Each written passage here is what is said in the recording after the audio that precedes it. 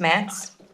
In reference to affordable housing, I am in favor of tiny homes on foundations on a lot or community. I am against involvement of developers getting incentives to build affordable housing. Tiny homes will solve immediate problems with affordability. Thank you for the opportunity to comment on this needed issue for our community. That is all. Thank you.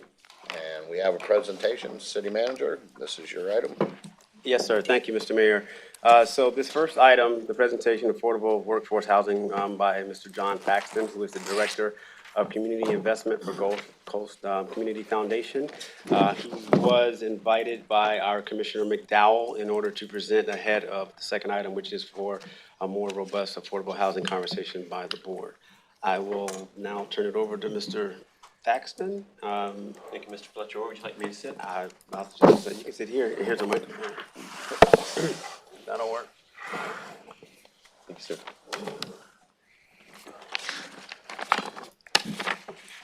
And how much time till I have to shut up? 15 minutes, it says. 15 minutes. But we can, Okay. we can give you a little leeway. Okay. Absolutely. I'll go as fast as I can then. First off, I do appreciate the invitation to speak with the commission. Mr. Mayor, thank you. Commissioners for the invitation. I am going to first review what I believe to be the circumstances that caused this affordable housing situation that we're in, because I think it will inform what we need to do to get out of it. It'll inform the solutions.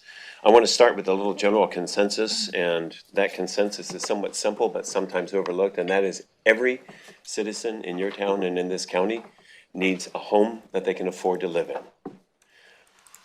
And of course, the operative word there is affordable, afford, and the general definition for the term affordable that I'm going to use throughout this presentation is a home is affordable when a household spends no more than 30% of the household income in order to attain and retain that home.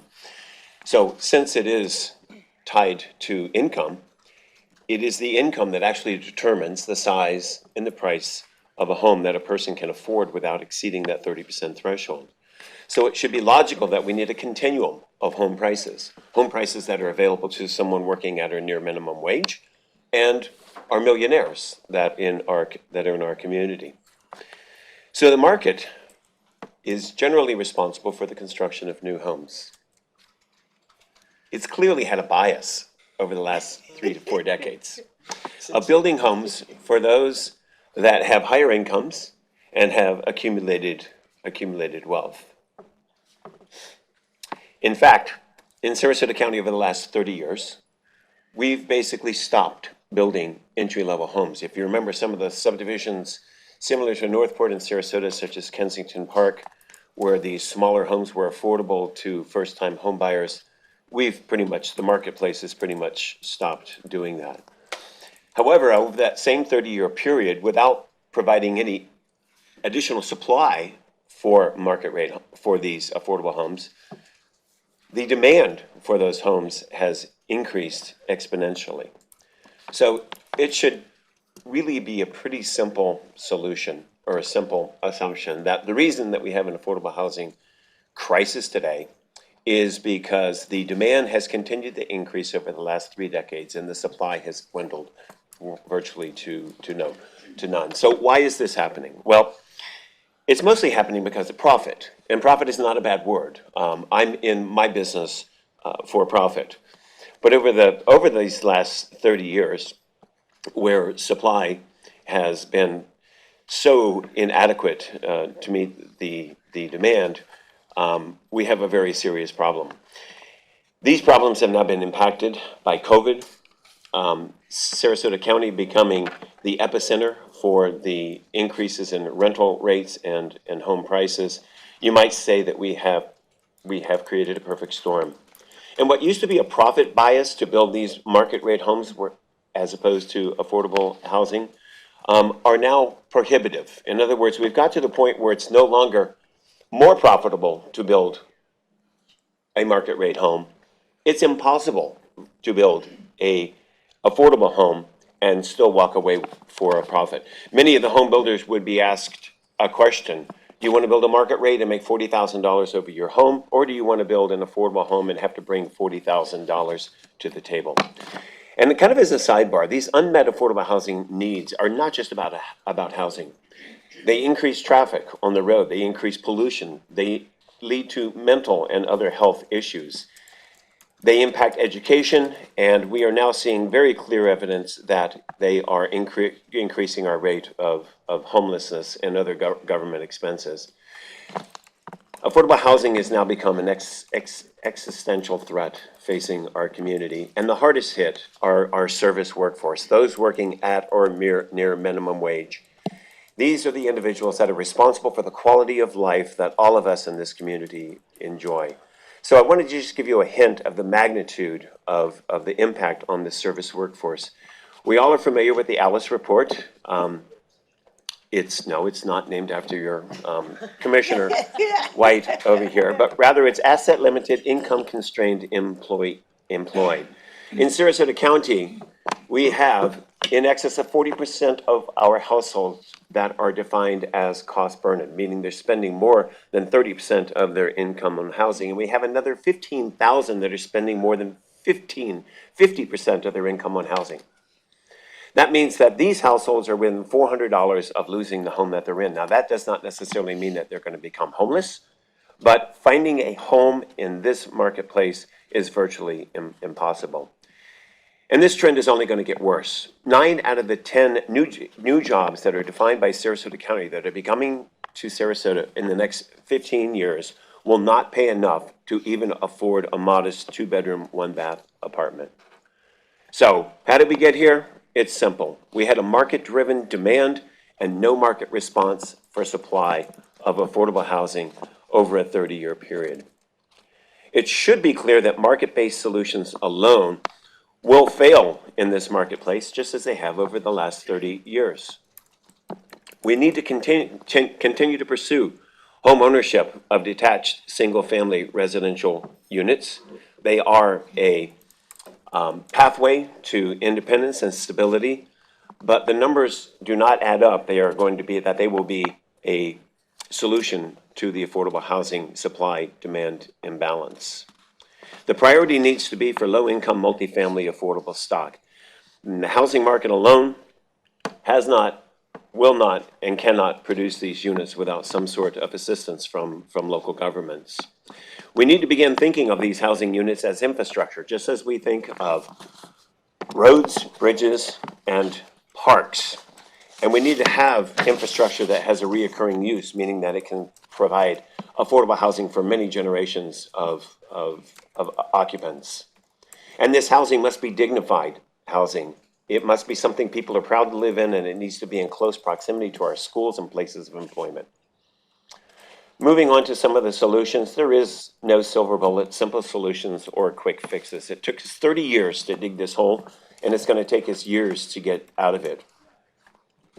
The first thing I believe that we need to do is to assess and quantify the magnitude of this issue. And surprisingly, no local government that I'm aware of in Sarasota County has done this. I can't imagine a business moving into an enterprise without first assessing the magnitude and the need. We need to estimate the number of housing units that are needed at these various price points, or AMIs, as people like to call them. That's not necessarily a precise science, and there's really no need for precise science. We just need general data, and we need it now because in the past we've not had it. We've been operating in the blind. Second, we need to set reasonable goals and timelines to create the housing needs that are identified. Third, we need to identify a combination of activities that will create these housing types that I'm going to get to in a minute. And then finally, we need to make necessary change and periodic adjustments when we see what's working and what's not. So here's some of the tools that are, frankly, national best practices. They're mostly already known. There's no epiphanies here. And I would commend to you a report that was done a few years ago by the Florida Housing Coalition. It's called the Blueprint for Workforce Housing for Sarasota County. And it identifies many of the tasks that we need to be doing here in Northport in order to increase our affordable housing supply. Let me first off start with the big one that everybody likes to talk about, and that's density. Density alone is not going to produce affordable housing. We have been increasing densities in Sarasota County 40 years that I have been watching it, and it's never resulted alone in a single affordable housing unit. It hasn't worked in the past, and density alone is not going to work in the future. Opening up more land for development is also not a solution for affordable housing. Sarasota County has been moving our urban service area lines, increasing our municipal boundaries for decades, and no affordable housing units have resulted from that movement of the growth boundaries. Reducing government regulations and fees alone, again, this will not work. However, just like densities, without increasing densities and without looking at your regulations and your fees, you will also not accomplish affordable housing. They're both necessary, but alone they are not solutions. We need to have flexible development codes. Tiny homes, we need to be looking at tiny homes, and not just one tiny home on a lot, but more than one tiny home on a lot. The reason that they're not viable today is, why would you spend $40,000 on a lot and then spend $40,000 on the improvement? The improvement is usually 3 times the value of the lot. So if they're going to be viable, you're probably going to need more than one tiny home on a lot. Things such as accessory dwelling units, another great vehicle for providing affordable housing using existing infrastructure. We need to look at our parking requirements, our height requirements, and our permitting times, and expedite those permits for affordable housing developers. Shopping centers. We have a lot of derelict shopping centers in our region. We need to be looking at them as possible sources for affordable housing. Government surplus lands are an excellent way of removing the cost of land from the affordable housing equation. But they need to be lands that do not compromise other community assets, such as our environments or our parks or things that are very important to the social considerations of the community. Sarasota County desperately needs a renewable and dedicated funding source for an affordable housing trust fund. Money is oftentimes necessary to build affordable housing in order to help a developer with infrastructure such as roads or utilities. And we need a funding source in order to reduce that margin between the cost of housing and what the ultimate user can afford. And finally, all of the items listed so far that I've talked about are on the supply side of affordable housing. There is one tool in the toolbox that works on the demand side. And I would suggest to you, looking at the demand side is very important, because if you only focus on supply, you might increase the supply in a given year of affordable housing by 200 units, but if you increase the demand by 300 units, then you went in the wrong direction. You're not actually decreasing the delta between supply and demand, you're increasing it. But this is by far the most controversial from many developers' perspective, but it's still one that needs to be looked at.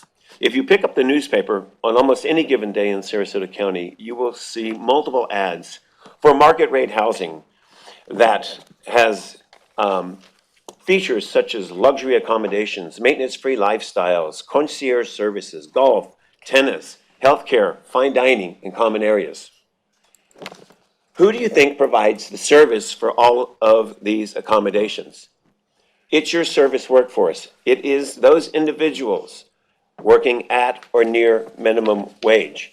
It has been calibrated that somewhere between 10 and 25 new market rate units produces a demand for an affordable housing unit. Now, we can argue what the number is, anywhere between 10 and 25, but it's definitely not zero. You cannot make the assumption that all these units are going in without creating a demand for this service workforce. And this has been going on for decades. In 2019, the Florida legislature adopted a House bill, which is now known as Florida Statute 125 and 166. It explicitly allows for inclusionary zoning to become a part of your development code, provided that you fully offset all costs to the developer. The statute further explicitly suggests that the increase in densities and intensities that you afford a new developer can be used to offset those costs, and in virtually all cases, they will offset the cost. Inclusionary zoning is unique in that it is no cost to government. And it also integrates affordable housing into market rate housing in the location where you want it most, close to schools, close to houses of worship, and most importantly, closest to the place of employment. And inclusionary zoning should be used in complement with other incentives that I mentioned previously. If we do not have something that looks at the demand side of the equation for affordable housing, chances are that the new market rate homes are going to wipe out any and all gains that we have made on the supply side. Frankly, that's why Sarasota County is in the affordable housing fix that it is. We have for decades ignored the responsibility for a community to provide housing near the workplace, near schools and churches for those that are providing us this amazing quality of life. Some communities have even mandated something called Affordable Housing Nexus Studies. I would suggest at a minimum, every elected body in Sarasota County needs to, at every policy decision-making time, ask the very simple question, is this policy decision going to improve, be neutral, or worsen our affordable housing problem? At least we will be conscious of what we're doing, regardless of the decision that we make. And finally, affordable housing is has been created by a severe imbalance of supply and demand created by the marketplace. The market is an inanimate object. We've got to stop pointing fingers at elected officials, at bureaucrats, at NIMBYs, at neighborhood activists, and recognize that we all have been part of this problem and we all have some blame to share. Again, I would urge you not to go for a shiny bullet because no singular solution is going to solve this problem. It is going to take a comprehensive accumulation of many of the tools that are available to you, specifically crafted for the Northport community. It's not an easy proposition, but what we do know is until we do it, our economy will continue to suffer, as will the families that are offering us this amazing place to live. Mayor, that's all I had. Hopefully I came close to the time. Yeah, you did very good. Okay. Actually, you were probably a minute shy. All right. So that's going to open it up for more questions from the commission. Appreciate it. Anybody have questions at this point? I do have. Just raise your hand because we don't have buttons out here today. Right. Thanks for that presentation, John. You're always so to the point. You had mentioned that what's really fanning the flames is market demand, and I agree with you. However, I've also seen another trend, which is companies buying up single-family homes for rent. And that also has been impacting, and typically they will pay more than, say, the average homeowner. What's your assessment of how much inflationary pressure that's having in our county? It's an excellent point, Commissioner. Let me go back. I cut a lot of stuff out because there's only so much time in any given presentation. But when I talked about the supply and demand, clearly the demand is being increased. Clearly we're not building a supply to keep anywhere close to the pace of that demand. But at the same time, we're also taking a lot of affordable housing units out of the marketplace. And you gave one excellent example. Vacation homes are another one, where affordable homes, these smaller homes, are being purchased by individuals, and they're being used 3 or 4 months out of the year. They're no longer in the rental market, and they sit vacant the rest of the time. the real estate market is so hot now that we have these REITs, these real estate investment trusts, that are using these pension funds and other very, very large funds to pool their capital resources and buy up, I mean, thousands and thousands and thousands of homes in Sarasota County. And they have the ability to outbid any of our workforce. So we're losing a lot of the affordable housing there as well. So not only have we had virtual zero supply created and an increase of demand, mostly created by the market rate homes and their expectations for a service workforce, but we've also lost units that used to be previously available. So again, I can't emphasize this perfect storm. I know it's an often used, perhaps overused characterization, but it's true. And then when you add to that, like I said, the pressures from the housing market, inflation, supply chain issues, gas prices, these families are completely cash strapped. And you make a good point. We have not only not done the supply, but we've taken some of the supply that was previously available and we've lost it. Right, right. A follow-along question on that. There is a city in their regulations, I think it might be Atlanta, who is actually limiting or preventing out-of-state corporations from purchasing housing. I suspect lawsuits are soon to follow, but at least at this point, they've given local home buyers a little breathing room to purchase. Do you have any insight on that kind of strategy being viable?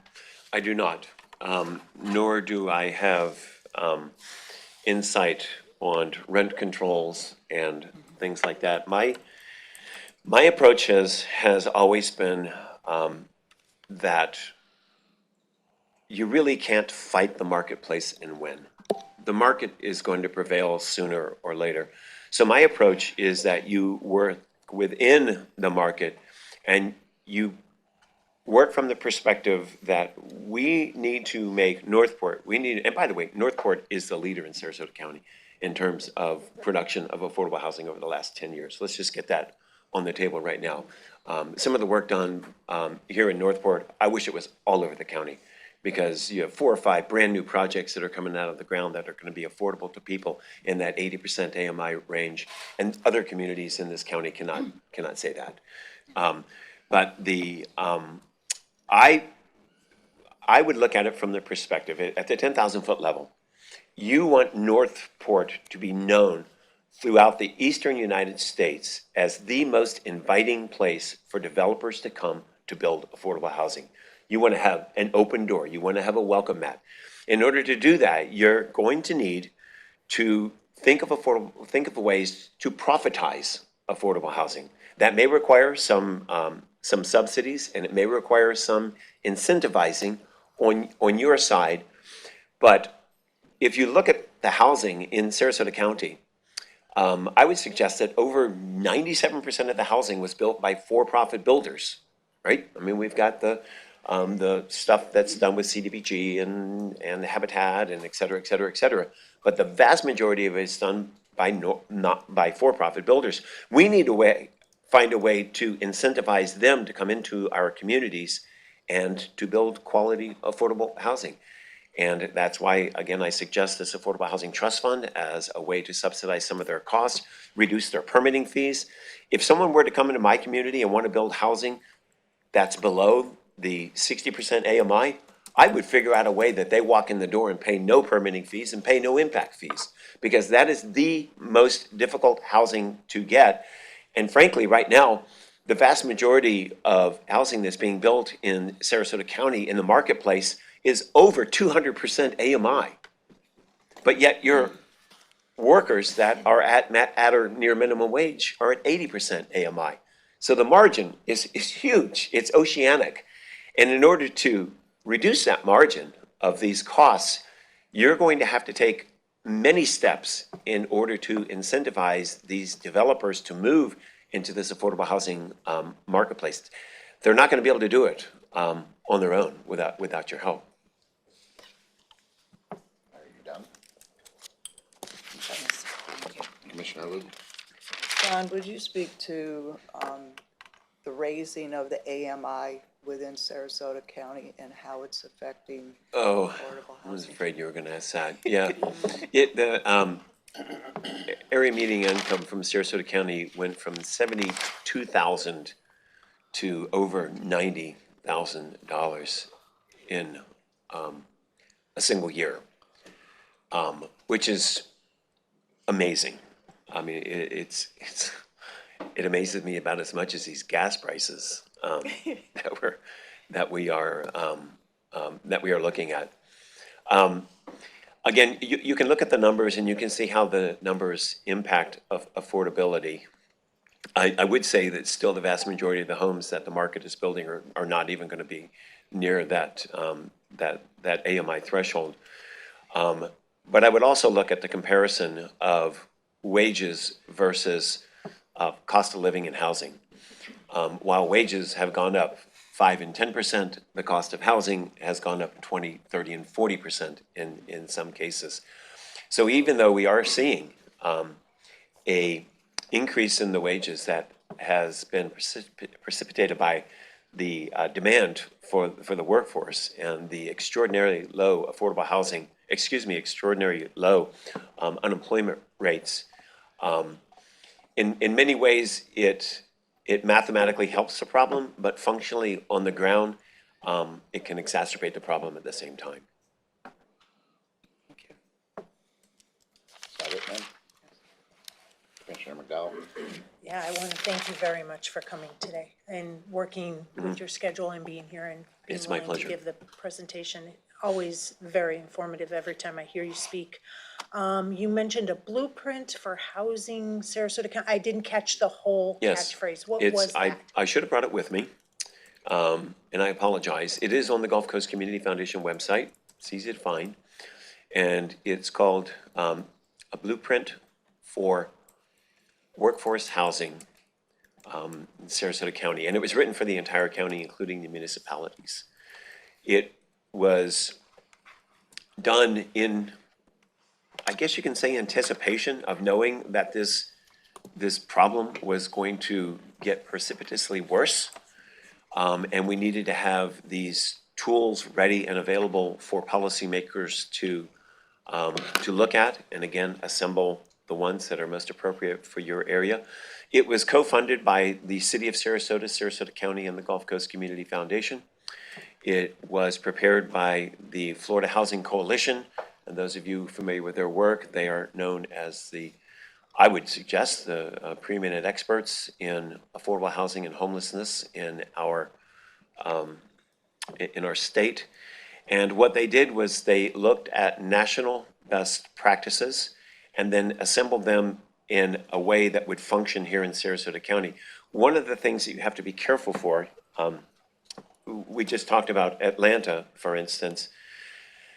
States provide their own statutory guidelines for what is allowable and what is not allowable in their individual states. And so what might work, for instance, in terms of rent control or outside REITs coming in and purchasing affordable housing inventory or anything else, it may be allowable in Maryland or California or Oregon, but state law prohibits it here. So you need to be conscious of what your state laws will allow you to do within your community in Florida. And this report was crafted with that acknowledgement in mind. Now, obviously, the statute that governs inclusionary zoning was after the publication of that, of the blueprint. But we have circled back and looked very closely at the statutes that provide for inclusionary zoning. It's very clear that you can do it and that you can manage the demand side of new affordable housing demands by incorporating a mandate for the construction of a certain percentage of affordable housing units, provided that the cost of doing so to the developer is less than the benefit or the gain that the developer is going to get by increasing the intensity or the density of the zoning. So all of that still fits very well within the policies and the legal guidelines of the blueprint for workforce housing for Sarasota County. And again, it's on the Gulf Coast website, which is gulfcoastcf.org. Thank you very much. With all that said about the inclusionary zoning, too often we get a lot of developers that come in and say, hey, we want to increase the density, we give it to them. If we were to have some kind of policy in place that would limit the density unless they did some type of inclusionary housing, would the developer still want to develop? Would that be harmful? Sure. Let's, and this is, I'm going to be venturing into opinion now. Most of the stuff I've discussed so far has been pretty fact-based. But now I'm going to get into opinion because I started working in affordable housing when I was 18 years old as a young real estate salesperson. In some way, I have worked in affordable housing as a real estate broker, a real estate salesperson, an elected official, one that governs land use policy as a planning commissioner or a county commissioner for over 40 years. And again, the statements that I've made about opening up more land for development and increasing density leading to affordable housing to meet the demands is just, it's absolute. I mean, it hasn't happened in Sarasota. And I've watched land development in Sarasota probably more intently than any person in the last 40 years, except those that are paid to do it. And so I would suggest that you set a minimum threshold of 10, 15, 20 units. I'm not really sure what that threshold would be. And then I would suggest that any density increases above that needs to accommodate the affordable housing demands that that density increase is providing. The housing market is so strong in our area right now. It's the hottest real estate market in the history of Sarasota County. It's one of the hottest real estate markets in this hemisphere. And a simple requirement to provide for affordable housing is, in my opinion, not going to stop a developer from building these market rate homes because there's just so much money to be made in building the market rate homes. And if I'm wrong, then you're basically saying that we would rather exacerbate the affordable housing problem in order for these new units to be built at a profit. And again, I'm not down on profits. I am a financially successful person because of the profits made in the real estate industry. Let's be clear about that. But at the same time, we need to accommodate the needs of affordable housing that's created by these new market units. And we're not, and we haven't. And until we figure out a way to do it, then the problem is just going to continue to get worse until, of course, the economy totally crashes, and then, and then all bets are off. And that's certainly not, the apocalypse is not a solution that we're looking for. We're looking for development to continue, and we're looking for our service workforce workers' lives to be improved by having safe, affordable housing near their place of employment. So no, I don't think it's going to stop development. I do not. I think they will continue to build. And if you look at other marketplaces in the country with far less of a vibrant real estate market than Sarasota, development has continued. It is not stopped. Thank you very much for that. Can I tag to that? Sure. How do you, if you have this inclusionary zoning and you force the developer to build affordable housing for the workforce that's going to be needed within their development. How can you assure it's going to be their workforce that actually occupies that affordable housing?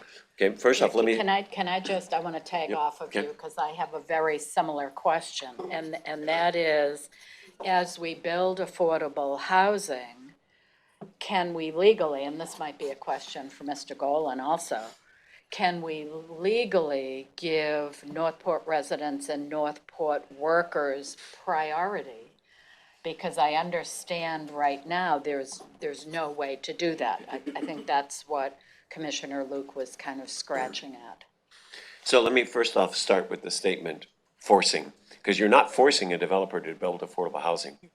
They can build exactly what their zoning and their comprehensive plan says they have today, what they purchased the property for, with no requirement for affordable housing. So you're not talking about any impact whatsoever to existing constitutional vested or Burt Harris private property rights. They can do whatever is in the code today and pay no mind to affordable housing. It's only when they seek intensity and density increases that you have an opportunity to require the affordable housing. In absence of that, state law would say that you have to write a check to that developer in order to mandate the affordable housing. And I'm not suggesting that, right? I'm not, because I know, I've studied your budget well enough to know that you do not have that kind of cash laying around. But what you do have is that leverage, that this pen that your chairman holds when they sign those development orders, going from 2 units per acre to 15 units per acre. That is a lot of money that changes hands with that signature. That is the offset that is explicitly allowed under Florida statute. Now, will you be assured that, say for instance, those workers are going to be working, providing services for those residents? Absolutely not. And it really doesn't matter that much. You're going to be providing service workforce housing to serve your general area. That's what you're going to be doing. And you're going to be providing it in an area that's very close to a lot of jobs and employment. So that natural benefit, that attrition to your area will happen. It just won't be so specific as to happen in the very subdivision or development that you're talking about. Now, with regards to mandating it for Northport residents, that's above my pay grade. That would be a question for legal counsel. Again, my solutions have been within the marketplace, using market conditions and subsidies to incentivize. Obviously, inclusionary zoning requires incentives, but it is also a mandate. But it is also one that I feel that is commensurate with market conditions. You're clearly meeting a demand created by the new housing unit. And just as you have the legal authority to impose an impact fee, a park impact fee, a transportation impact fee, a multimodal trim, a library, a school impact fee, this rational nexus, this dual rational nexus test that allows you to assess a fee for the increased demand from these new housing units, inclusionary zoning works off the exact same principle. So whether I'm not suggesting, I'm not sure that I would even want to restrict it to Northport residents, because you have a new demand and you may need residents from another community to come into your community to live affordably to provide these services. It may not just be the people in Northport that you're going to need to fill these employment needs. So I don't know if it's legal or not, but I would certainly do more research before I incorporated it into an ordinance. Mayor, can I Go follow ahead. my question?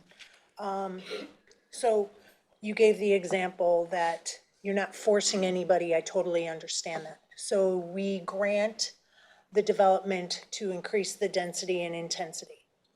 And let's say the code says they have to provide 15% of the units to be affordable or workforce housing. How does that, so you approve it, how do you manage that after the fact? How does the back end of that look? Another great question. First and foremost, that is a business you don't want government to be in, Absolutely. right? You would stink at doing it. And that's nothing personal for you. That's not an attack on Northport.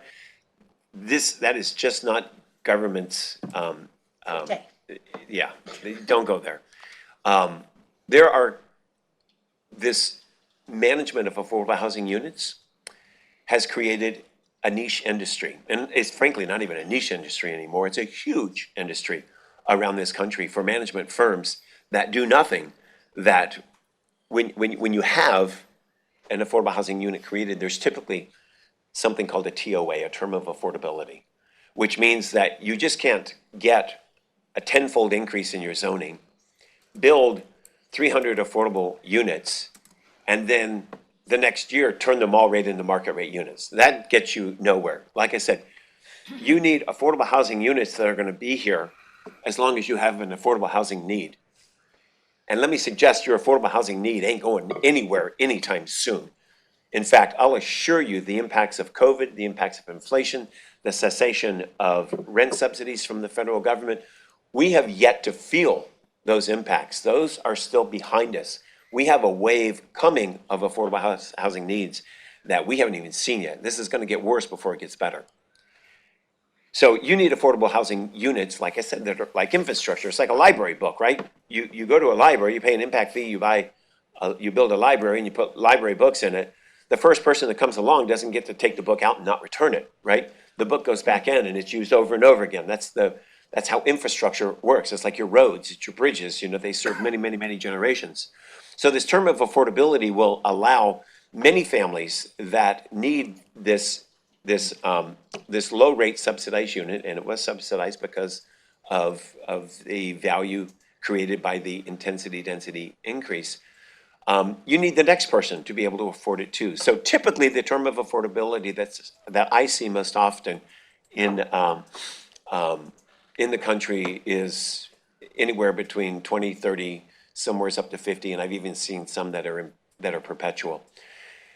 And that requires qualifying a new renter, a new homeowner, to make sure that they are in that AMI threshold that was required in order to get the increased density or intensity. And this is no different than your 9% or your 4% low-income affordable housing tax credit deals. The federal government, which is, by the way, one of the best ways to provide affordable housing in this nation, and it's one that the federal government should be increasing tenfold because it uses Wall Street to subsidize the construction of the front end of affordable housing, and everybody makes money. The developer makes money, the contractor makes money, the subcontractor makes money.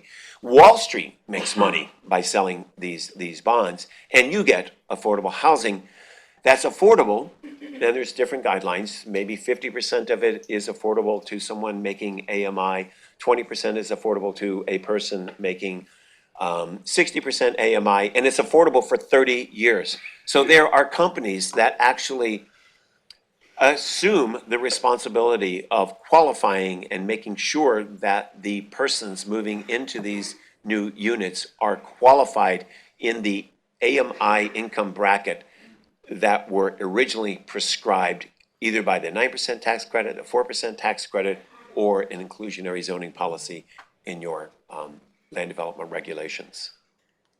Thank you so much. I appreciate It's a long answer to a very short question. Great. But you gotta understand, you don't wanna be doing it as a government. Mr. Fletcher he'll be pulling, maybe won't be pulling his hair out, but he'll be scratching his, but he'll be, right, he will go crazy trying to make this happen.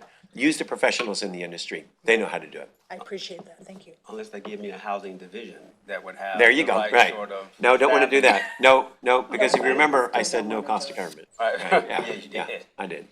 Thank you very much for that. Okay, Extremely I'm gonna ask, I mean, you get a management company, isn't there somebody that regulates that also higher up?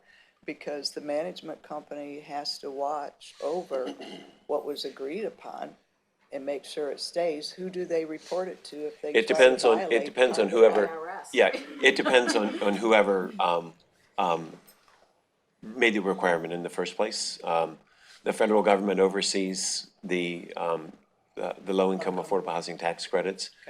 Yeah, so there definitely needs to be some, but what we've seen mostly is that these companies do what they do very well, because they know if they are caught underperforming or cheating the system, you know, there's a self-governing penalty that goes with that, which means that they're not gonna get more business. Mayor, along the line, may I? So if we are granting inclusionary zoning and we hire ABC management company that's. You don't hire them, No, We don't hire. you don't. The Okay, developer so- does. The developer does, so how does it get so that's kind of like the chicken watching the hen house, I mean, the fox watching the hen house, in my opinion. So how do we know that the inclusionary zone they're is, fulfilling it. is being fulfilled? Well, first off, these are housing units within your community. There's a lot of individuals watching, because there's a lot of individuals that need these housing units because their incomes are again, at or near minimum wage. But the general rule is that there is some abuse, there's always abuse in these things. I mean, to suggest that this is a system that is perfect without unscrupulous individuals trying to take advantage of it would be a foolhardy way to embark on it. But for the most part, we have not seen a great deal of abuse especially compared to the benefit of the number of the units that we're getting out of it. So even if you were to have some loss of units because of people not playing by the rules, it is far outweighed by the benefits that you get. But I would suggest that the management companies that and sometimes people build affordable housing units with the assistance of government or without, and the developer themselves regulates the affordability through time. But generally speaking, like with the 9% tax credits, there is an assignment of that affordability to a third-party vendor, and it is their responsibility to ensure compliance, and they do a very good job at it. Thank you very much. But keep in mind, this this inclusionary zoning, it's also not gonna work by itself. Exactly. I'm telling you, there is no single solution to this problem. Our divide is so great between the supply and demand. And the divide is so great between the cost to create the housing and the affordability of our workforce. You're gonna have to do many of these suggested tools in order to be effective. Northport did get kind of a head start on it, in that several developers were able to purchase larger tracts of land in Northport just before the skyrocketing of costs. And they're actually doing a very good job of providing affordable housing with very little incentives from the government. But continuing that, a lot of the ones that I speak to, the only way they can do that, if you go back to the cost of land as it was 2 or 3, 4 years ago, and the cost of supplies as it was 2 or 3, 4 years ago. I mean, just the purchase of steel, concrete, And lumber has so much increased as a result of the supply chain issues that I do not hold the developers responsible for this issue. I really don't. There's, like myself, they're in it for profit, and you remove that profit, you remove any incentive, and the market is going to gravitate to the path of higher profit and least resistance. And in Sarasota County, that's market rate, 4-bedroom, 2.5 bath, 3,000 square foot, stucco homes in a gated community. That's what we've done. All right, hold on.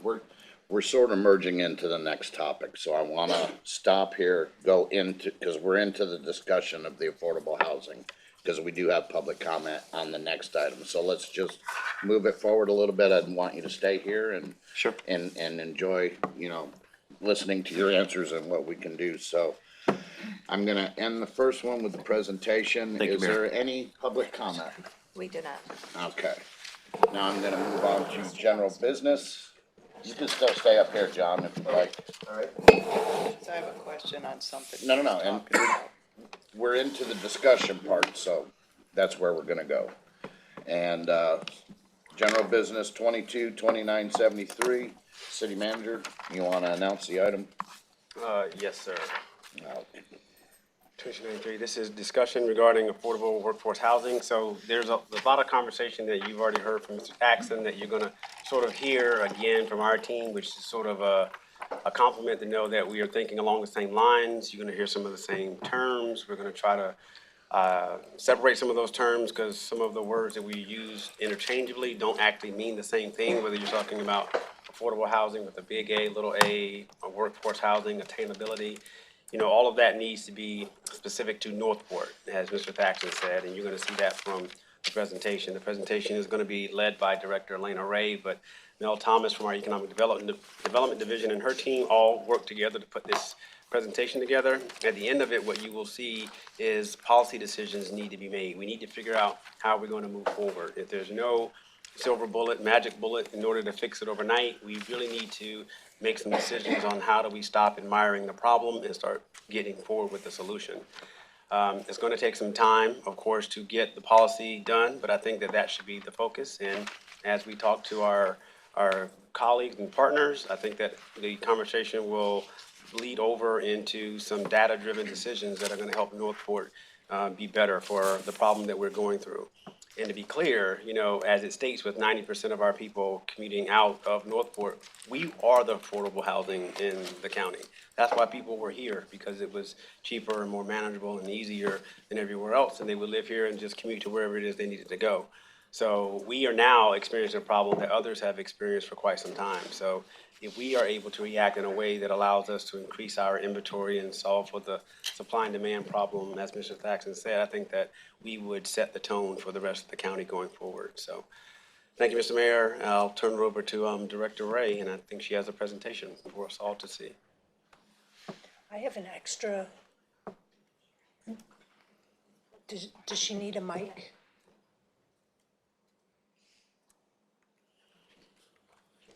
Oh, she does, okay. Good morning. Can everybody hear me? Okay. I really appreciate Mr. Thaxton's presentation this morning. It has a lot of the topics that will go a little bit more in depth in today, but it is a perfect complement to the outline that we have put in this presentation today. So our topics, we're going to cover a lot of ground in this presentation. We're going to really get into those common terms and definitions so we can all be speaking from the same language, which is really important. We're going to talk about the housing spectrum, and Mr. Thaxton touched on that continuum of housing. It is the same concept. We're going to talk about what the impacts are of attainable housing. So this would be impacts not only to our residents, but to our businesses. We will talk about Northport incomes and the housing market specific to our municipality. And then we will just touch on some state and federal programs that are out there that are applicable to Northport. And then we will get into alternative housing options and the inclusionary zoning and incentives, which I think is really where the meat of this discussion will be. So common terms and definitions, everybody's aware, AMI is the area median income. That's how we really determine what affordability is and how much people can afford to spend on rent and mortgages. That rent cost burdened number of 30% that Mr. Thaxton talks about, that is very important, and you'll see that a lot of our residents are already cost burdened. So that's households that are paying more than 30% of their gross income on housing alone are considered to be rent or cost burdened. Also, a term to be familiar with is ALICE residents. These are people who are asset limited, income constrained, and employed. So asset limited are those residents who are above the poverty line. So they a lot of times don't qualify for federal or state assistance, but they are one emergency away from financial crisis. They, as he was discussed, the $400 to homelessness. They may be one emergency away from not being able to pay their rent or their mortgage. Income constrained is the portion that essentially their income is too low for self-sufficiency, but they are employed. So these are members of a household that are working, or they've at least worked and they receive some type of retirement income. And we have up to 38% of our residents in Northport fall within these categories. Affordable housing. So let's talk a little bit about affordable, because we all use the term affordable, but what are we really talking about? So we've broken this down as affordable with a capital A and affordable with a little a. Affordable with the capital A is really that housing that is done in partnership with subsidies from state and or federal programs. That is targeted typically between 30 and 80% of AMI. Affordable, lowercase, is unsubsidized. It could be just a general term that's used to describe reasonably priced housing in the context of what somebody's individual lifestyle and income is. But again, that lowercase affordable should be typically no more than 30% of someone's income. Workforce housing, we use that a lot. That can be home ownership or rental that's reasonably afforded by a moderate to income workforce. That's typically, when we talk workforce housing, we're typically talking about 80 to 100%, 120% AMI. Bearing in mind that 120% AMI may not be enough to even afford to buy a home in the local market. It's also, when we talk workforce housing, it's very important to remember that it's typically located in an acceptable proximity to those employment centers. So if it's way out in the middle of nowhere and everybody's got to commute a long distance, that's not really workforce housing. It might be affordable, but it's not really workforce. So attainable housing is a term that we'll use a little bit more, that really kind of encapsulates all of this. It's adequate in condition. It's appropriate in size for the household, for the family members.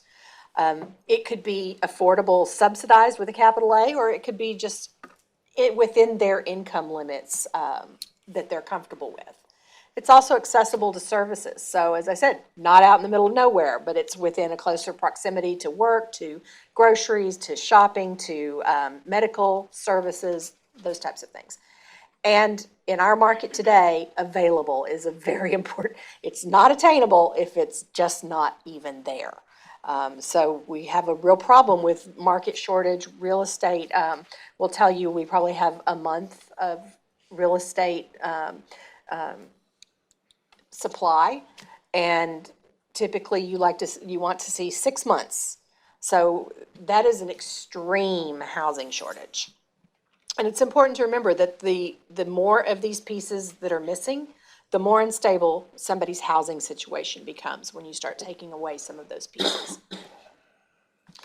The housing spectrum, or the continuum of housing, really encompasses everything from those who have no home, they are truly homeless. This is where people may be living in a tent or their car or, on the curb, all the way up to market ownership. Here in Northport, we tend to look at the housing that's between those red lines, and that's what's blown up at the bottom. We don't really have, transitional housing. We don't really do emergency shelters within Northport. But we do have affordable rental housing with a capital A. That's subsidized affordable rental. But you can also have affordable home ownership, and we'll talk a little bit more about that as we go. And then, of course, our market rate rentals and our market home ownership. So those are really the portion of the housing spectrum that we'll be discussing. The housing spectrum, it's important to remember that both workforce and capital A affordable housing all exist within that same attainable housing conversation. And the rising housing costs, it's affecting everybody on the spectrum. It's not just, the housing crisis that we have isn't just a housing crisis for those making less than 60% AMI or less than 80% AMI. It really is affecting everybody on the spectrum. So without access to attainable housing, whether it be subsidized or unsubsidized, market rate or non-market rate, without access to that housing, you'll see poorer health outcomes for people in that household. They have less access to quality food. Maybe they just can't afford to shop well. They'll have more emotional and mental health problems, typically because they're not getting the medical assistance that they need.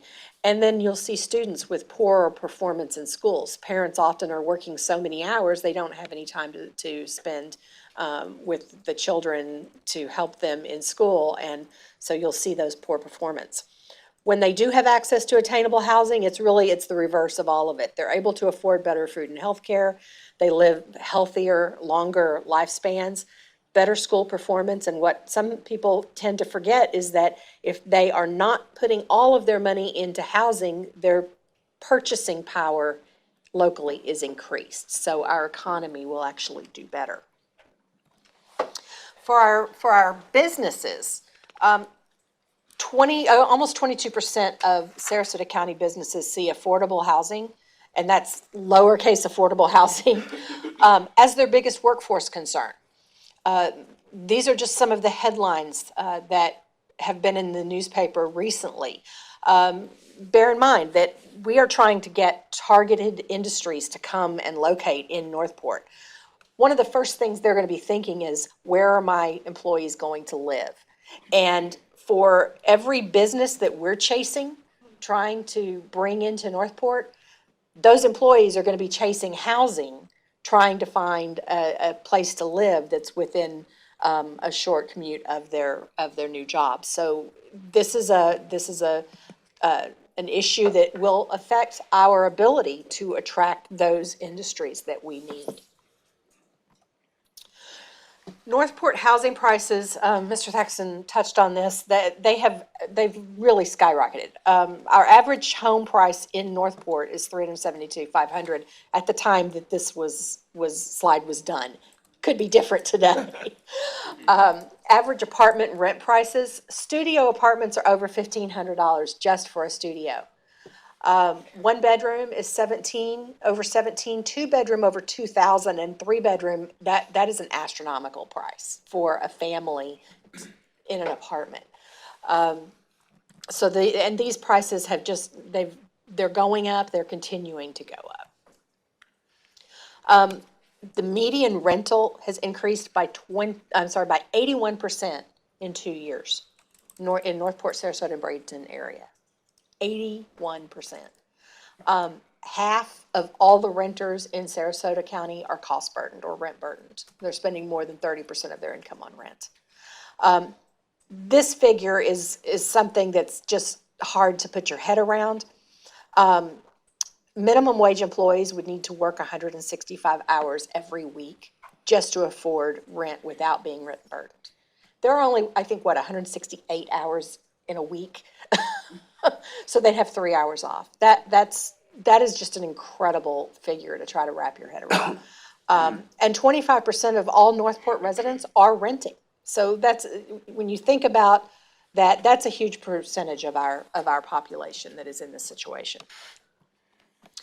Home sales have done the same. They've increased 60% since 2020. 95% in the last 5 years. I mean, that sounds good when you're talking about the taxable values and what the city gets in taxes, but when you look at inflation and what it costs to do anything, from building to salaries to paying insurance, it's just, it's just something that's not sustainable. Sarasota, Northport, Sarasota, and Bradenton area is considered in the top 3 destinations in the country for relocations. We are getting so many new residents all the time that we can't keep up. The building, we could throw the doors open today, let everybody build as much as they wanted. We still wouldn't be able to keep up with the demand. Median days for a home on the market in Northport is 6 days. And 64% of those homes are selling for more than list price.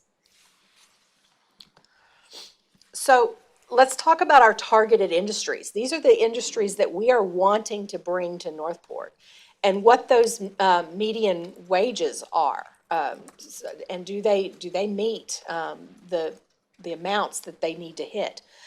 So you'll see in yellow in the second column are the targeted industries. And some of the occupation categories that are the most frequent occupations that you'll see in those targeted industries. We have the entry-level wages start anywhere from $19,700 for hospitality up to just under $41,000 for healthcare. And then the mean wages are, a little higher, but still, when you're talking about hospitality, logistics, manufacturing, you're still talking about incomes that are going to require some sacrifices on the part of families to be able to live here, or require some sort of subsidization in their housing needs. For the highest currently, the highest employed industries within Northport, you'll see we have hospitality, we do have some logistics, the public services. Some of it is just business and financial and management that's sort of general, but these are the main industries that we currently have. So we do have some work to do to get those targeted industries. And you can see how the mean wages fall out on the right-hand side.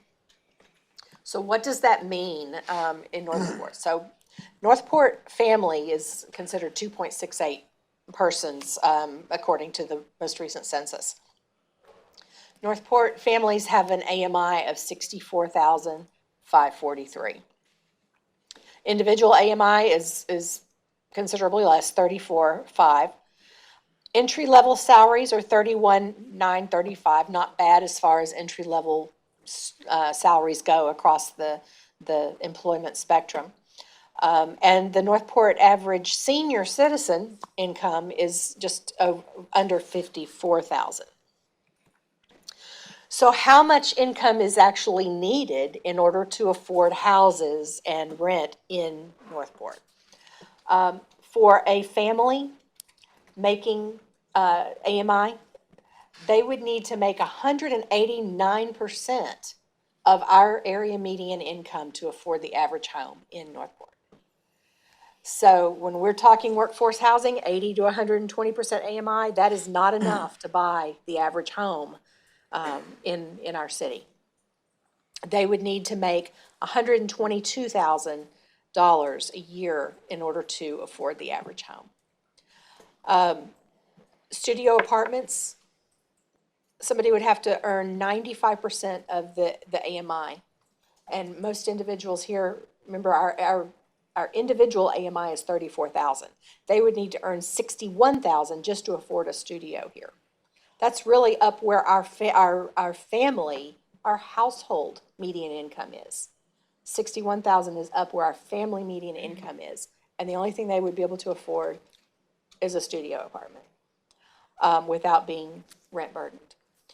So you can see on down the line, you know, the 1, 2, and 3 bedroom homes, what someone would need to make. And when you go over to the far right side of that, you really see it exacerbated with those who are just now entering the job market.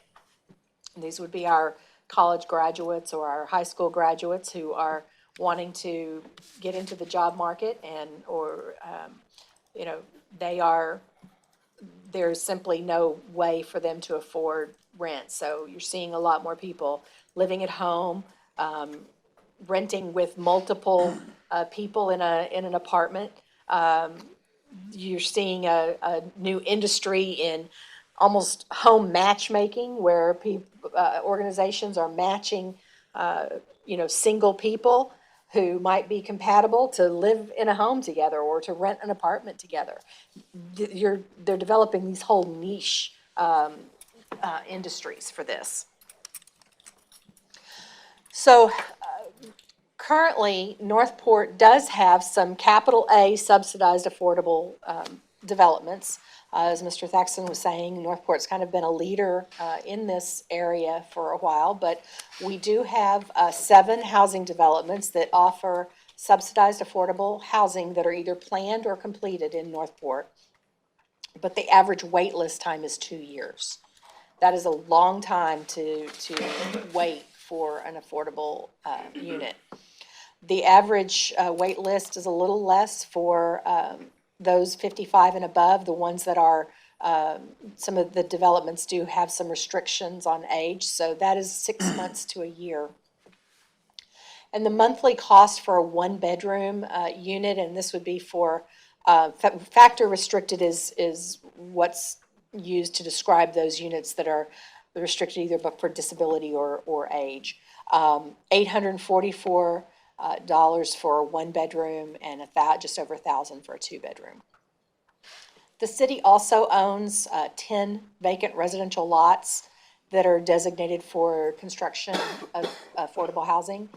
Bear in mind that those are single-family lots, so you're talking about 10 families if you were to build just a single-family home on there. So the impact is not really that big unless you were going to use those lots, maybe break them down to smaller lots, put different types of housing on it. We will get to that in a minute too. This is where our current affordable housing is within the city.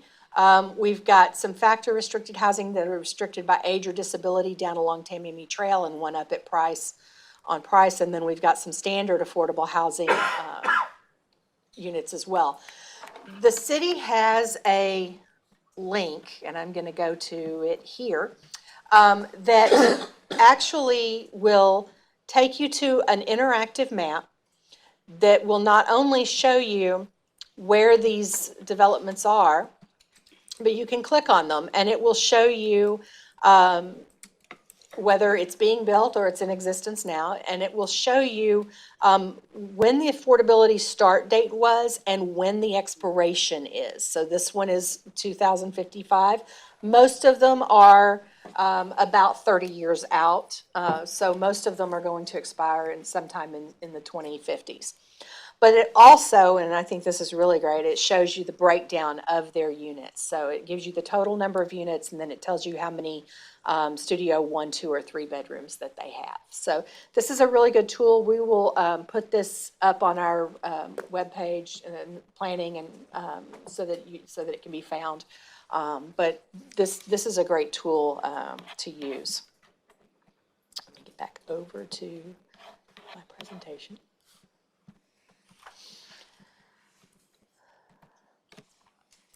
This is a list of those affordable housing units, and you'll see there the subsidy year 2050s for 3 of them, 2070s for a couple of them, and the number of bedrooms that they all have.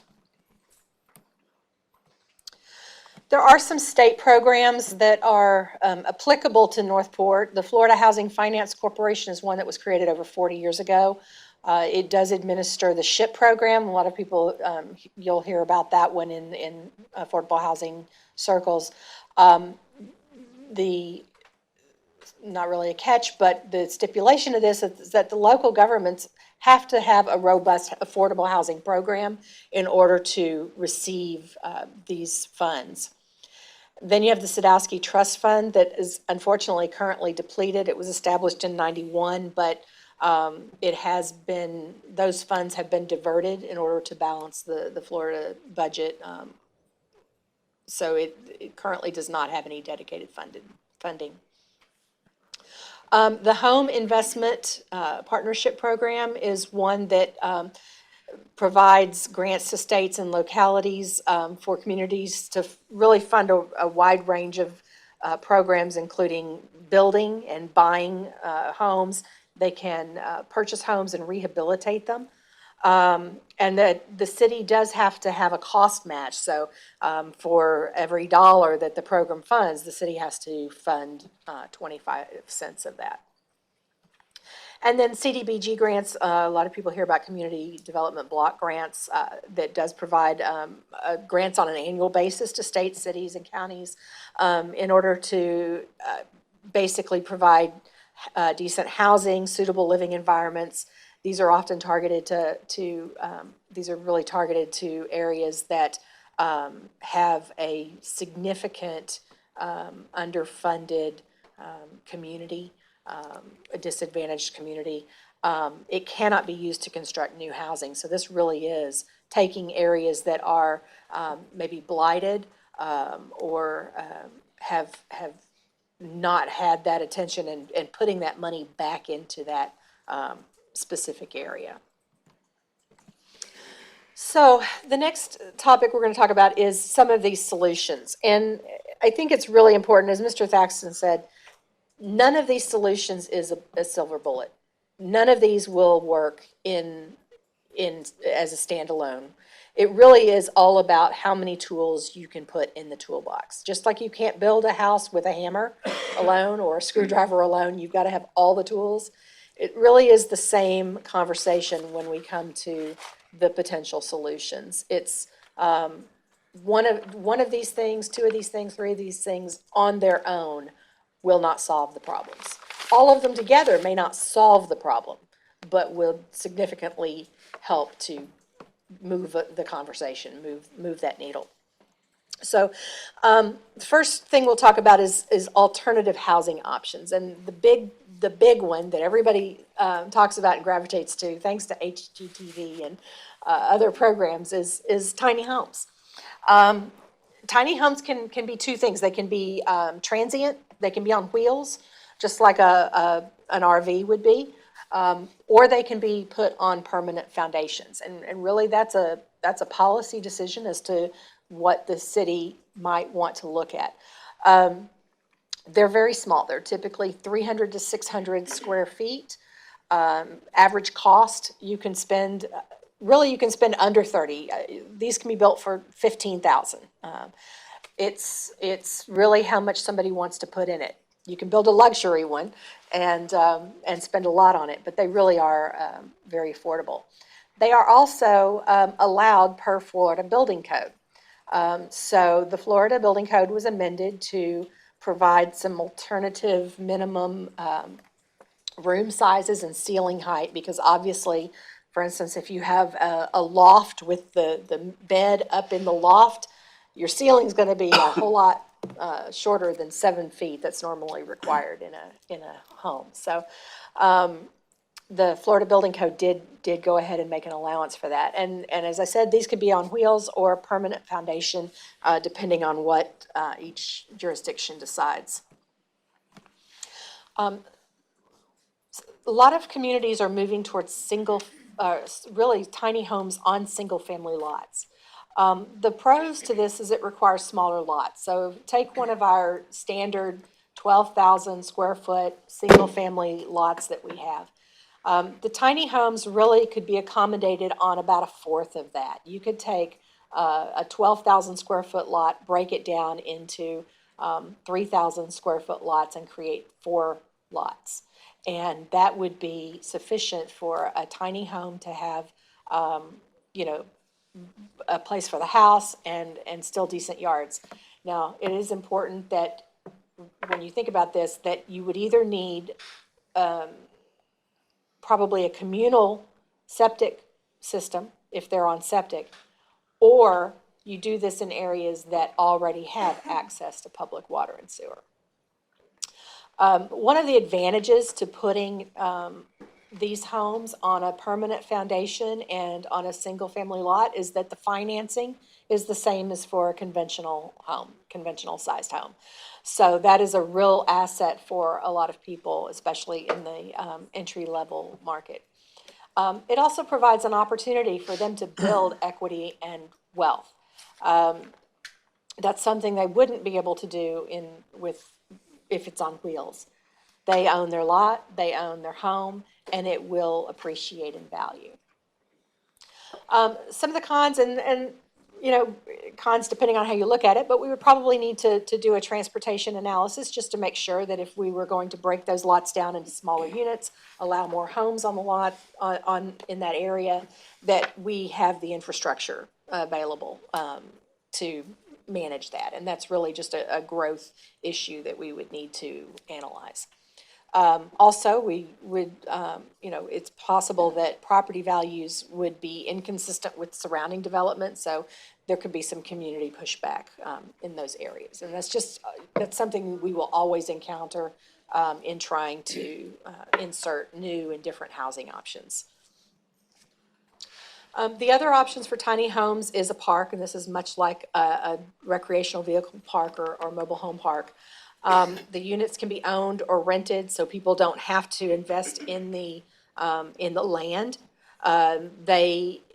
It can also, because they don't have to invest in land, it could be an opportunity to provide significantly more affordable housing availability for those at the lower income levels.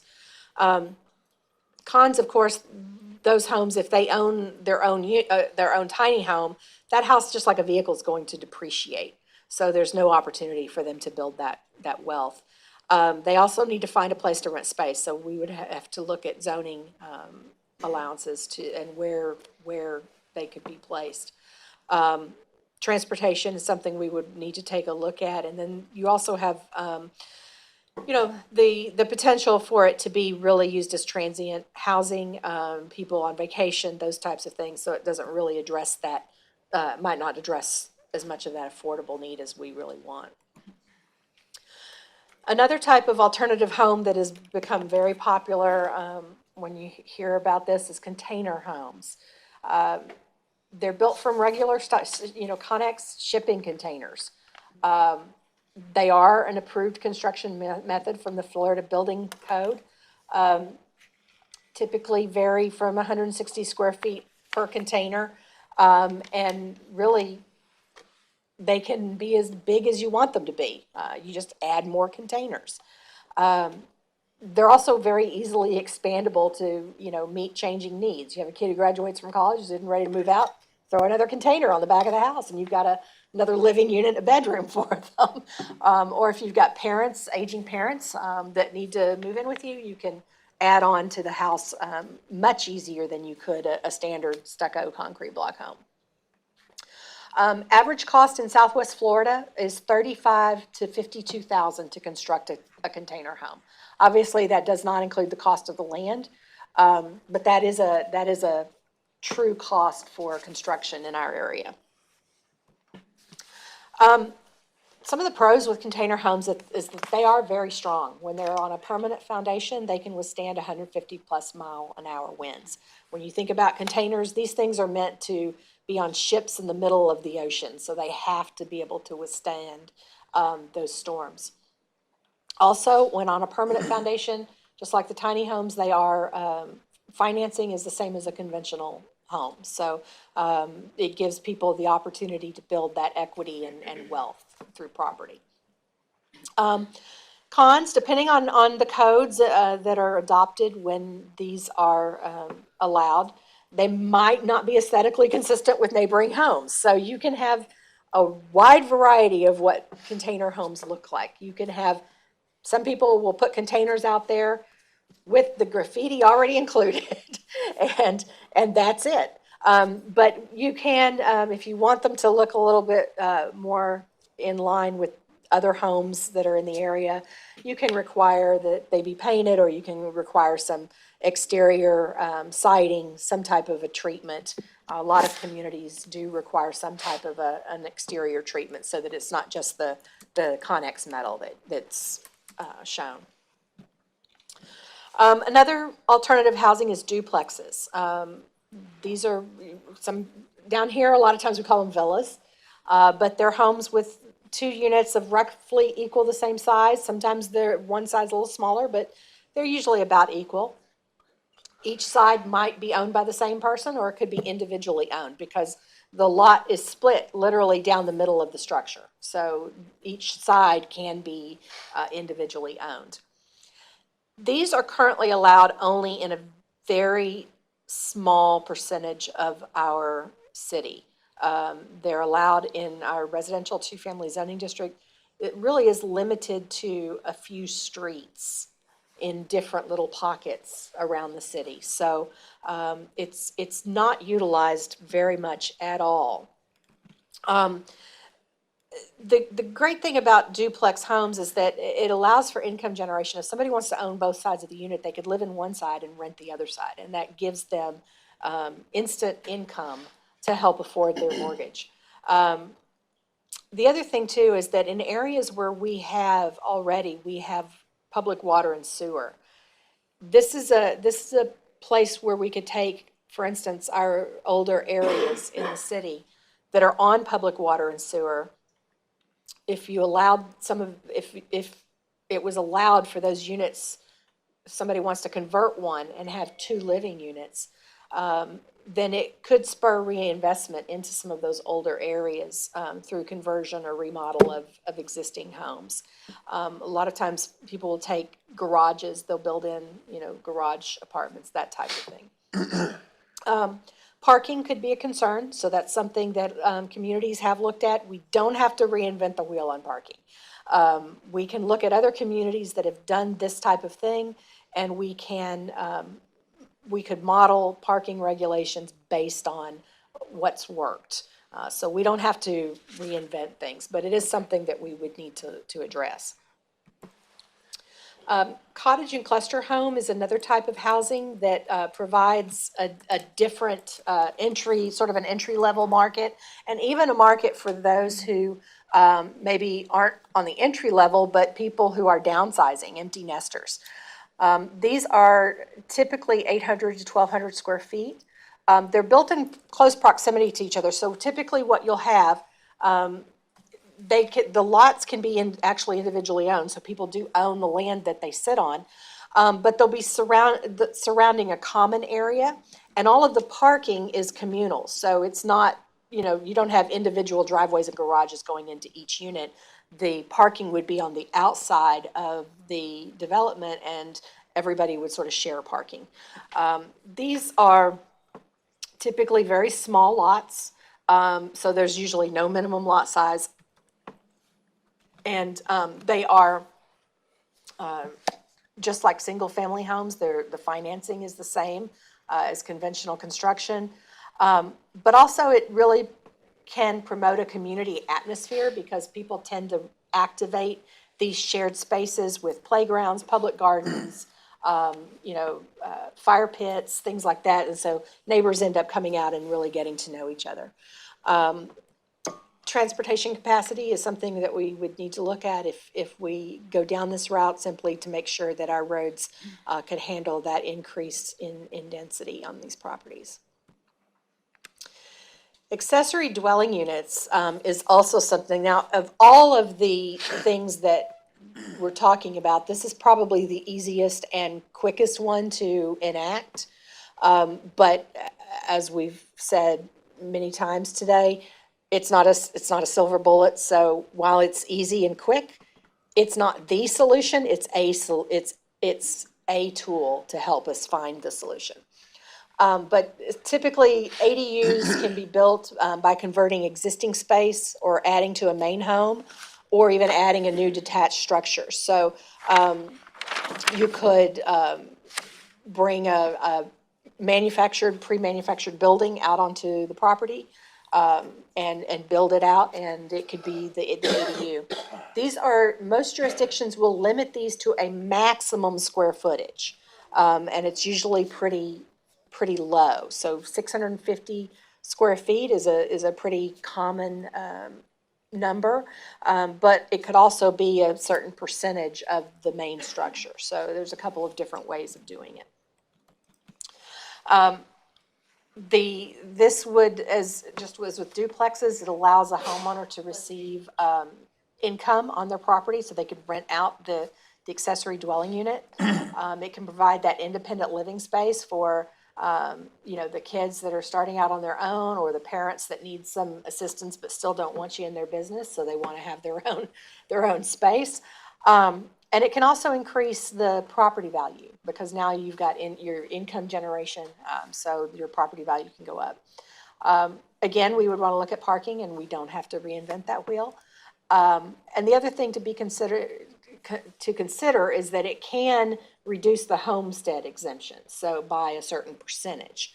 So that's something we could work with the property appraiser on to, just so that we understand that, and that can be communicated to residents that might be interested in this. Other jurisdictions, Sarasota County and City of Sarasota have both enacted new ADU ordinances over the last year to year and a half, and we did sort of just a quick comparison of what we don't really have ADUs right now. We have guest houses, which are different. Guest houses can't be rented out. So you can only have somebody that you know, a family member, stay there for a short period of time. It's not a rented unit. City of Sarasota and Sarasota County do now allow their ADUs to be rented. Northport size limit on guest houses, 650 square feet minimum, $899 maximum, whereas Sarasota County and City of Sarasota have set theirs as maximums are lower. We only allow the guest houses, the non-rentable guest houses, on lots that are at least 20,000 square feet. So that precludes most of our single-family lots.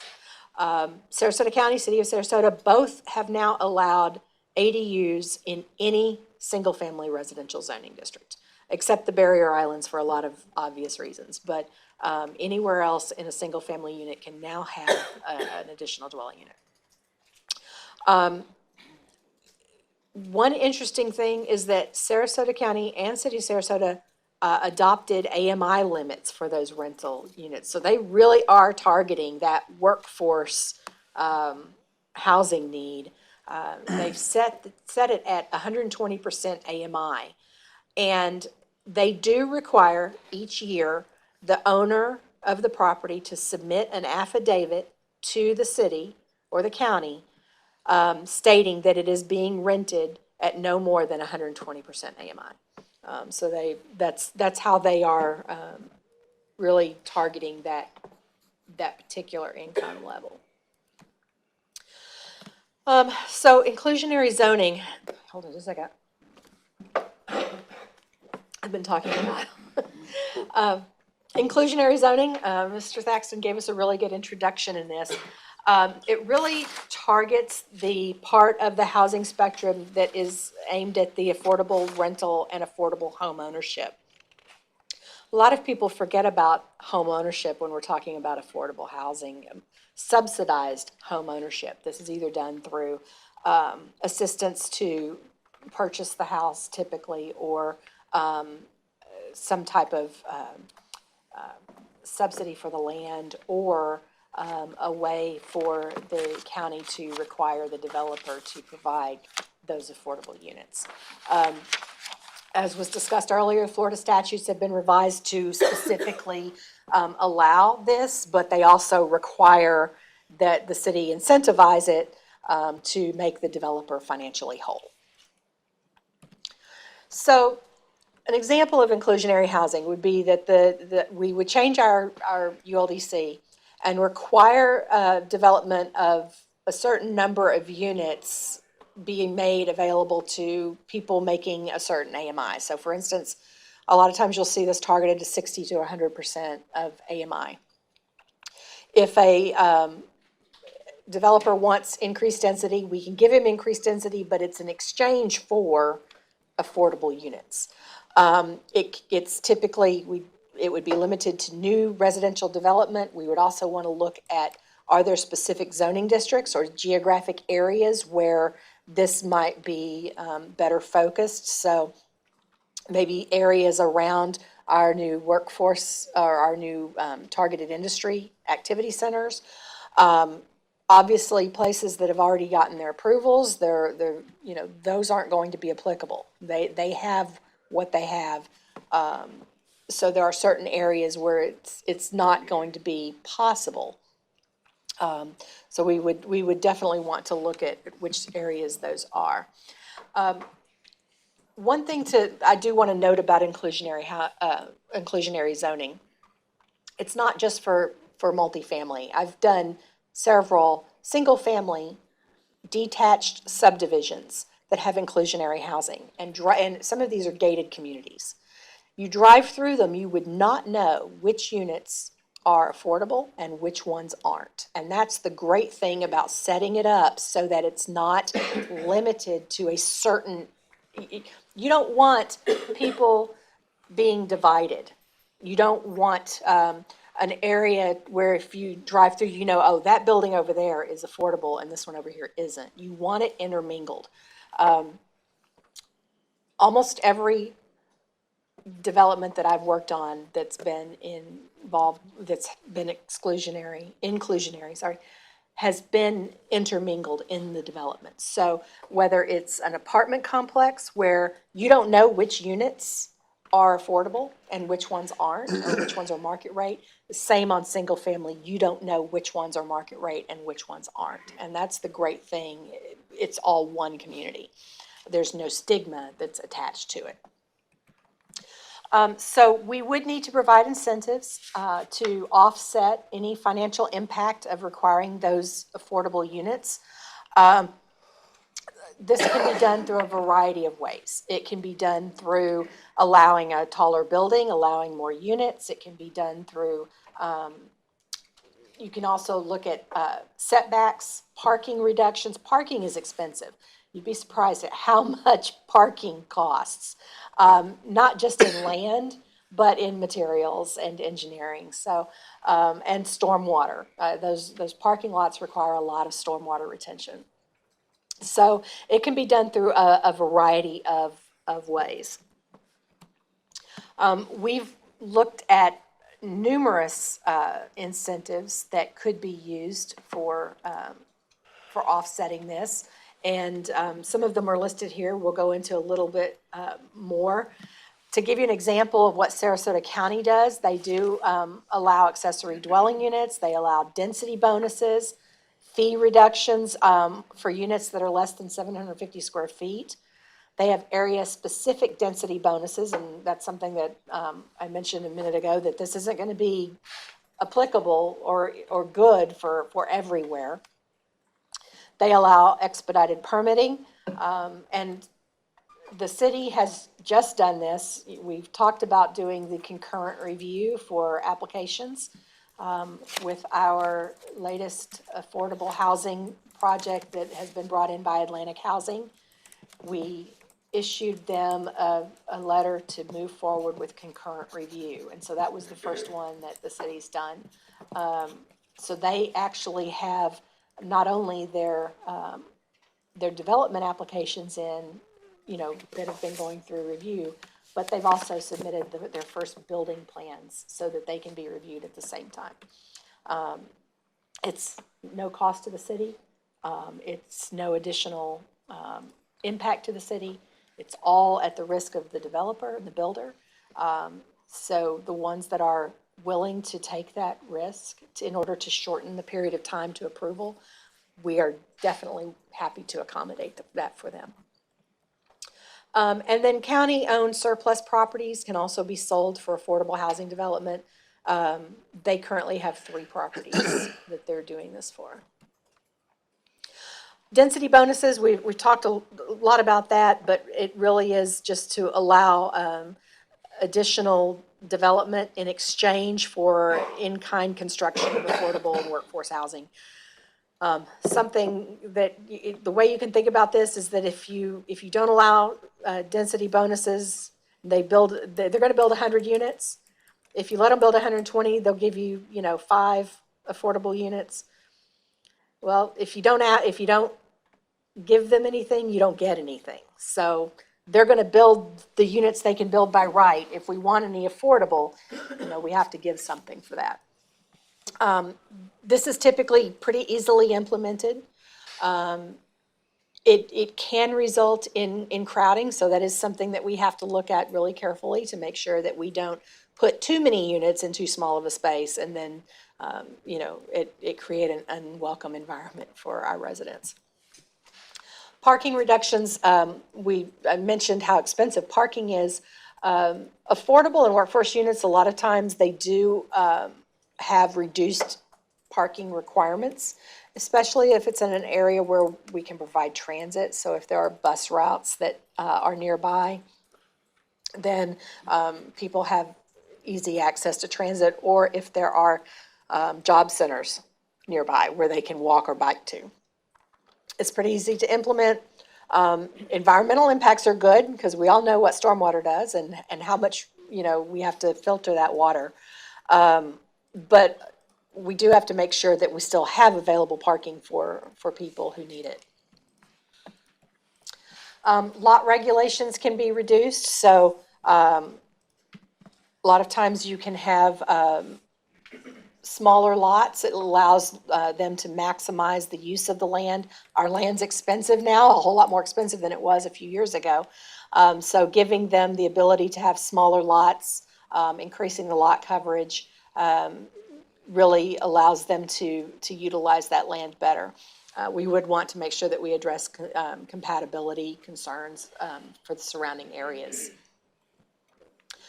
Tax abatements. So low-income housing can be exempted from taxes, including their property taxes. It addresses a lot of the monetary concerns that developers have, but it can also result in a reduction of city revenue. So something that we have to study and balance to make sure that we're not having those, negative impacts to our services. Fee waivers and reductions. So these are some of those upfront costs that developers are concerned about, that they incur at complete risk to themselves before they even know if they're going to get approved.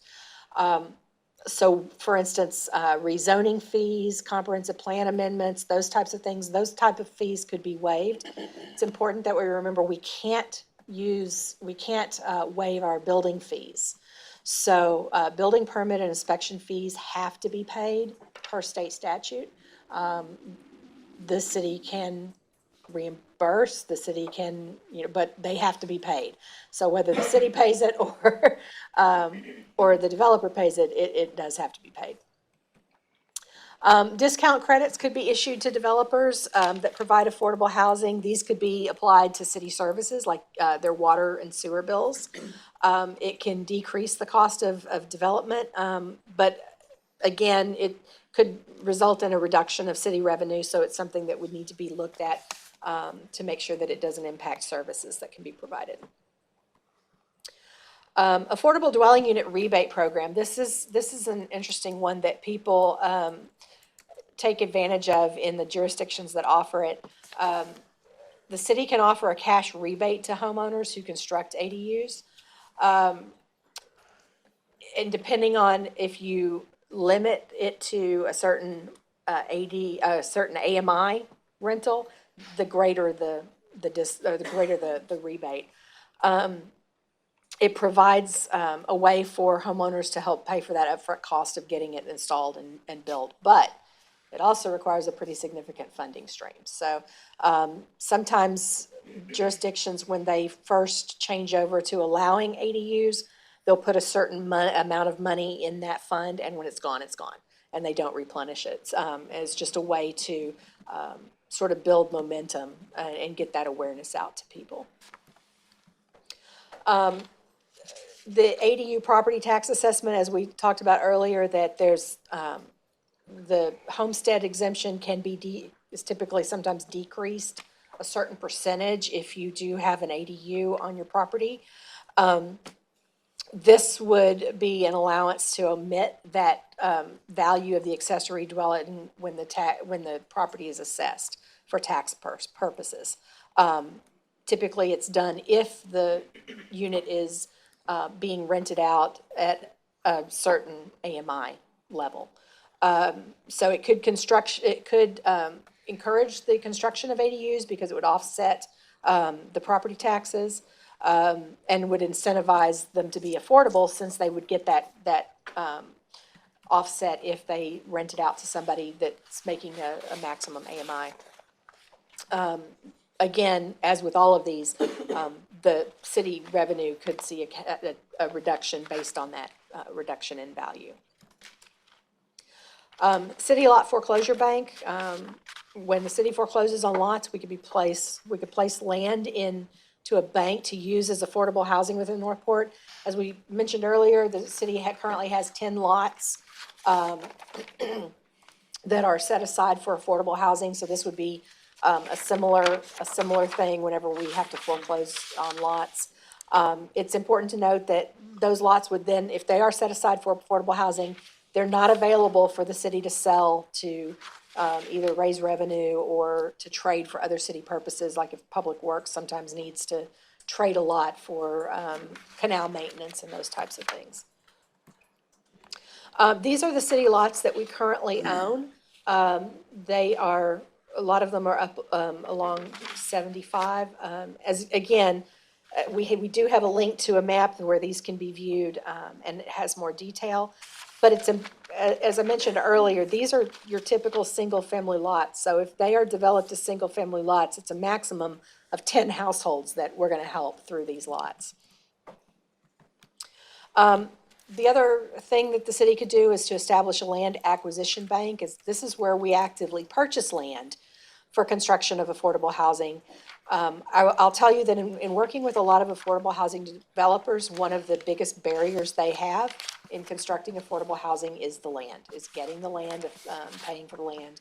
And if you can eliminate that barrier, it increases the opportunity. You can also require a long-term affordability commitment. So I've seen 50 years is pretty common. I've started seeing 75 years, and recently, last year I worked on a project that had a 100-year affordability term. So that was pretty significant. It does require a dedicated funding stream to establish this program. Or the city could also do, if we receive funds for something that we need to distribute and it was allowed, we could purchase property using certain funds that we find ourselves in receipt of. We did look at potential revenue streams that the city could use or create. One is called a commercial linkage fee. This is used by other jurisdictions in Florida, so it's already been tried and tested in Florida. It basically allows businesses to expand their buildings beyond what would normally be allowed in our development code. So let's say let's say Lowe's wants to add on to their building, but they've maximized their lot coverage and they've maximized what they can do. If the city allowed them to expand larger than what our codes provide for, they would be charged a fee based on that extra square footage.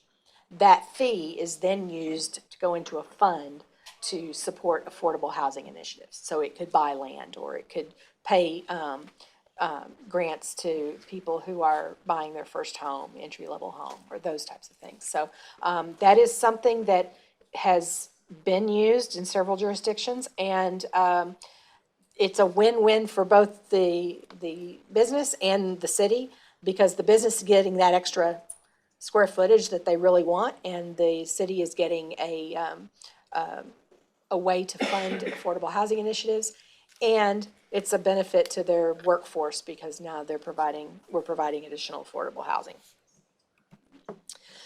So we have some consideration points for the commission to discuss or consider as far as whether you would like for staff to move forward in looking further into some of these things. And bear in mind, there aren't any real decisions being made today, nothing's being adopted, but it's just a way to give staff direction on whether you want us to go back and develop policy or bring forward potential regulations that might, move towards adoption of some of these things.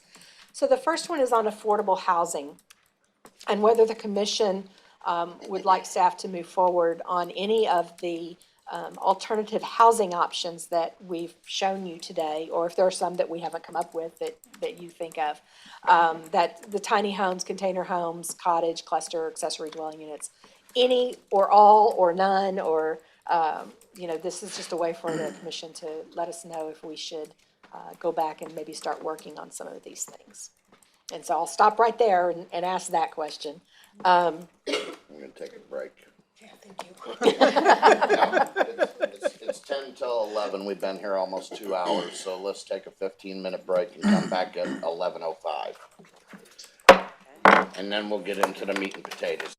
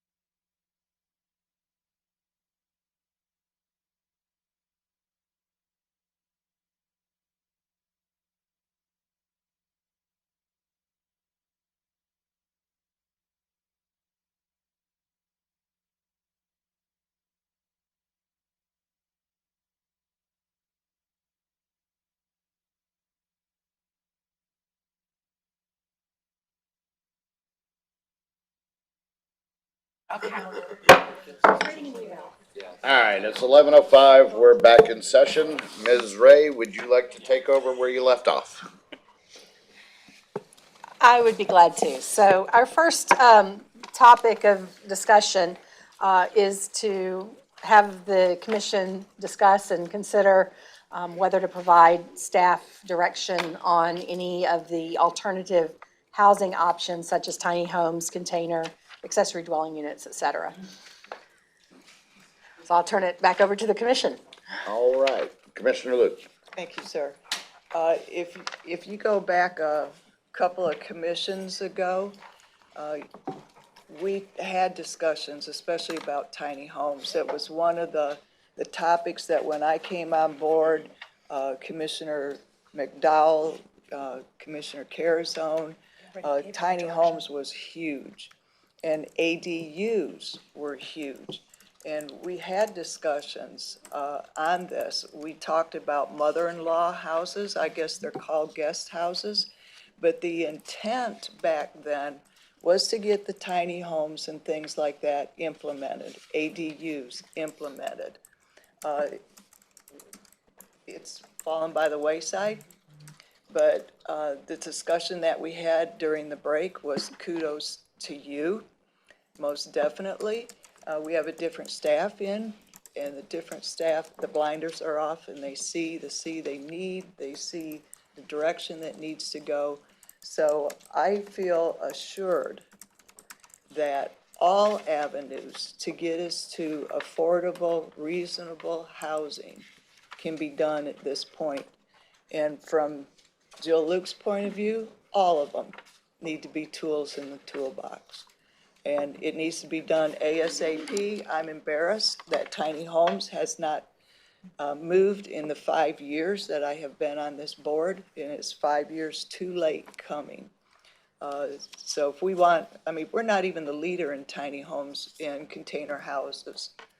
We might be in other areas, but we're behind the 8 ball. Other areas in the region have and allow these. So I'm on board for all of it, ASAP. Thank you. Commissioner McDowell? Yeah, Commissioner Luke, I cannot duplicate your words any better than what you've already done. But I will add that when the commission said, yes, we want to have discussion on tiny homes, and yes, we want to allow these ADUs, we were told that, hey, those would be great conversations when we bring back the ULDC for the revamping, to have it included. Well, I will remind everyone that when we did have the first discussion on zoning, and I found that container homes was prohibited, I immediately went, why are you prohibiting this in these proposed words? And they said, well, because we don't think it'd be good in the city. And I said, the commission said we want it. So Commissioner Luke thankfully was on board at the same time, and she said, yes, absolutely, confirmed what I was saying. I do think that prior staff maybe wasn't so much on board with having this kind of options available. And I too am very sad that it's taken this long to have these conversations. And I am very grateful that we have staff that values having these options as a tool in the toolbox. Without the options, it can never happen. And I'm not saying it's for every house. I'm not saying it's for every property. I'm not saying it's for every zoning district or every area of the city. But we do have to have these tools. And I think this is one of those things that, as much as I want this ULDC rewrite to happen, I'm really starting to think that there are other things that have a bigger priority that will fall into rewriting the ULDC. To just have a whole new code when we have all these other things that have to get done ahead of time, I'm starting to see is taking that priority. That's another conversation for another day, but I am all for having some tools in the toolbox so that we can sit there, have another conversation as you guys come up with ideas and suggestions on how to get this implemented. I personally, I don't see a problem with having two tiny homes on an 80 by 120 lot. It's my lot. If I want to build a 2-bedroom, 1-bath house and then have another 1-1 next to it, it's the exact same thing as a 3-2. It doesn't change the aesthetics. It's my property, and if I'm allowed to build it this way, I should be allowed to build it that way. Do we want 4 of them on an 80 by 120? That might be a different conversation, but most 80 by 120s have a 3-2. Possibly a 4-2, but those bedrooms are like really, really tiny then. So I don't see a problem with, in a regular 80 by 120 lot, having 2 tiny homes or a home with an accessory dwelling unit. But that's my opinion, and I definitely am looking forward to a bigger conversation at some point in the future. Thank you very much. Great presentation. You did a fantastic job. I have to give credit to Mel's team as well. Economic Development did a ton of research on this. So I'm not going to take all the credit for this. I'm standing here giving it to you, but I can tell you that I had a lot of help. Well, thank you to everybody who was Yeah. involved. We acknowledge that.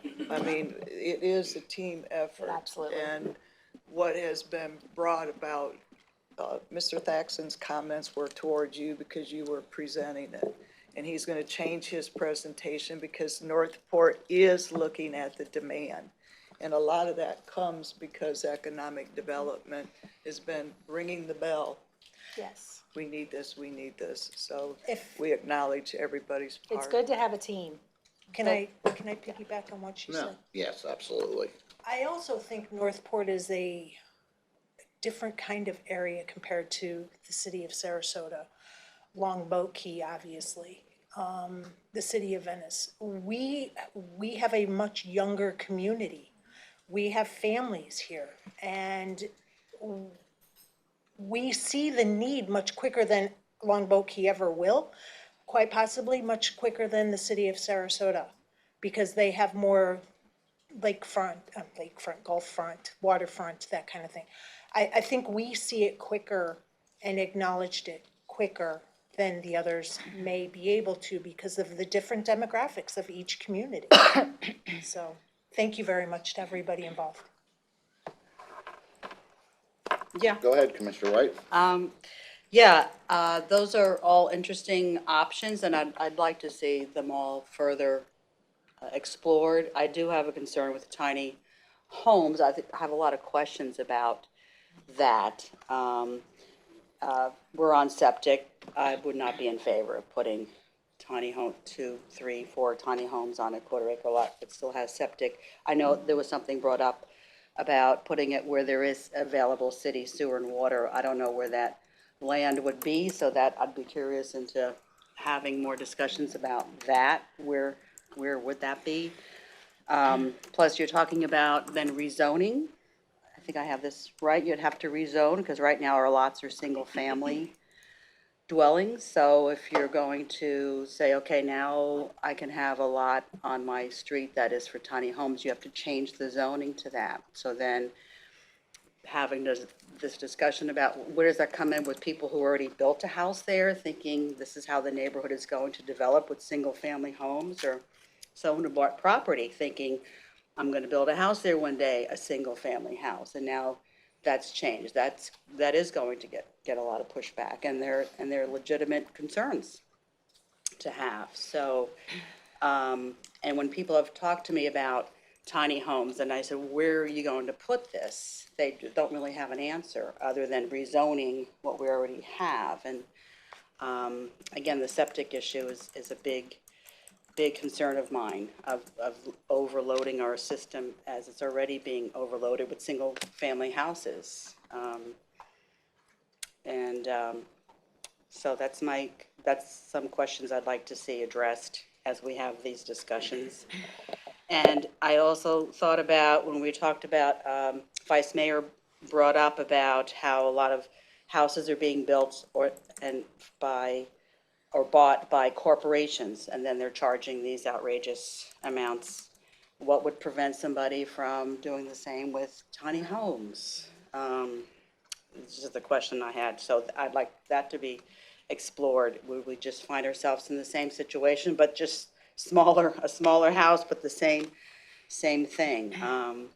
If that's the only thing available, and we looked at those prices, that, what they were charging for rents, well, okay, if they're charging $2,000-3,000 for a typical apartment, and I'll charge you $1,000 or $1,500 for one little tiny home, and I have 2 or 3 on a lot, they're still pretty much gouging people. So I'd just like to see that explored.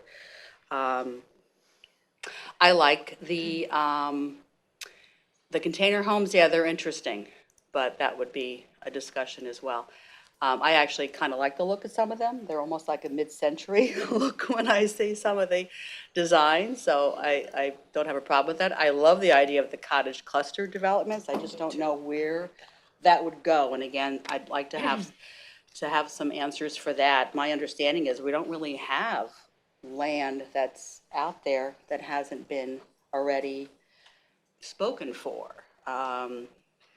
Such as, Toledo Blade, as we know, was nothing but cow pastures. And then it was divided up, and that's when the rezoning came in, what it could be used for. I'm not aware if we still have a lot of land like that, that's just sitting out there.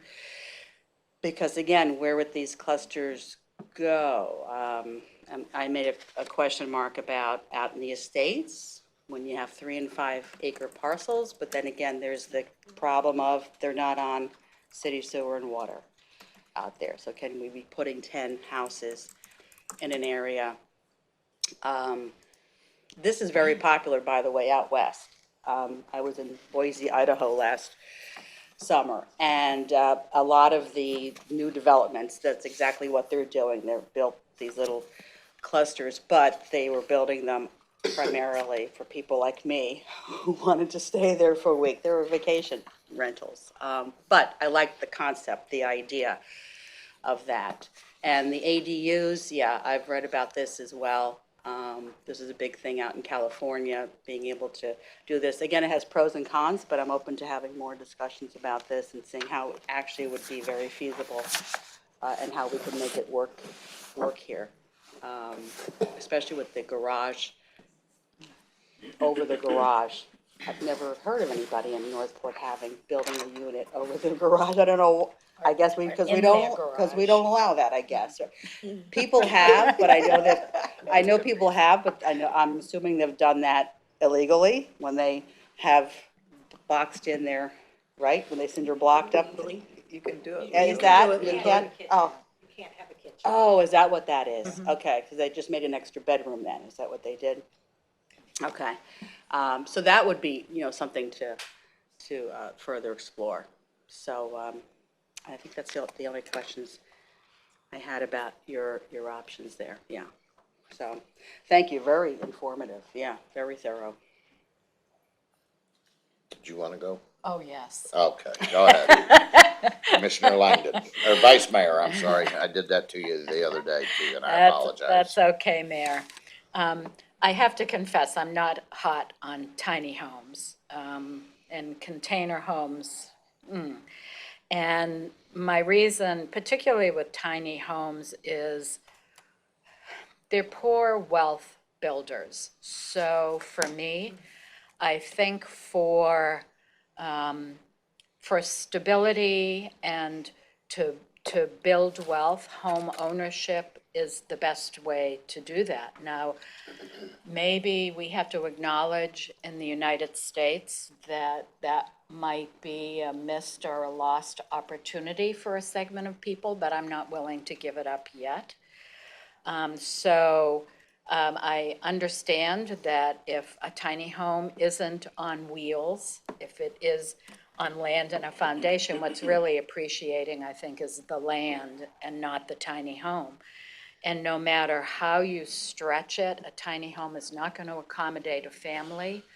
I think if we had a couple living in a tiny home, our domestic abuse issues would just skyrocket. I'm being facetious, but there's some validity there. So I'd be a little bit more open to a community of them, But I think it's a poor land use as well. So they sprawl, and if you want to start including open space and some of those amenities, then the cost of them goes up.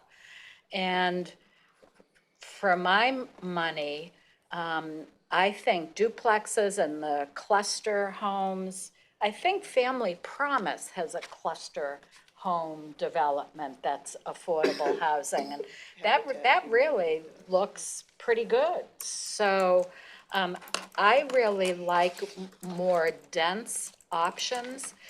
But one of the things I didn't see up here is encouraging rentals. So what do I mean by that? I think we have a lot of older homeowners whose kids have grown up and moved away. I think many of them are really feeling the squeeze of costs of so many things going up, and taxes because property values are going up. We're paying more in absolute dollars. I'd like to see incentives for homeowners to rent out their bedrooms. A friend of mine in Massachusetts has done that very successfully for 15 years as a way to afford her home when she lost her high-paying jobs.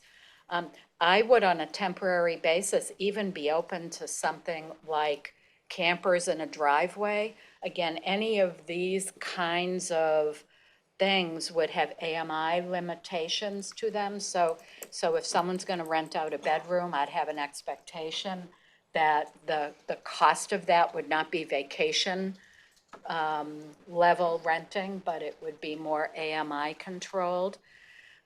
We have vacation homes that are empty for most of the year.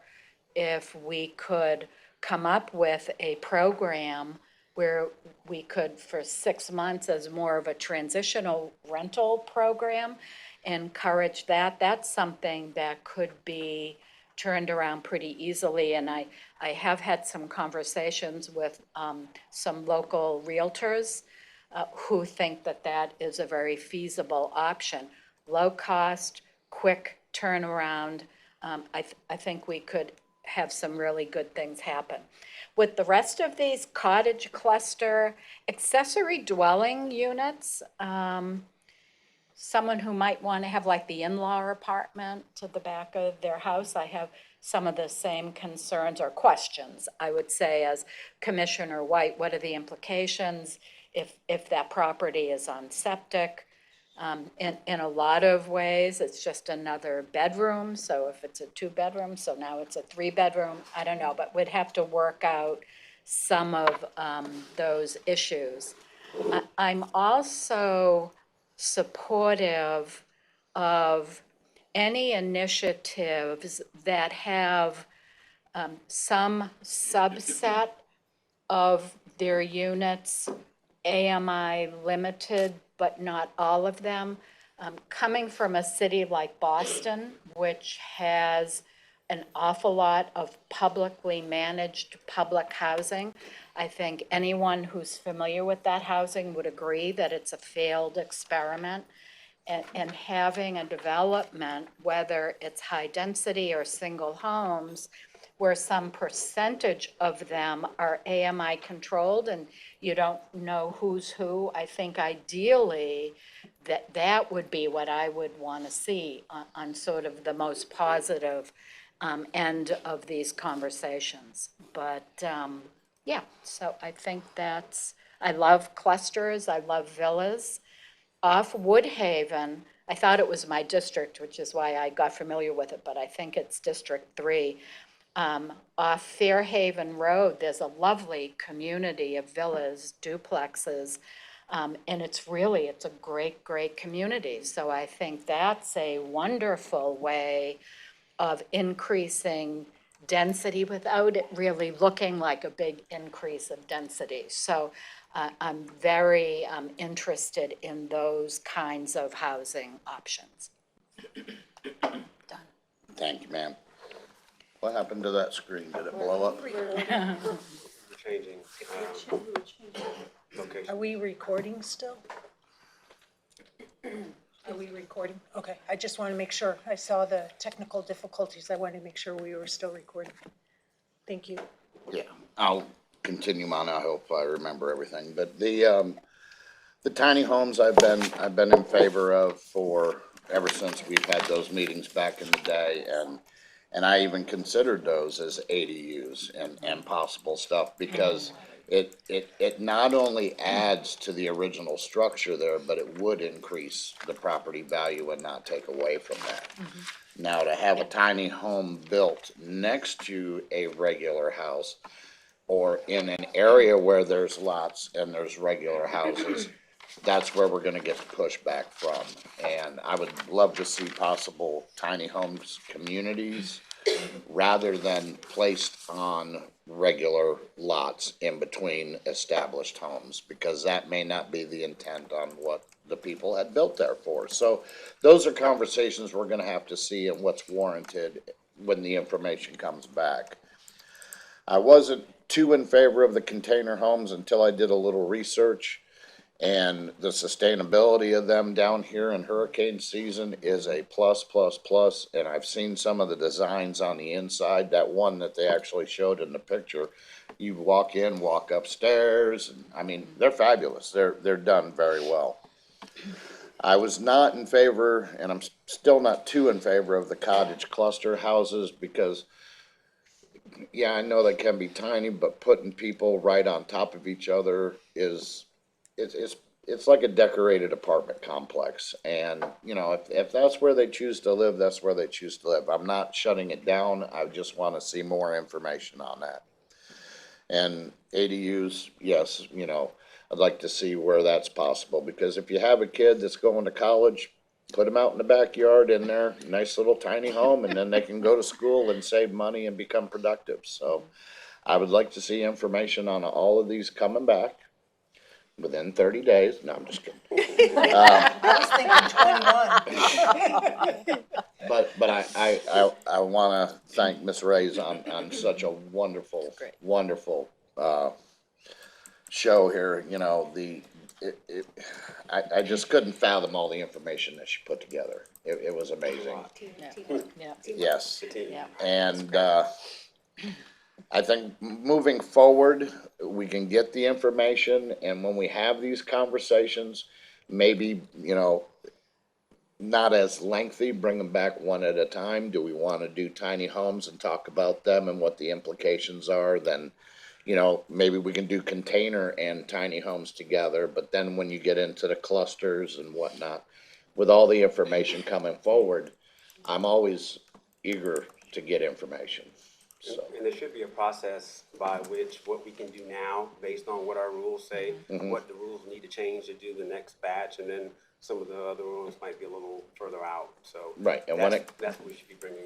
right, and when it comes down to policy, bring it to us, and then, we'll go ahead and get it written in stone, and we don't have to wait for the ULDC. We can go ahead and do it as we go and get it ready to go as soon as possible. That would be great, and there's a couple other policy questions that follow that slide, but this right here is a website that Commissioner McDowell sent over the weekend that's connected to someone asking about the home sharing process, which is something me and Vice Mayor talked about a couple of weeks ago.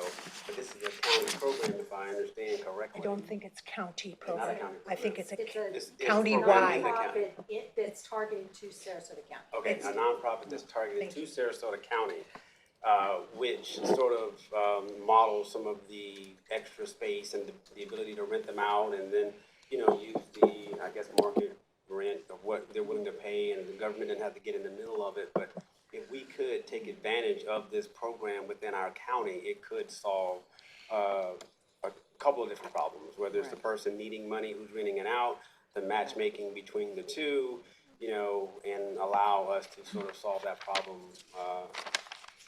that way as well. So we'll bring you some more, either information back on this program or how we feel the city can sort of participate in it in a stronger way to help some of our own residents. I'm not sure the reach of the program in South Sarasota County. I'm just not sure yet, but we can figure it out. Right. And before I go over there, there was one thing I forgot that the vice mayor had brought up about the campers in the driveway. I'm not in favor of that one for permanent living, no. I am not in favor of that, but Commissioner Luke, I saw you first, so, It's because she's right across from you. yeah. I'm in agreement with what you were saying. When I said I want to see all of them, I do. Doesn't mean all of them everywhere in the city. You find the locations that services them, but with 105 square miles, we can find a place for everything and bring it to the city.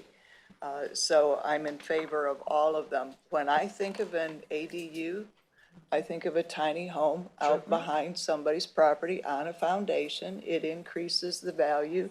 It allows either, you know, the mother-in-law to live in there or whatever. mine. Or the, or the college kid, the parents, you know.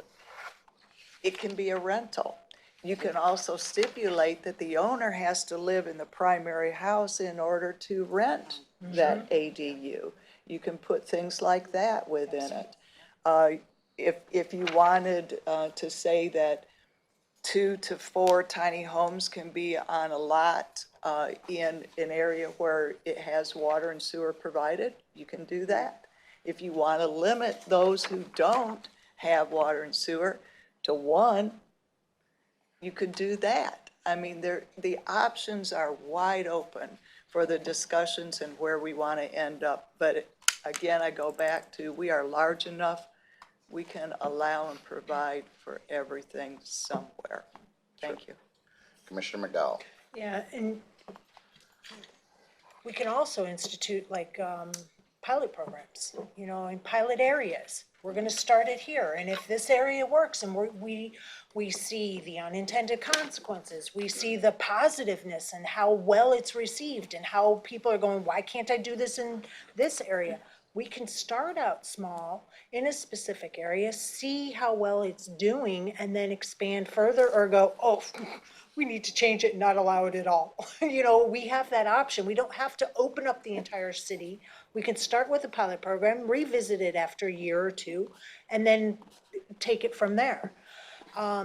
There was a couple of questions, and I don't know when I would be able to ask them pertaining to the PowerPoint presentation on the state programs and the federal programs. I do have a couple questions that I think would be important to bring back additional information on, based on what I learned when I did my tour of the city of Sarasota and their housing.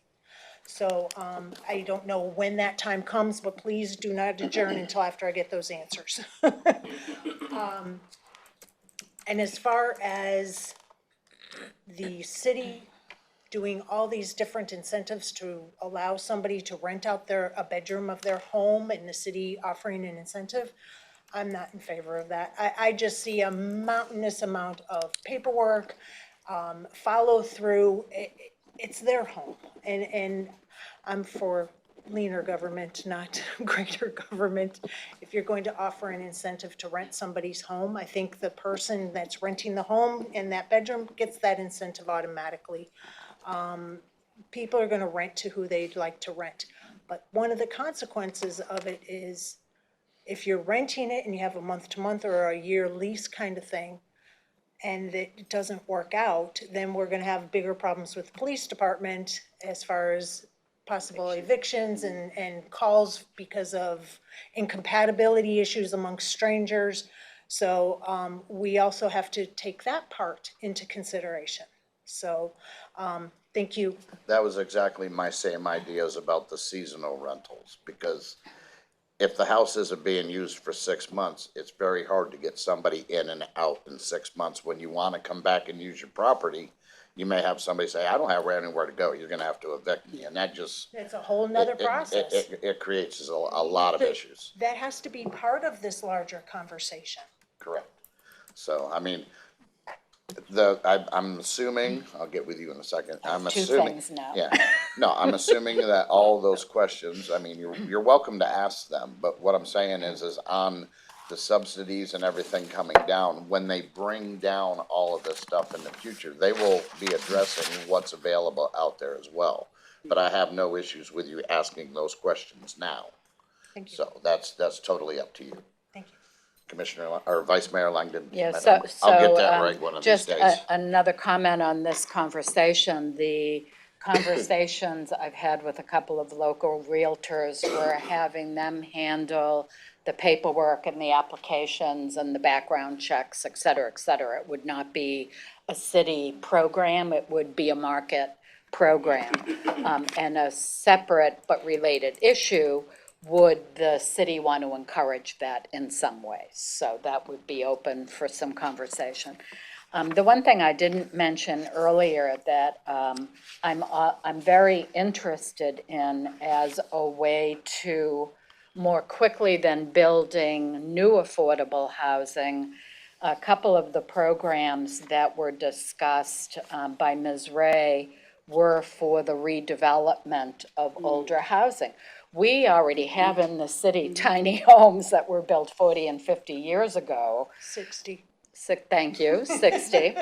And they've fallen into disrepair, some are empty, some have elderly homeowners who are really struggling to keep up. I'd like to see us explore rehabbing some of that older housing and making it available for either rent or sale, again, as part of a home ownership or being on the path to home ownership. Okay. Go ahead, Commissioner. No, hold on. Okay. And Vice Mayor is absolutely right. The older neighborhoods are starting to have problems with the showing signs of blight. And this is a conversation we have also had to try and address and try and fix. That was also supposed to be part of the ULDC rewrite. So just to, share history with you, this is stuff that we have also talked about, but unfortunately have kind of fallen by the wayside. I've spoke with city manager quite a few months ago about helping the community through some kind of programs that I learned through the city of Sarasota, through Palmetto, the city of Palmetto, when I sat in on a webinar, things that, I think it was Palmetto, that they have done to help combat that. So these are all going to be, I hope, at some point, added to the list of future conversations. And my goodness, I don't see enough days in the month to be able to have these conversations and give staff time to gather all the information. I think one of the things that's become clear to me today, though, from all of the conversations, that making some movement, having some positive impact in the space of affordable housing is way more than a ULDC rewrite. I think it's going to take connecting an awful lot of dots and getting all the wheels turning in the same direction to really have any kind of an impact at all. So I'm pretty open to all of the incentives. And I'm pretty open to all of the housing types. Again, my concerns about tiny homes, I would need some convincing, but I think yeah. you'll get that convincing very easily. Yeah, I don't know, I can be stubborn, so. Well, and when we discussed, we did have a program with the city with volunteers that we did go out into the older neighborhoods and we painted a house and we did landscaping on another one. But there's so many out there Yeah, with right. not enough resources to be Right. able to handle them all. So if we got together with community partners and Target go an out area. and just go do one at a time, Yeah. that's the only way to do it, because they're privately owned. You can't make them do this, that, and the other, and we're surely not gonna buy them from them and fix them up. So if we're going to address that issue, we gotta figure out a way on how to address it and make sure that the homeowners are on board with it. So I believe they'd be happy with a free paint job and free landscaping, so. When you do one, the next one falls into line Yep. automatically, and the one down the street will start, hey, that looks really nice, I want to do that to my house. And it starts to take care of itself. Yes, it does. Commissioner White? Just so I don't forget what you mentioned about the older neighborhoods. Yeah, I always wondered why we didn't address that decades ago, because they were falling in disrepair a long time ago. And John Thaxton did mention the Community Development Block Grant. And the problem with that, again, even when you talk about the painting, it's piecemeal. You do Right. one house and that's it. Whereas instead of maybe we can have a big, an effort to say, we like to do this block, this street. Let's see who would be on board, what neighborhoods would be willing to do this, and then help them through the process of getting that grant. I don't know what's involved with that, but if you did like a whole street, it would be boom, right away, you'd see this. And then, yes, that would in turn work to get the others on board and fixing up their properties. I've mentioned this before, I love watching these home rehab shows. And there's that one couple that went in Laurel, Mississippi. It was a depressed town, and they just started tackling one house at a time. And I'm always amazed you look at a house, some of these houses, they were burned. And I just thought, man, that's gotta be raised. And they actually just build on it and create a house again. So, but it's definitely increased the property values there. I'd like to, along with all this other big list that we have staff, that we've given staff, I'd like to know where some of this land is available, that we're talking about tiny homes. What would some of those options be? As well as for duplexes. Because I believe we already have zoning in areas for duplexes. One is, yeah, there's one on, I believe, Sumter and La France. I think that was, I remember when that came through the commission over 20 years ago, and there was a lot of resistance, but it's for sale. I think that's the parcel I'm thinking of, and it's still for sale, the land, right? You know what I'm talking about? Yeah, there's very, very little Right. area within the city for Yeah. duplexes. But all this time, that has never been developed. That passed at least 20 years ago. So I'd like to see where those parcels are that are zoned for duplexes. So again, we have some idea what we're talking about.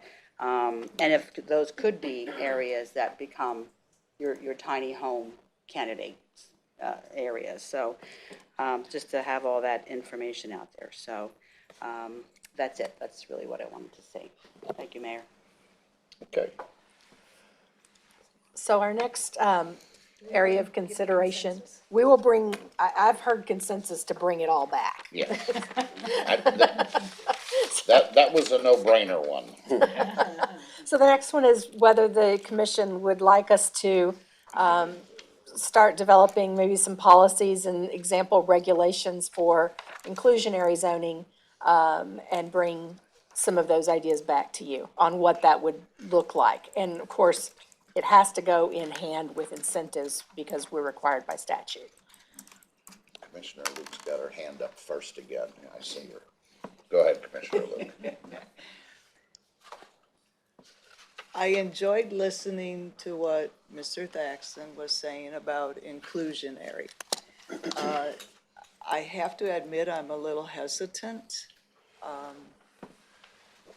I mean, definitely not forcing a developer to include this, but I love the idea of it being a community and everybody's there. And I mean, Ashley Bloom was here, the apartments that he's providing, in a lot of those affordable apartments, the various AMIs are in there. But then I heard a conversation on it, and Trump Tower was developed so that it was inclusionary. And how do you mix somebody who's got a 60, 80% AMI with somebody who's got 250 AMI or whatever? So their affordable housing within Trump Tower, they had to live on first floor, and they could not utilize the amenities that the higher end apartments had.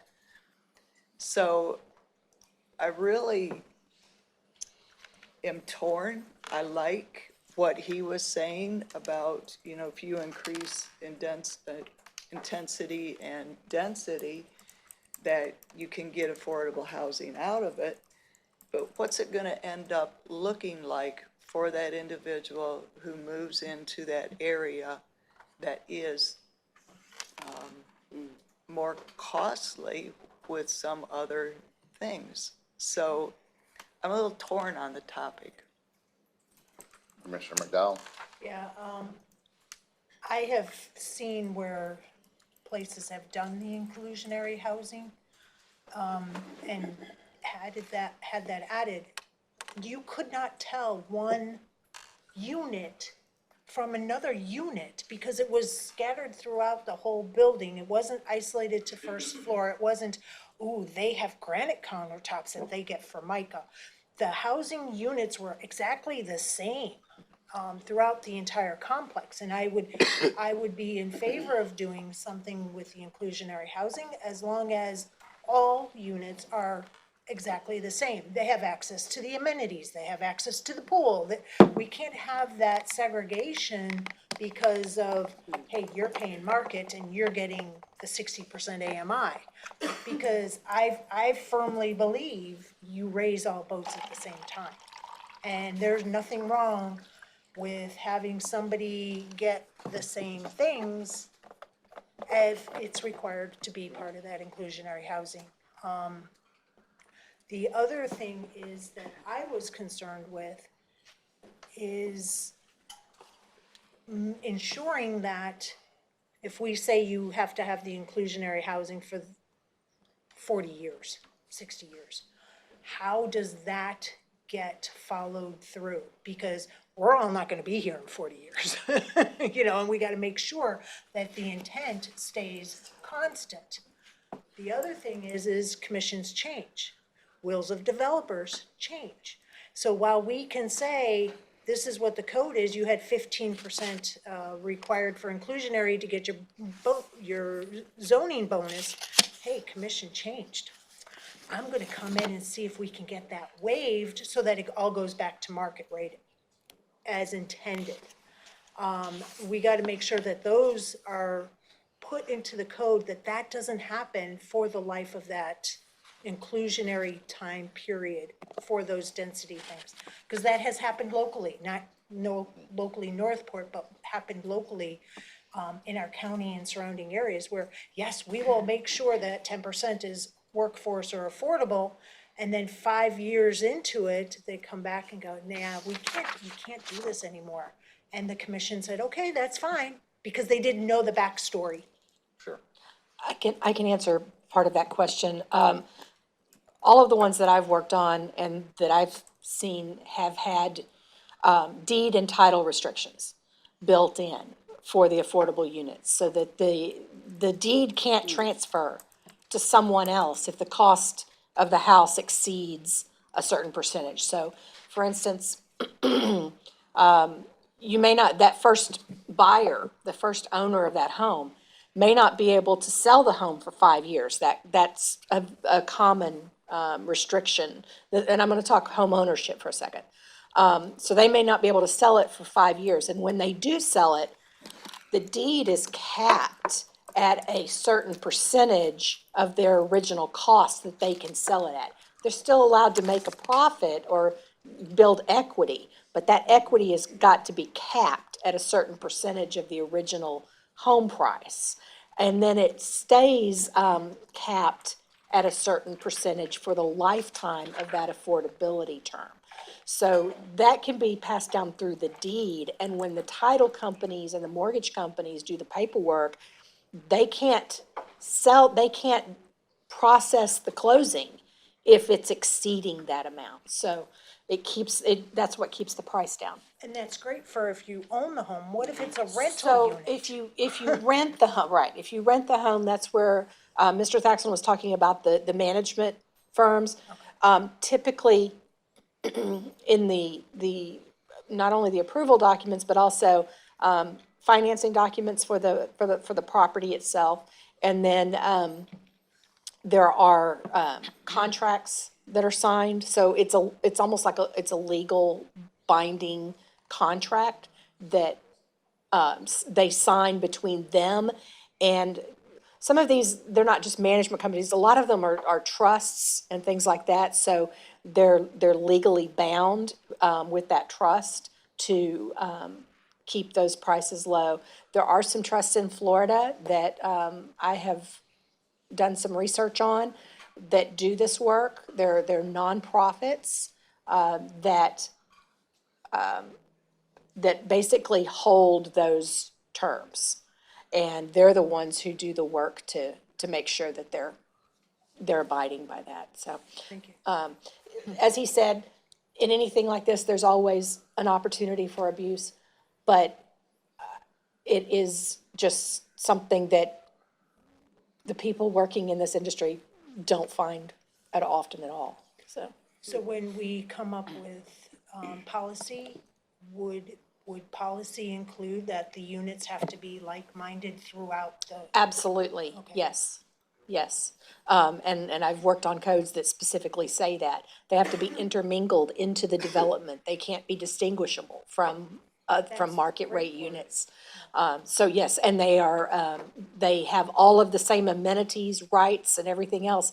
Even if it's a homeowners association or a property owners association, they have all the same rights to all of the amenities and everything else that any market rate unit owner does. Thank you. Go ahead.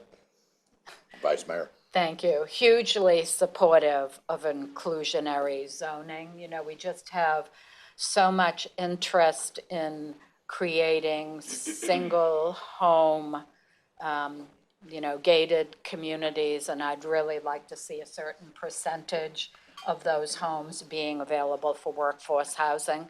I just really, it just sings to me on so many levels.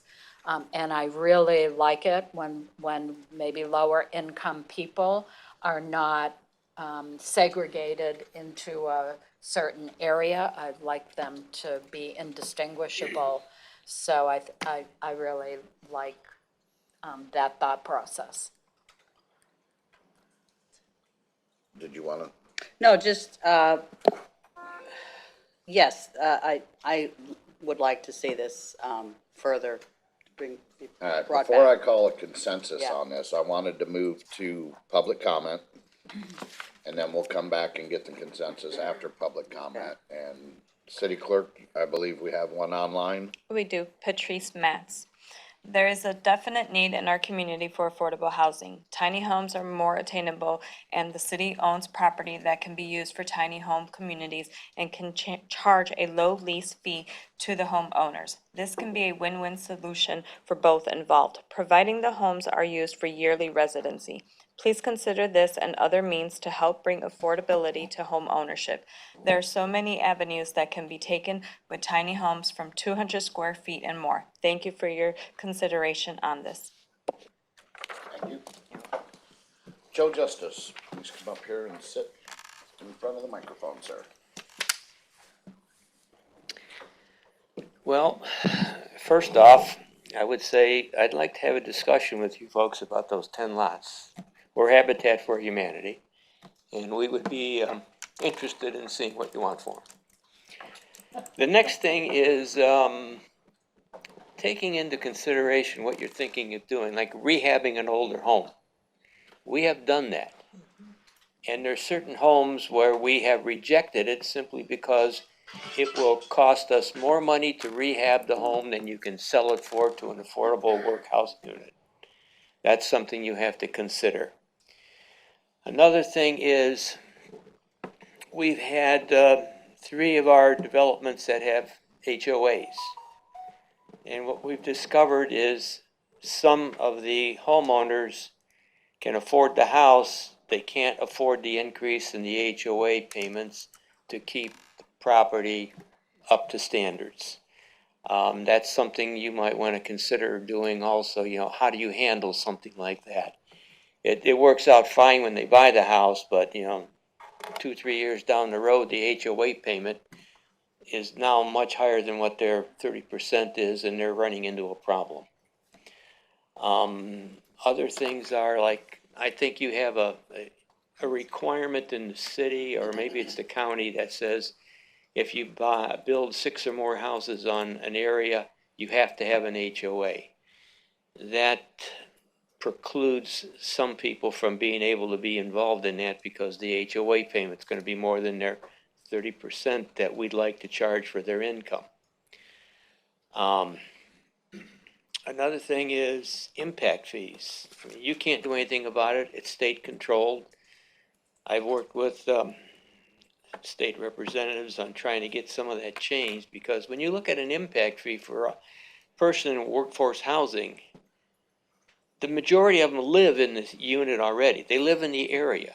What is the impact they're making? They're already paying, for taxes for schools and all this other stuff, so maybe there's a possibility you could get an impact fee that's directed to workforce housing for people that are already in the area and have been living here for 3 or 4 years. This is not gonna be easy. None of this is easy, it's just, there's no silver bullet, these are just small little steps that could be considered. Whether they'll ever get imposed is hard to say. But that's basically, a lot of different things are like that. The increase in cost of materials and is bringing the cost of homes up very high. You know, we used to think that workforce housing with Habitat, we were looking at selling a home for $220 to $250, which would be reasonable for workforce housing. Today, some of our homes, when they do the assessment on the home, they're saying it's worth $300,000. Okay, That's the end it, and that's basically all I've got to say. perfect timing. Okay. Thank you, sir. All right, we'll go back to the question at hand. I'd like to get a consensus to see if we would like to have staff move forward into looking into the possibility of coming up with inclusionary zones. Commissioner Luke, Yes. Commissioner McDowell, Commissioner White.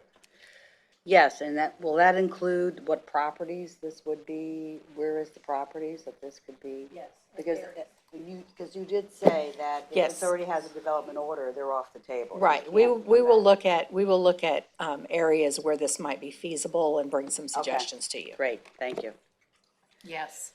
And I'm a yes. So you have your consensus to move forward and look into that. Okay, so next, going along with inclusionary zoning, the city is required to provide incentives, as we discussed, per statute, to make developers whole when we do have that inclusionary provision.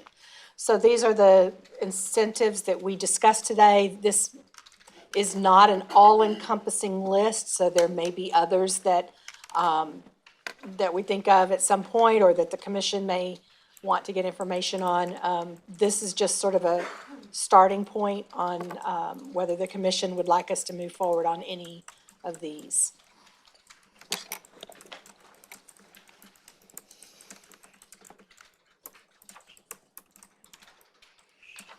I'm reading. Go ahead, Vice Mayor. I'm open to all of them. The ones that don't cost the city money are higher on my list, but I would be open to all of them. Commissioner McDowell? Yeah, I am open to those incentives that do not take away from our tax base. Yeah. Because the last thing we want to do is provide workforce or affordable housing, give these incentives, and then say, hey, all you property owners that exist now, you're gonna foot the bill. That is not something I am in favor of. I also have to wonder about these waivers. We have to pay staff. And that goes back to my comment. Somebody has to pay staff if we're granting a waiver for fees, or a waiver on taxes, or abatement on taxes. I'm not in favor of those. If it's not gonna cost the existing property owners or taxpayers or users to pick up that difference, then yes, absolutely. When you start getting into, hey, we're gonna have a waiver and we're gonna expedite this, and we're gonna give you a waiver, and we're gonna do this, and we're gonna do this, it's at the expense of somebody who's paying full freight. And if you're paying full freight, you kind of go, well, why does my permit have to sit on the back burner for somebody who's getting it for free? So, No, I fully understand everything that you're saying. Go ahead, Commissioner Luke. I'm in favor of looking at all of them, but as a comparison, what was just stated, that, well, you know, I'm footing the bill or whatever, if you have inclusionary zoning, you got somebody who's paying a cheap rent and somebody who's paying the max. And so if you're gonna have inclusionary zoning that allows somebody to have a discount, then have somebody pay the max, you need to look at these things too.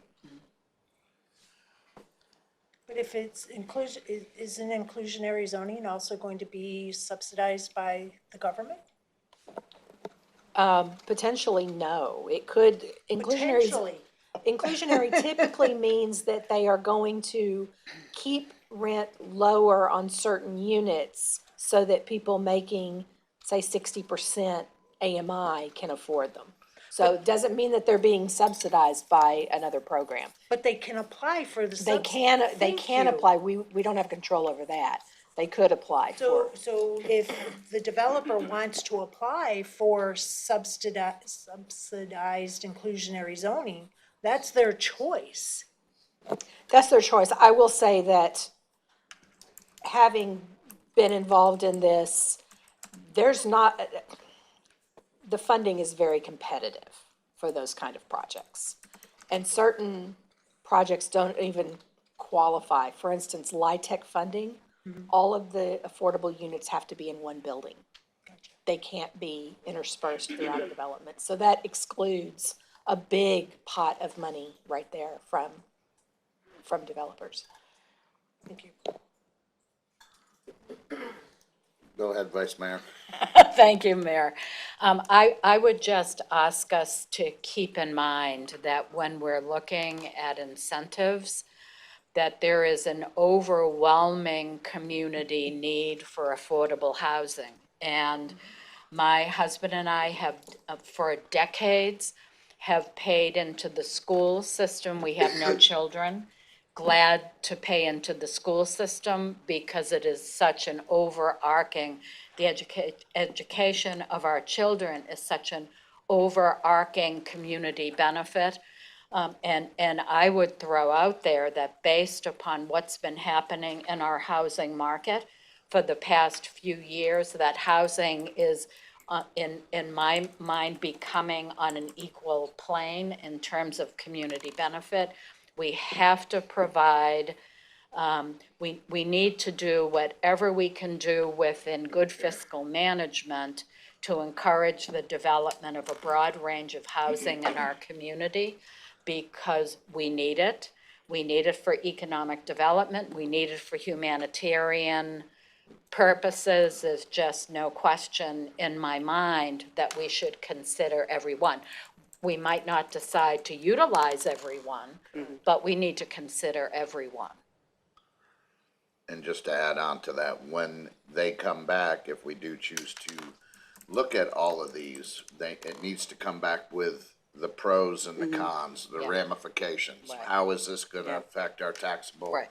revenue for the city? How is it going to benefit the area that it's in? So pros and cons definitely need to come back with each one of those, you know, when we discuss them further. Sorry about that, sir, but. No, totally agree. And how many of these can one developer utilize? Correct, and You know, that'll be the and bigger in discussion. what Right. situation, Yeah, you know? that's a good point. So we're on an information feeding trip, so let's get the information, have these conversations when we get all that information. Right. Commissioner White, did you have anything to say? No, I agree. I'd like to know more about all I of like how them. you say no and then just keep going. Yeah, I know. That's all. I know, that's, this is what my son tells me too. Come on. But, yeah, I'd be interested to know in a lot more of those, the details, and especially the ones that don't involve a burden on taxpayers, such as parking reduction. That wouldn't cost us anything if you did things like that. And then those that would, to what extent would they cost us? Yeah. Commissioner McDowell. Okay, I'm hearing two different things here, so set me straight. I'm reading that they're gonna develop incentive policies, and I'm hearing you say they're gonna bring back additional information. So We're the ones that set the policies. I understand So we that. have to So- decide on them when they bring them back. So are they bringing back first reading kind of policies, or are they bringing back information to develop the policy? I'll speak up. I'm reading this as we will bring you what potential policies might look like, Correct. what the ramifications would be. We're not going to bring you a first reading. Thank you. Yeah. We will bring you those options of what you could do, what the regulations would look like, and the pros and cons, and then you would have something to vote on for. Thank you for that. And that was my understanding going forward, so. Okay, do we have a consensus to go ahead and look at all of these avenues for more information coming back? Commissioner Luke, Yes. Commissioner McDowell, Commissioner White, Yes. Vice Mayor, Yes. and I'm a yes, so. Okay, next is creating the land banks, and while we do have 10 lots that are available now, this would really, I thought we just sold them to Joe. did we? Okay. Takes care of that. I have a policy to do it first. But this would, just basically, whether the commission would like us to bring back some potential, policies regarding establishment of lot and land banks, both through the foreclosure method and through actual acquisition. And the acquisition would be tied to some type of a funding mechanism, that will also ask for Does direction. does that include property that's been donated to the city? Yes, it Okay. would. But is this strictly pointed to affordable housing? Is, because we already have It would property be. that sits. I mean, we have 19 lots, 10 are for affordable housing, and then I believe there's 19 surplus. Yeah, this would So be to- specifically affordable housing. So you're talking about coming up with a policy of what to do with those So affordable lots? who could, Because I doubt there's a policy on it, to be honest. so it would range from, acquiring additional lots, how we would go about doing that. To do what? Acquire lots. Yeah, but And acquire lots to do For what? affordable housing, and it would provide parameters and criteria that, for instance, somebody would need to meet in order to take advantage of those lots. So instead of just, you would want an established policy that guides your decision-making in how you give those lots or turn those lots over to someone to develop them. Go ahead, Commissioner McDowell. So we have already had first reading on buying, selling, swapping, donating land. That happened almost a year ago. And I've been asking to find out, when are we gonna have the discussion and possible second reading on that policy that dictates what we do with the land if somebody wants to buy it, what we do with the land if somebody says, hey, I've got this lot, I can't develop it, but I don't wanna sell it because nobody else can develop on it, can I swap it? And then maybe it go into conservation, or swap it for affordable housing. So this would be targeted specifically for affordable housing, and I'm not familiar with that ordinance, so I'll need to read up on that first reading ordinance. But this policy would be specifically just for affordable housing. And But I don't have a problem with it coinciding with how we Yeah, I handle think it- our surplus lots, Right. because that That's what has it's not come back. for Because second we reading. can't even sell our lots right now. We don't even have a mechanism to sell. Sorry, Joe. So, but so waiting for that to come back. But to state that all lots that are donated go automatically to affordable housing, I can't agree to No, I that. can't agree. No, and I don't think that I would don't be our. think that was the I intent. don't think That's that all would be. encompassing to No. that second reading on buying, selling, swapping, donating. Yes, That whole policy, we've had the first discussion on that, we've had the first reading on that. And it's been over a year, and I'm just curious, how would that be different than this? Is this something separate from that second reading part? It might be, ordinance? It depends. I have not read that, so I'll need to find it and How read about it. we pull this one off the table till you read that one? I And know So it exactly seriously. could be which, separate or it could be If put you would- into it, wrapped into it. It just depends on the whole intent of that ordinance and whether it makes sense to wrap it in. okay. And if you would like, city manager, I'll be happy to forward the email saying, hey, can I get an update on this? But on the PowerPoint, it says when the city forecloses on lots. Okay, that to me is a vacant lot. The city doesn't, It doesn't have to be a vacant lot. So it could be a lot, it could be a house if we foreclose. why does the city foreclose on a property we don't own?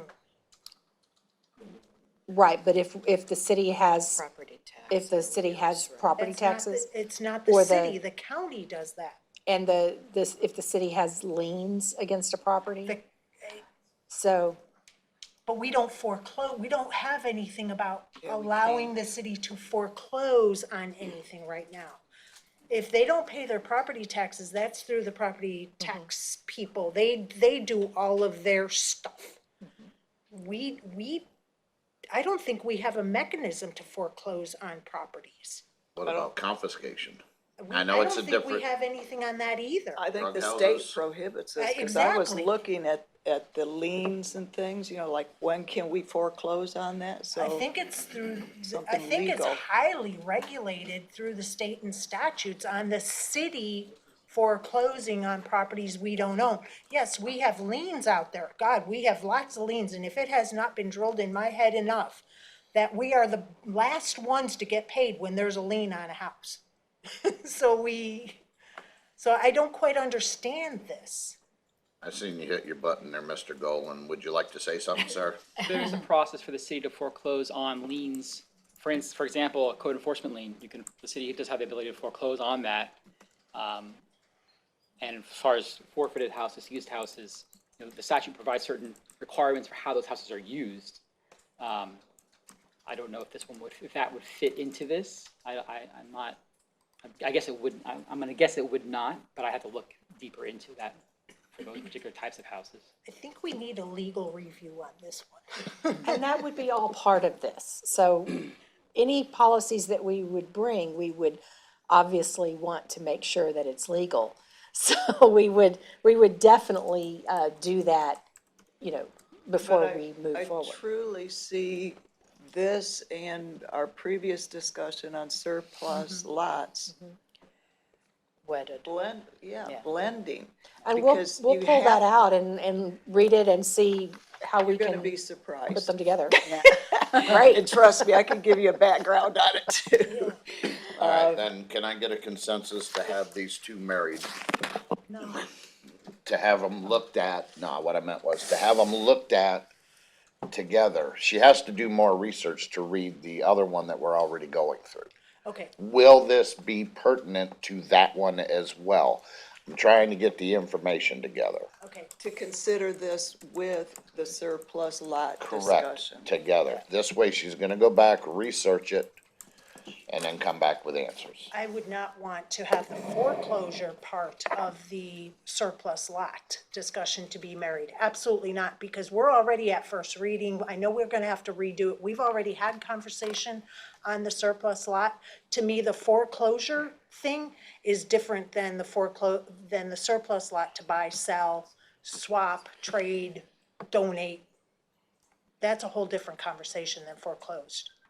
I don't see them as the Not same. if it all becomes in our property pool. Yeah. If it's all another way city to property. acquire it. I don't want to delay the ability to buy, sell, swap, or those But properties. it just may be inevitable to get this included into it so we have one package.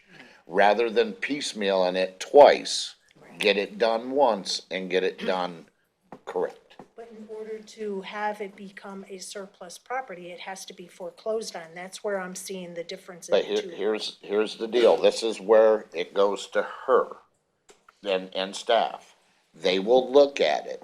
If it's amiable, that's fine. If it's not, then this is gonna be separate and this is gonna be separate. We're just trying to get a consensus to set it forward, to get it looked at, and to make that decision. That's what I'm looking for. To me, you can't do anything else with it. Right. You can't, it makes no sense to organize this and then you end up talking about a surplus lot thing. No, they need to Yeah. be addressed, viewing from both lenses. Yeah. Otherwise, you're gonna be surprised with something and it shouldn't be. I'm a Okay. yes. Commissioner McDowell?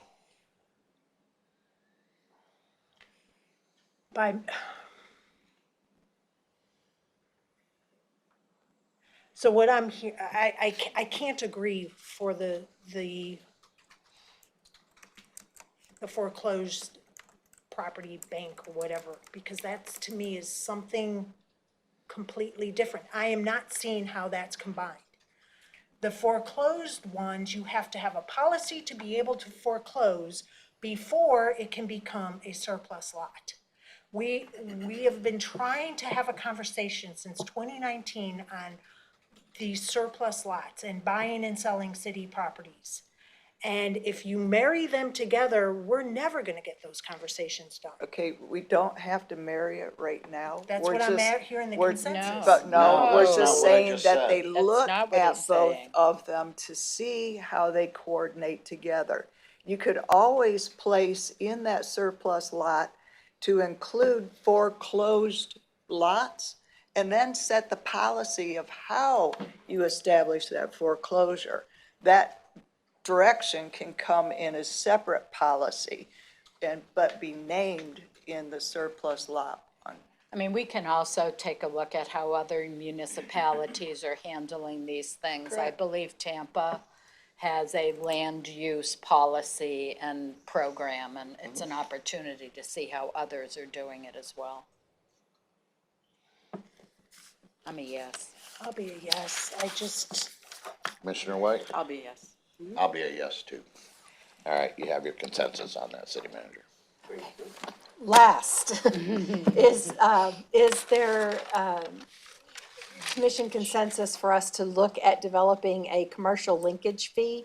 This was the one where if a commercial property wants to build, more square footage than what's allowed by right, then they could, but it would be linked to a fee that we could then dedicate towards affordable housing. And we could use that money to, for instance, buy land, or provide, grants to somebody like Habitat for Humanity or other organizations to build or renovate, affordable housing. can you explain that a little bit?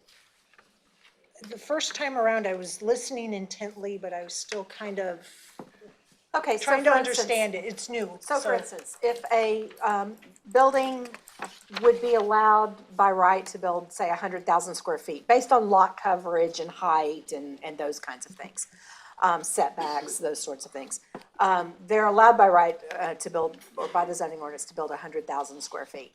But they really want to build a bigger facility. They want to build, say, 150,000 square feet.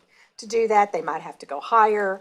They might have to encroach on setbacks. They might have to go a little bit over their lot coverage. The city could allow them to do that additional 50,000 square feet, but we charge a fee based on, and typically it's based on either every 10,000 square feet or every, it's a set fee that's charged based on the square footage. So they would pay a fee for that additional 50,000 square feet. That fee is dedicated into a fund that provides money for purchasing land that would go towards affordable housing projects or grants to nonprofits for building or renovating affordable housing, or grants to, for instance, home buyers that are under a certain median income, those types of things. Is this pre-development or post-development or both? It could be either. So if you have an existing business that wants to expand and they don't want to have to move and relocate to another city or, out somewhere else. They want to expand on what they already have, but they've built as much as the zoning code will allow them to build, then Thank you for that. they could do that. Is this a similar thinking along the lines of the inclusionary zoning? Because the inclusionary is more residential, and this is a way to balance that by This is having the commercial input it's into it also? entirely voluntary on their part because they don't have to build bigger. I mean, they could move or, just not expand their business.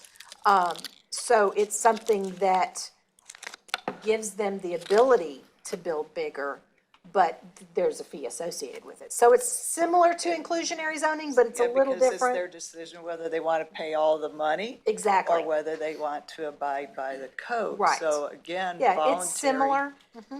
But it's specifically non-residential properties. So it's those commercial or industrial properties. Residential. And it has been used in other localities in Florida. It would be a yes. All right, you get a consensus, Commissioner Luke? Yeah, to hear what could be done, yeah. Information. Yeah. Commissioner White? Yes, and that information will include, like some scenarios. For example, like, this is the money that you would get, so we would see what we're looking at and how feasible and practical. Because right away, I'm thinking, this is like the art fund, You put money in it, and then in 10 years, when you decide to use it, this costs are skyrocketed. So I'd like to be sure that's addressed when this information comes back, how much money would actually be had for granting this, and then how likely is it that you're going to accumulate enough money for affordable housing? So as long as, yeah, I'm a yes, but I'd like to have that information in there as well. Did you get that? Certainly did. All right. Thank you. Vice Mayor? Yes. And I'm a yes. Can I ask a question? That was the last So- one, I'm sorry. So if somebody's building a commercial, well, in reference to residential, they can build 35% of their property in residential. So is it square foot that they're allowed on commercial, or is it a percentage of the property also? So on commercial, they're typically allowed a certain amount of lot coverage, and height, and that dictates what their square footage will be. So the way that you would do that is that you would give them some extra lot coverage or let them go taller in order to allow that additional square feet. So it's basically, it's a mathematical formula that we would use, and then, And we could cap that at Absolutely. maybe a 50% or yes, something instead you would of, definitely have parameters. And Yeah. typically, it would then, one of the incentives is that once you establish what those parameters are, and you say, we're gonna cap it at this, nobody can go over this, then it becomes an administrative thing, so that they don't have to, come before the commission every time to get that, but that fee is set, and so they'll know what they pay. thank you. All right, anything else, City Manager? Just one more thing.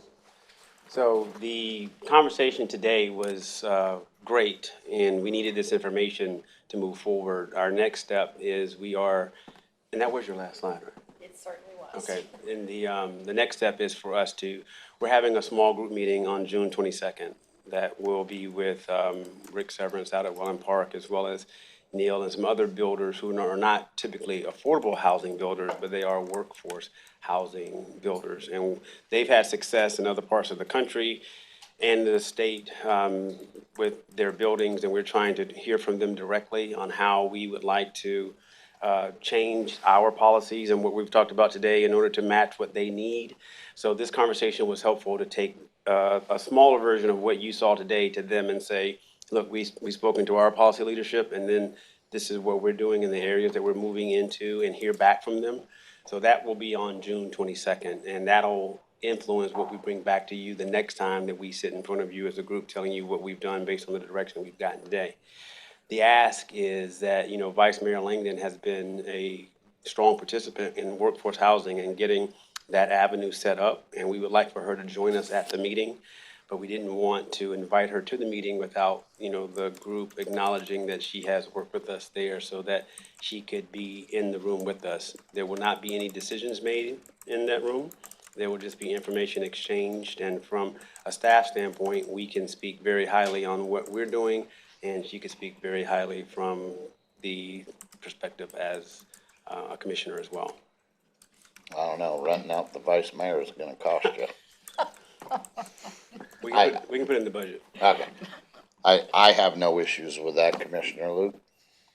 I have no problem as long as any commissioner that goes to any single meeting doesn't speak their opinion or how they feel, but they speak as the voice and the representative of the commission as a whole. I have no problem with that, but for somebody to articulate, their opinion or how they feel on it, no, it should be open to all of them then with a public meeting, in my opinion. But as long as that voice is speaking what we have collectively decided, I have no issue or problem with that. Commissioner McDowell? Yeah, I don't have a problem. I would love to hear the results of that meeting. I could really- report back. Yeah, a detailed report back would be, I think, extremely helpful for all of us. Because if you're going to represent us, I'd like to know what the end result and end game was and what they thought was a concern or something positive, something that they said that they would like us to look into. So, yeah, I think that would be very helpful. If you're going to go as our representative, you have to be our eyes and ears and report back as eyes and ears, as if we were there too. I would be very grateful. Okay, thank you. I'm happy to do that. Yeah, I have no problem. You got a problem with it, Vice Mayor? No, I'm good. All right. Now, on her. How about you? No, I have no issues with that whatsoever. Now, she can report back in our notes at a commission meeting, and then this way it's for the public as well. This. Maybe using the commission Commissioners. reports Yeah, thing. so that's that what we I'm can saying. Click It on would- it and read the whole thing? It would be under Commissioner reports in our regular meeting. This way it's not only for us, it's also for the public. So I'll write it up and we'll post it as well. Backup. Yeah, under put it in the commissioner backup. reports. And the next meeting following that, meeting that we're having with the stakeholder group would be the 28th of June. So that report will come back to you guys on the 28th of June. I don't know if it'll be enough time to put it in the backup. I don't Well, know. I don't know Was it the those logistics, 22nd? so. Yeah. yeah. We'll I figure it even out. hand mine in afterwards and they put it in the minutes. So That's even And I if could you distribute it if I articulate need it to. and then That's hand what I it was- in Yeah, later. yeah. Yeah. Yeah, okay, thank you. Thank that it, you, sir? commissioners. Appreciate All it. right, it's almost 12:30. We're gonna break for lunch. What do you need now? My questions that I warned you about that I had to ask. That's why I asked you to ask them before. Well, it wasn't related to the asks of staff. When I went and met with the city of Sarasota, Commissioner Jen Ahern Cottage, I met with a gentleman who's part of the Sarasota Housing Authority, and also the Sarasota Housing Corporation. They're two separate entities. It's my understanding that serves countywide for housing initiatives, for workforce housing, for affordable housing. And the monies that come into the county, I guess they're kind of like the clearinghouse. That's my understanding of it. And I'd really like to learn more about it to make sure if we need to have a voice at their table, or if there's money being left on the table, we need to know about it. And I don't have that much information about those two organizations, but my understanding is they just helped the city of Venice with one of their housing complexes that they just started. The other thing is this home investment partnership program. And it says that we have to match 25 cents. do we do anything with that home program? So I would like information on the Sarasota Housing Authority, the Sarasota Housing Funding Corporation, and this home partnership, how we can get to be an integral part of all of that. Okay, city manager, can you get with staff and send all of the commissioners, information on both of those? Yeah, This way on either some bios or how we can get in touch and who the What contact they are, people how are. they Yeah, can all, help all the us. information that's out there possible, and just send us all an email. okay. We do Sure. get some reports back from the SHIP funding and stuff like that, the CVD, and they let you, or they let us know how much was spent within our city and stuff, so. Yeah, and we're, on FLC, I'm always getting reports on the Stadowski funds and all that stuff. So we're always talking about that and SHIP funds and too, but if this is a local organization, time permitting, get us that information and just send it to all of us. What prompted it is I went through one of their housing authority developments. It was a beautiful facility, and I went, wow, how does your housing authority work and do something like this? And they said, well, you can be part of it too. And I'm like, what are you talking about? I didn't know anything about it. I didn't know what the parameters were. I have the gentleman's contact. I would love to meet with him and learn more, but it's not just Debbie doing it. We all have to have the Well- same information and work from the same playbook. And again, So we we'll have, get more we have information. people come down and give presentations all the time at the meetings. So once we get the information, Maybe we we'll can invite 'em invite down. them down to give us a 15-minute presentation on the ins and outs of what they do. So this is a good start going forward. Thank you. Could I ask a question? Well, go ahead. Is this that project that somebody, is this something new, that housing The authority housing, project? no, it Oh. sounds Okay. like it's been around for decades. No, but I mean. State gives the money to the county, County and The the project county. itself, though, didn't Sarasota, when you talked to the commissioner there, didn't they partner with somebody who who did a whole project? Did you have any conversations about that? A P3? No, it was something that No, they. this is through, the one that I went to. Yeah, okay, I went to a couple of different ones, and we Okay. talked about a couple of different ones, so I'm not too sure what you're talking about. The one I'm talking about was the city of Sarasota. Their housing authority. And I went, a city has a housing authority, Right. and they said, well, they're the, arm for the county, and that they did one in Venice, and I'm like, well, if you're the arm for the county, where's our piece of your arm? okay. I was asking about the specific projects. Did you go and see the actual projects that the housing authority, you did? They're beautiful. Yeah. So I'll have to look, because isn't one of them fairly new? Right? And there was somebody private? No, this is But like I mean- a 3 or 4 phased project that Yeah. I saw. Right, okay.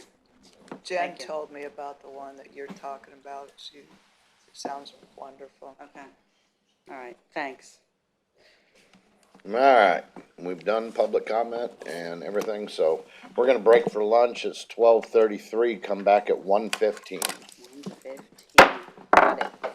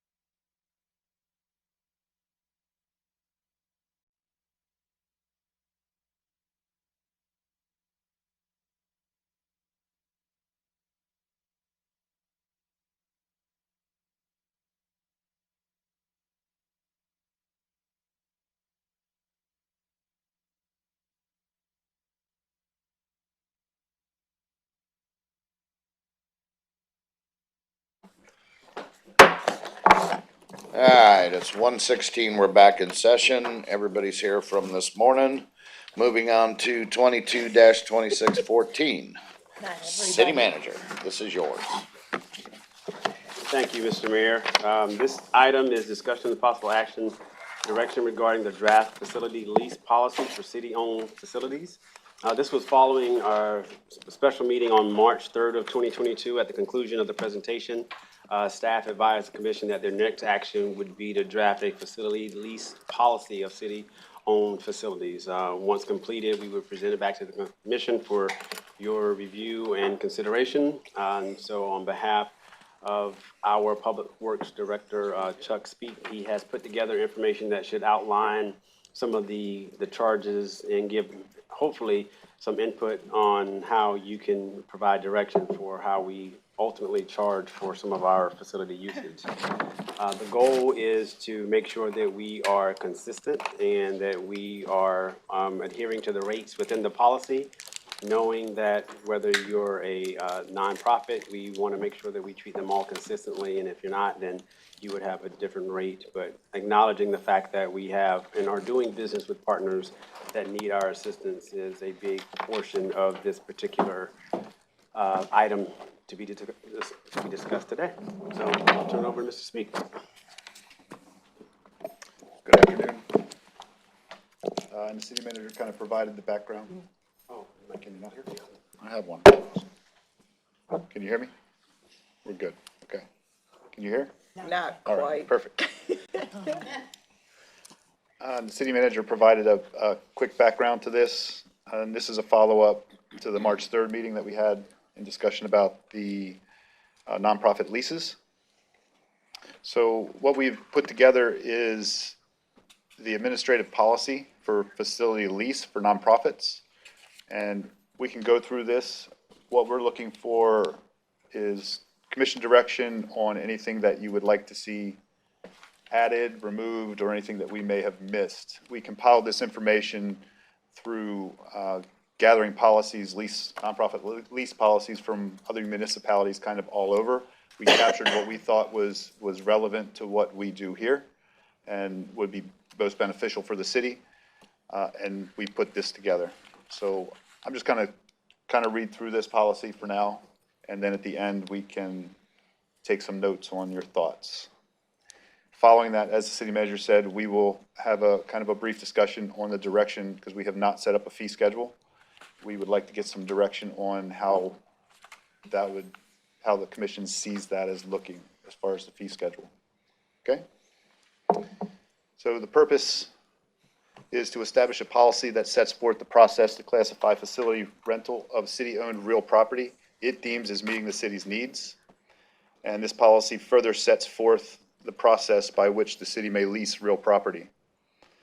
Under definitions, we have term is the fixed or limited period for which lease is set to last. And our statement of policy, it is the policy of the city of Northport, Florida, and its dependent special districts to own real property necessary to provide effective government to the citizens and residents of the city of Northport.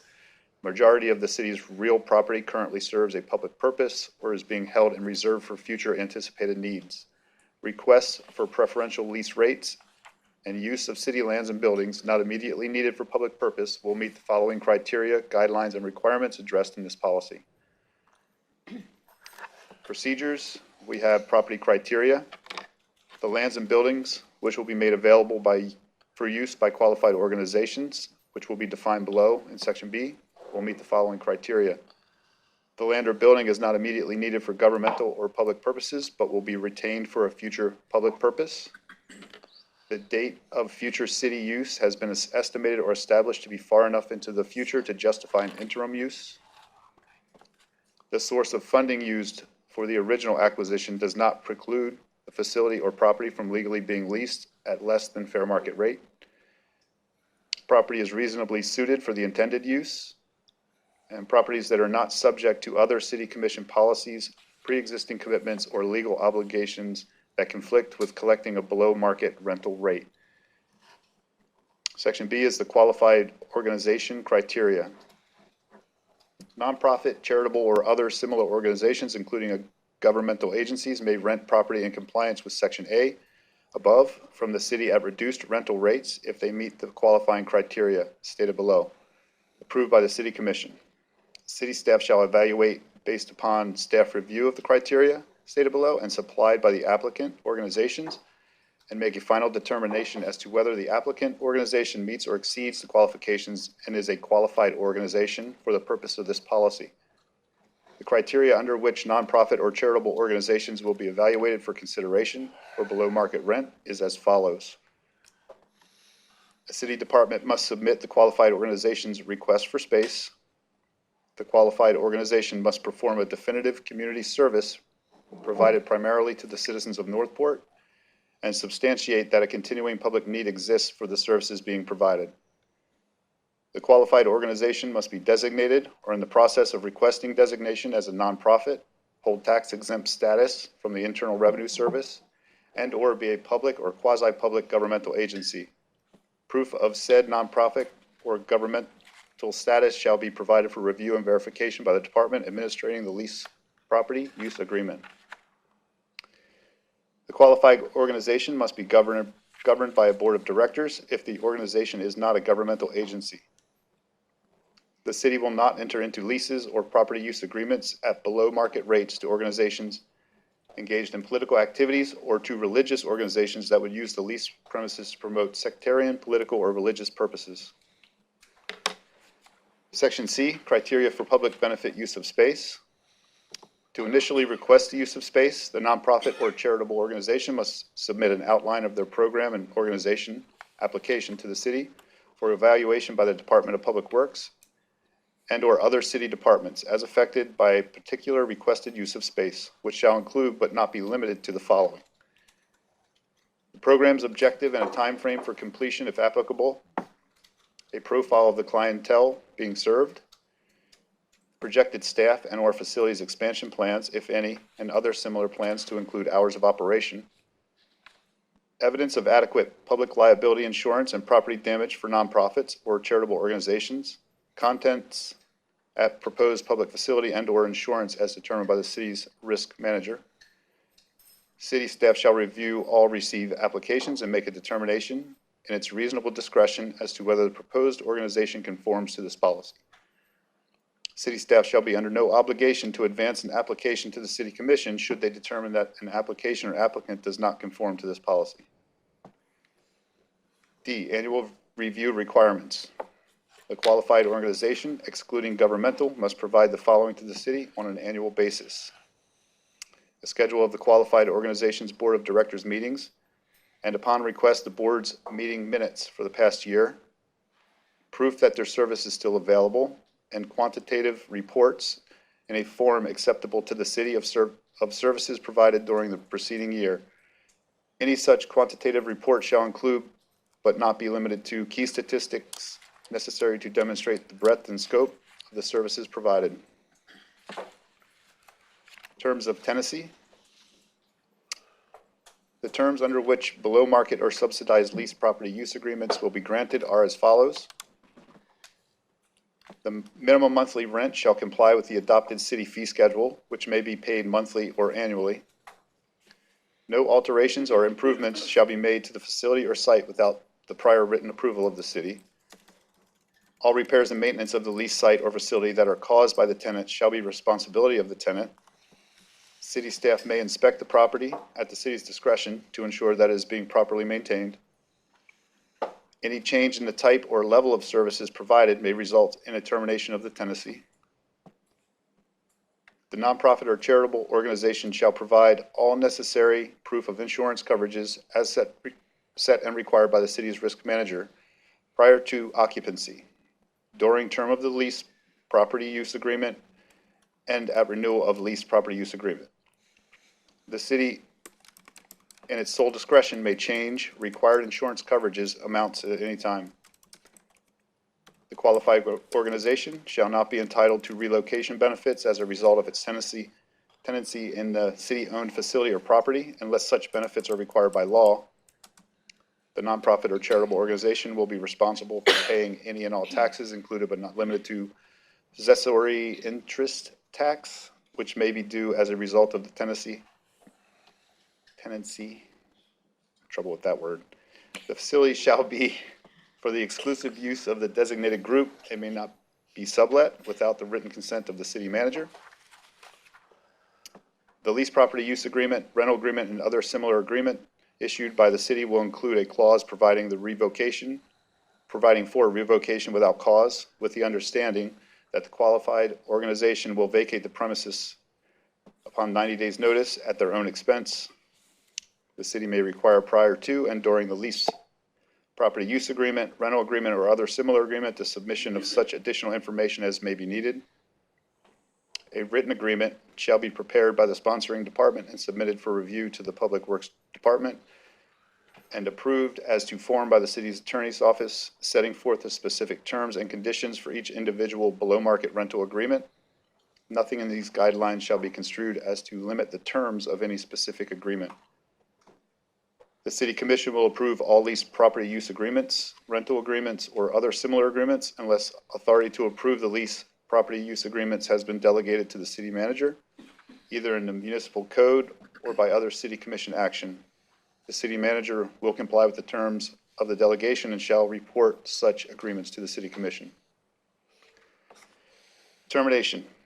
A below-market lease, property use agreement, rental agreement, or other similar agreement may be terminated by the city at any time for any of the reasons established in the lease property use agreement, including but not limited to the following. The property or facility is required for the specific purpose or project for which it was originally purchased. The property or facility is required for some other governmental purpose. It is determined by the city that the facility or site being rented should be sold as surplus property. It is determined by the city that the services provided by the nonprofit or charitable organization are no longer necessary or adequate to justify the below-market rent. It is determined by the city that the qualified organization is not providing the services proposed or is providing unapproved alternative services. Inspection of the property reveals that the property or facility is not being properly maintained. Nonprofit or charitable organization fails to provide proper liability insurance at any time during the term of the agreement, and it is no longer economically feasible or beneficial for the city. So that is our current draft policy that we put together. We are open to any opinions or discussion related to. All right, let me ask you a question first to get the ball rolling. Under section E, number 3, says all repairs and maintenance of the lease site or facility that are caused by the tenant shall be the responsibility of the tenant. City staff may inspect the property at city's discretion to ensure that it is being properly maintained. What if it's a property and the AC goes out? That would be the city's responsibility, correct? Correct. That's not a repair that we would consider caused by the tenant. Okay, but what I'm looking at in here, what's the time span on the city reporting in to take care of such fixes in whatever properties that are out there? We can put timeframes in, absolutely, for repairs or maintenance of building systems. We could add a line for that, but we would repair that like we would any other facility. It's still a city facility. If it has an AC that was installed by the city, then that would be a priority repair. Any of the building systems would be priority.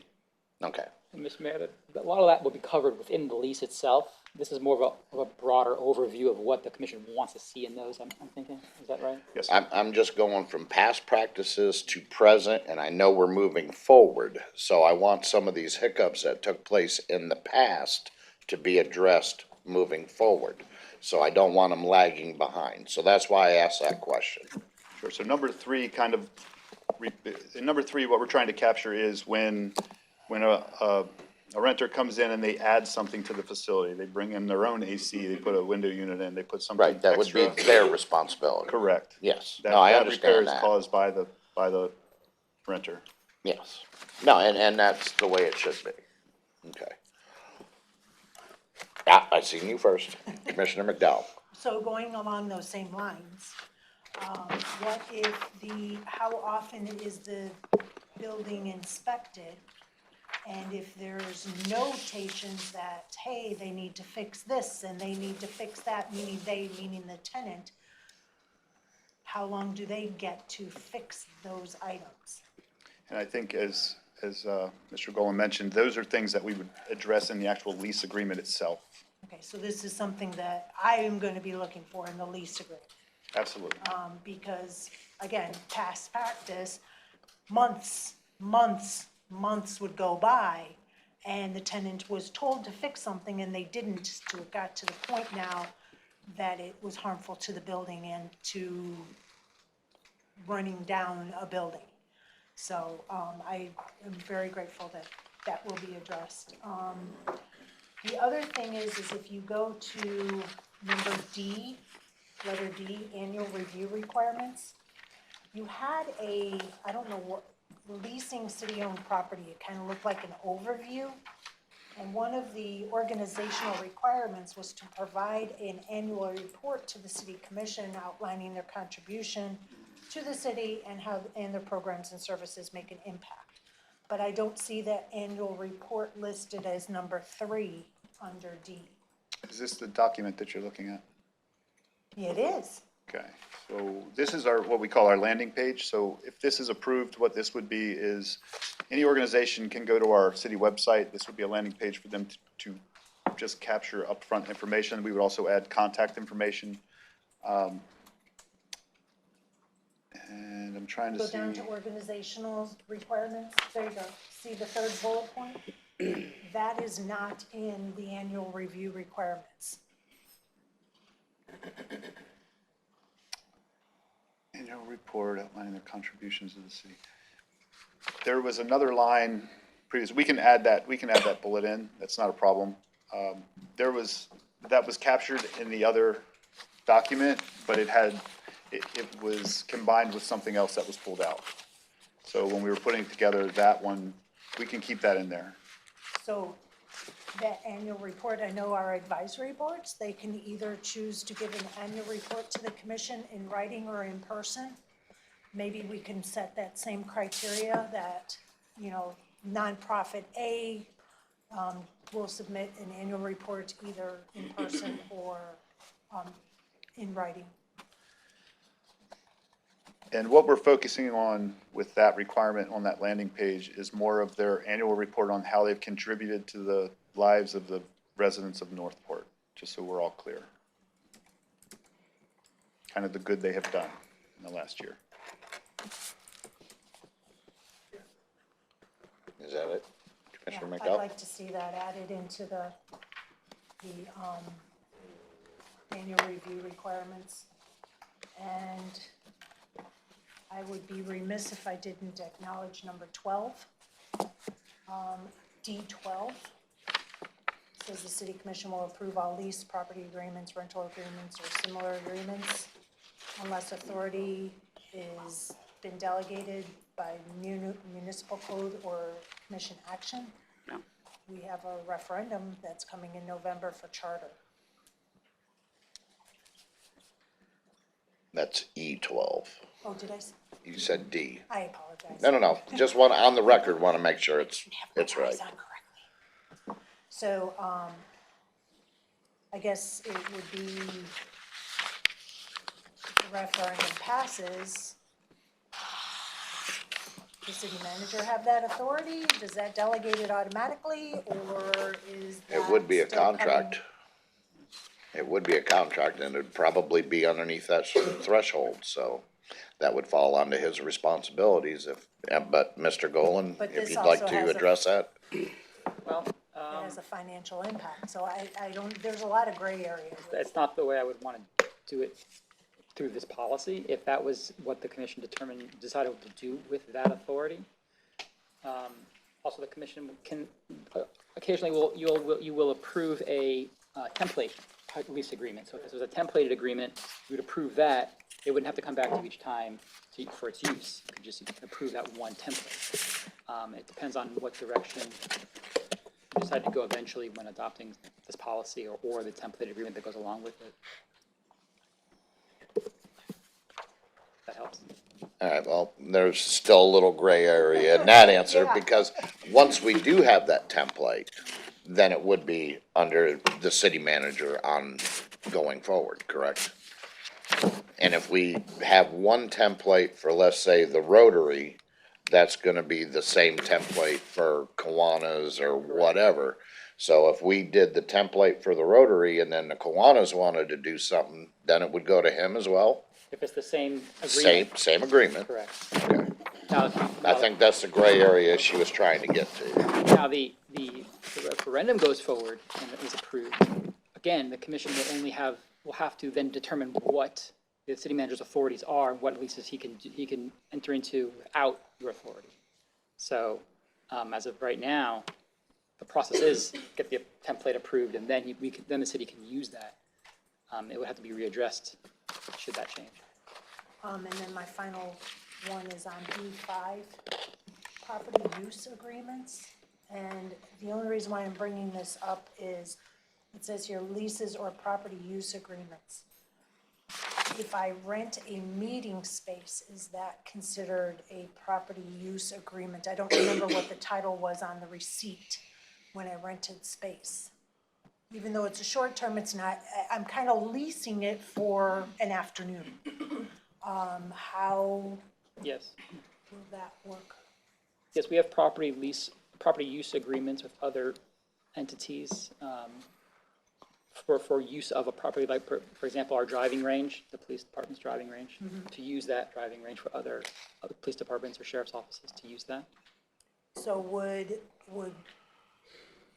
anybody off the street who rents a space in the Morgan Center or Mullen Center, is that part of this?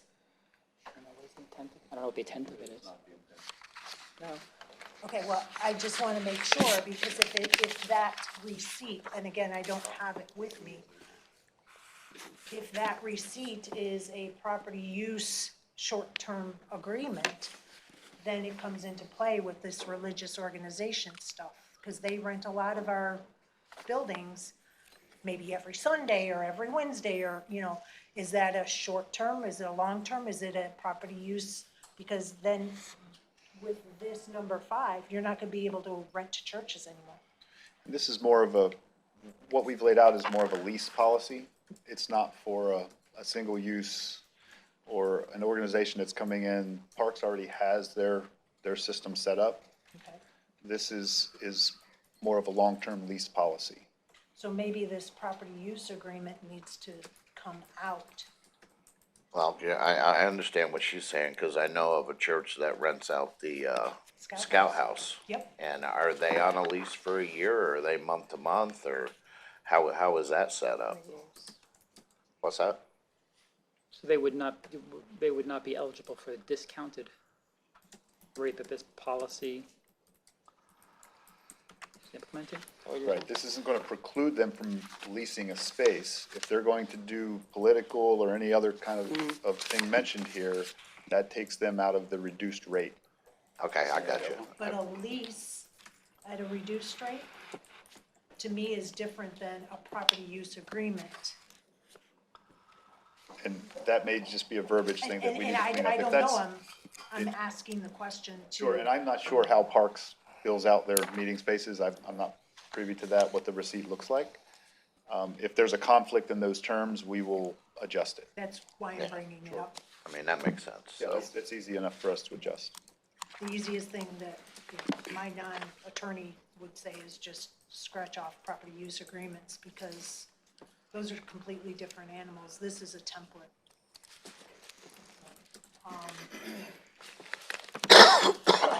That's basically all I have. Thank you. Commissioner Luke? I think it's great work that you guys did. I found very little that, to me, I would have tweaked. On page 2, B3, to me, the nonprofit has to be a bona fide, qualified organization to start with. Not be in the process of getting nonprofit status. To me, they should already be a bona fide nonprofit. Yeah, because that process can take a while. It can take a while, it can be rejected, it can Exactly. fall apart, and so to me, they need to be established as a qualified nonprofit. And it really should be, because it's mentioned in here, it says 501c3. That is a specific classification, but it doesn't reference that here. It just says nonprofit, so, because there are different levels. Maybe There are different levels of nonprofits, and that's probably something we need to address. I mean, government is a 501c6, but it's referred to in here as nonprofit or as government. So maybe a clarification of whether you want definitely the 501c3 or whether you're gonna open it up to the other categories, and there are several categories of nonprofits. Because you have a not-for-profit, which is not charitable. Isn't that what the chamber is? It's a not-for-profit And they're- classification. There are C6 also. Right, but C3 is charitable, Correct. right? Well, it's not like we've got an exorbitant amount of space out there that we're looking to rent out either. I mean, No. we're very limited on that. Well, that was one of my questions. Well, we're gonna be growing. I- We're gonna have I a lot of understand. nonprofits, so do we want it be specific to the 501c3, or do we wanna open it to the full category of nonprofit? Personally, I'd like to start out and move along as it grows. That's just the way that I like to do things. Start out where, though? At the 501c3. Okay, and then And expand then it if we want expand to. as we need to if there's any interest down the road, I agree with that. you know? I can agree with that. Do you want to get a consensus? Okay, can we get a consensus to keep it at the 501c3 and expand as we grow as a city? Commissioner Luke? I'm a yes. So basically, the definition of a nonprofit is a 501c3. Correct. Commissioner Yes. McDowell? Commissioner White? Yes, Vice Mayor? Yes. And I'm a yes. Can we get a consensus that they have to be a 501c3 before entering into the agreement? An established 501c3. Established, absolutely, yes, Commissioner Luke? Yes. McDowell? yes. Commissioner White? yes. Yes. Yes. Okay. Thank you. Great point. And catching Anything else, Commissioner Luke?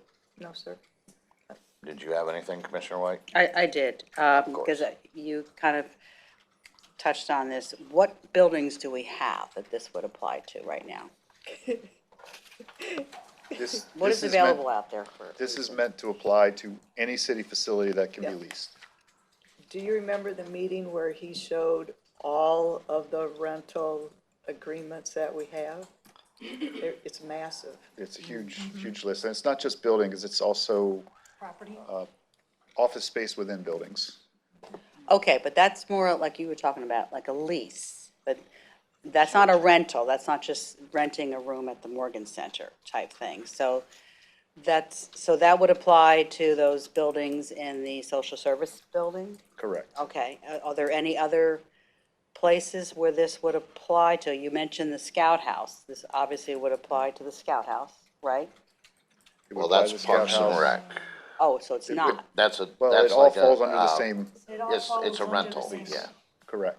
Okay, All the leases are going to be housed, and that's why we're moving forward. Public Works is pushing this forward. Everything's going to be housed and controlled by the real estate coordinator that works for Public Works, works within Public Works. all right, so this is just really to unify everything? Correct. How everything is going to be done? Absolutely. Okay.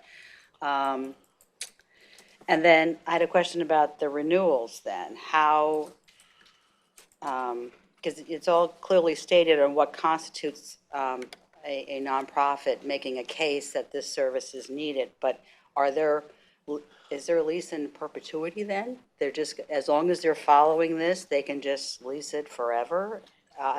Do we have anything about that? And I'm that's, sure it again, would be like automatic renewals yearly, But I'm or- saying if they're using, like, say, the Scout House, and somebody's leasing it, and then there's another group that comes in that can provide another type of service, then what is it? Well, it was first come, first served. They have it as long as there's nothing in And here. again, that's Parks and Rec, so that would be on availability for their rental schedule.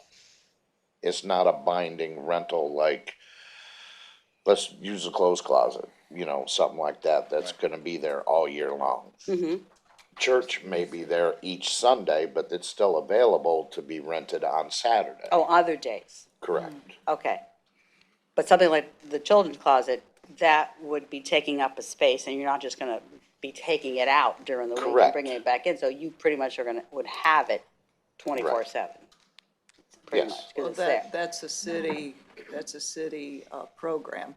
Yes, it's Well, in now it is, partnership. but I'm just thinking about it in a situation where, Well, there's a It's- difference between exclusive lease, a lease that could be broken, and then rentals. I mean, there's three different types that you can look at. okay, I mean, because somebody could have a lease at the Scout House for their church services, but then somebody else lease it for the Boy Scout group. You know, same building, but such as the closing closet, what we were thinking was the Kiwanis had exclusive rights to that facility. And trust me, he's got facilities that are exclusive. And that's what we're discussing. This is for exclusive use. Thank you. Right, like the Veterans Affairs Office, Correct. you know, and stuff like that. Oh. This Okay. this is not ones that are changing hands weekly or every This day. is only exclusive 1-year minimum lease. Correct. And Okay. to answer the question about the lease, and I know where you're going, Commissioner White, that will be within the lease itself, whatever that term may be. And that Okay. will be, we will try to draft a lease agreement and get your buy-in on that after legal reviews it. And it'll have those terms written in there as far as the maintenance, the renewal, you know, whether it's a 1 year with renewals or however it is. But we would want the option to vet those. We wouldn't want to have a lease out there in perpetuity without the city being able to assess whether that is a needed function or whatever the case may be at the time when it comes for renewal. okay. That was my concern, so this is for exclusive use, 1 year at a time, Yes. Right. These are long-term lease, exclusive use. okay. And if it ever comes up that when that end of that 1 year, if another entity makes a case, is that when that could come into the conversation, or no? It's just like, no, they're already exclusive, they have first dibs because, am I understanding that correctly? They're in there, and we will probably have renewals, just like we do with anything else in the city. At the end of that time, it would be a decision that we make as the commission or as the city manager as to the purpose and the value that we're getting from that nonprofit. Okay. Because I saw the two words city-owned. This is it says any city-owned facility. Real properties, correct. That's able to be out there. Because the first thing that popped into my head, I have to put this out there, is that house that the city commission bought a couple of years ago on Jasmine. So people have been asking me, how come we can't turn that into, you know, an environmental thing? I said, I don't know, you know, but would that ever, that's city-owned property, It is. could that come into this picture if somebody made a case for it? So that property was purchased as part of a program to remove structures from our tier Yes, 1 and tier 2 But the structure is lots. still there. Still there, but it has a function. The function is to not have something there that a flood can damage and cause damage to. The building is still there until commission decides to let me handle that. Well, we need staff to make that suggestion. I think it'd be a great environmental hosting station. We need to talk to our environmental group. You might want to lease it. Okay, and I think that's my questions then. And yeah, it's just, because there is some verbiage in here that says rental, which is where the confusion comes in about, you know, you rent a room at the Morgan Center for one night. It's not a lease though, so just to have that Well, clear. technically it is, because I'm leasing that space, nobody else can have it for that day and that time. So that's. Short-term versus long-term. Okay, how Vice about, Mayor?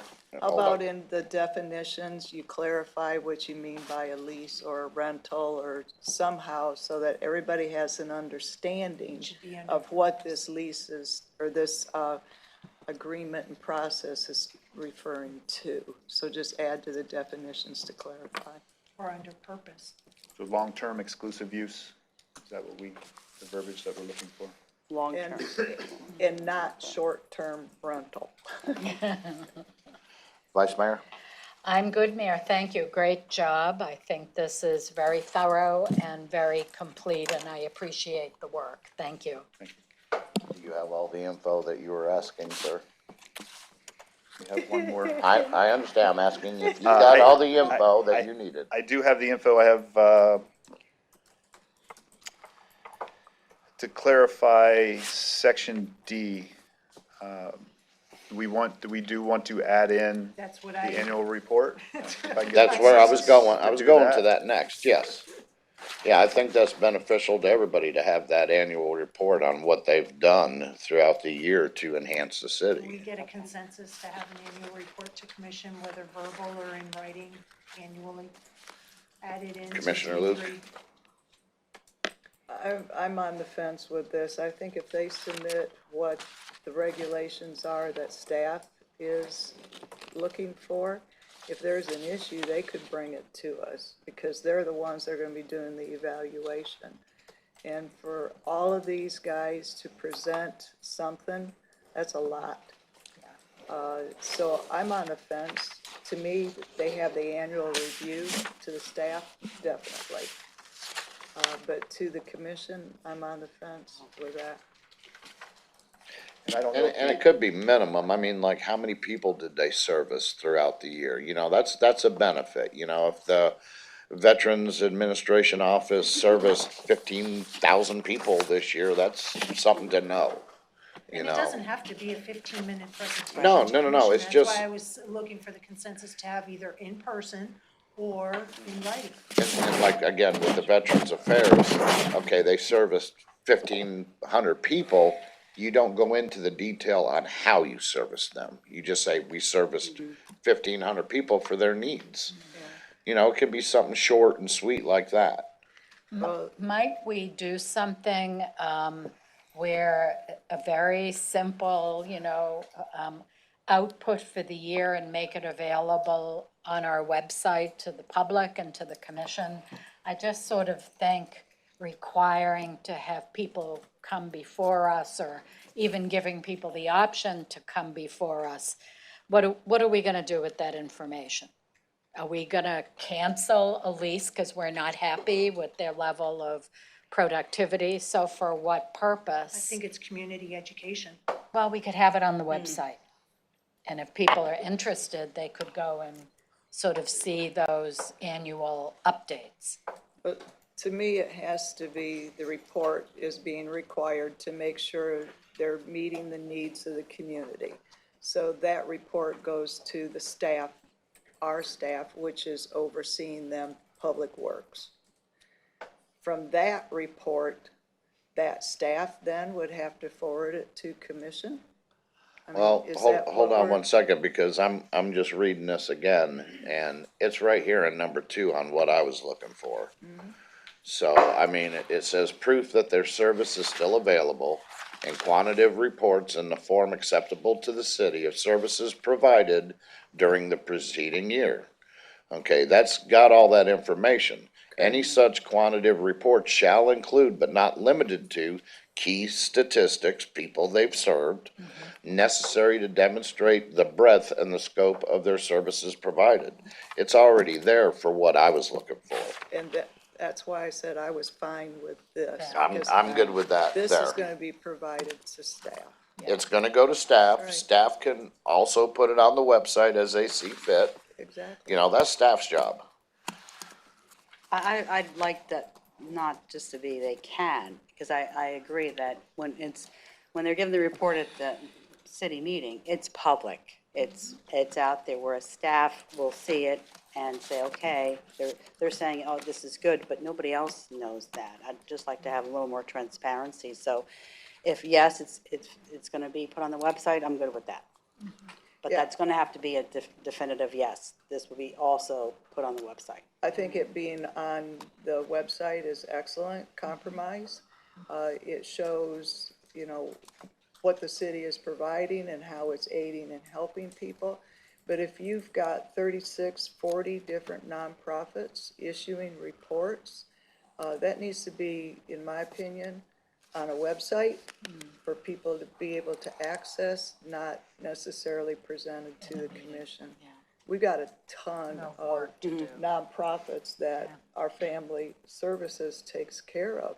Some of them are, in their short amount of time, come from another area.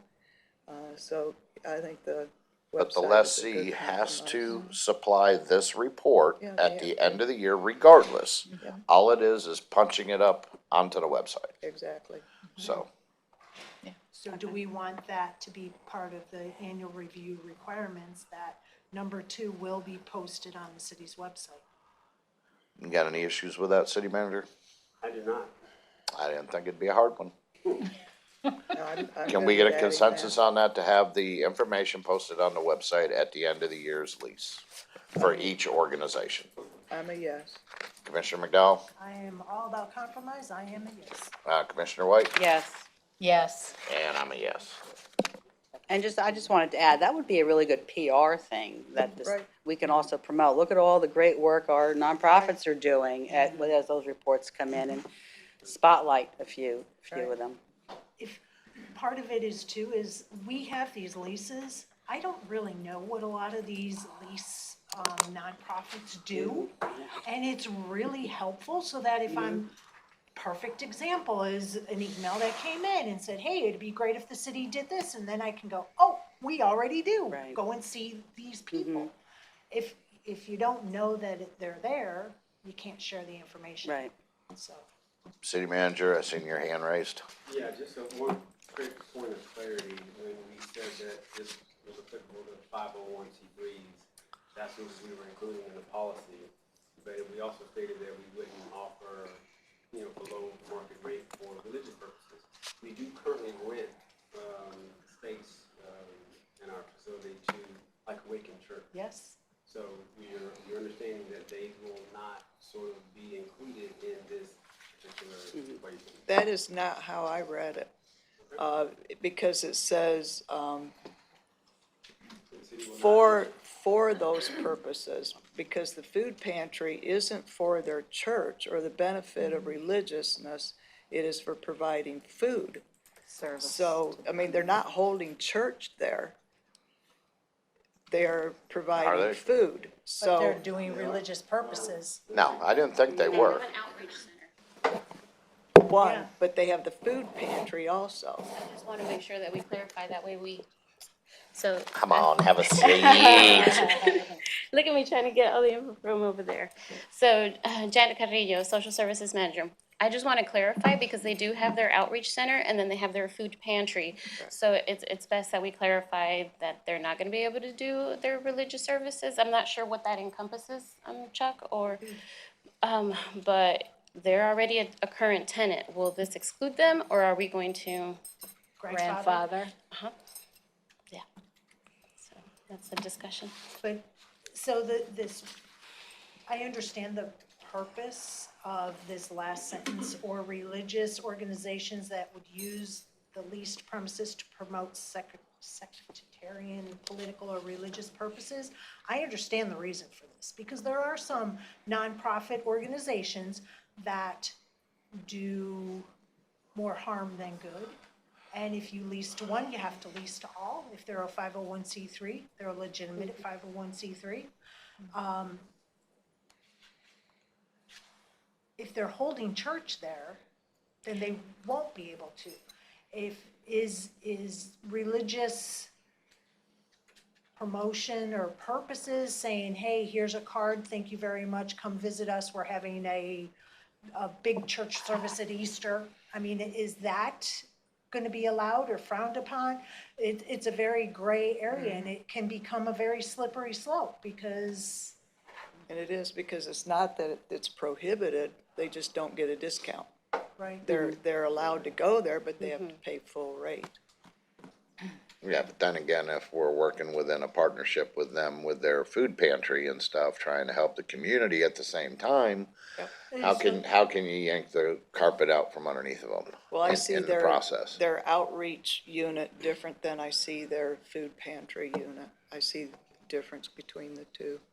Well, their outreach. But they're at the same location. They're at the same location, but their outreach, it's my understanding, they pass out bags of, not necessarily food, but, clothing and Hygiene stuff items. like that. Yeah, And we could clarify that, but I just want to bring up the discussion, so Well, I But they think, have 2 units, they do. right, and it's And different, but they're at the same rate.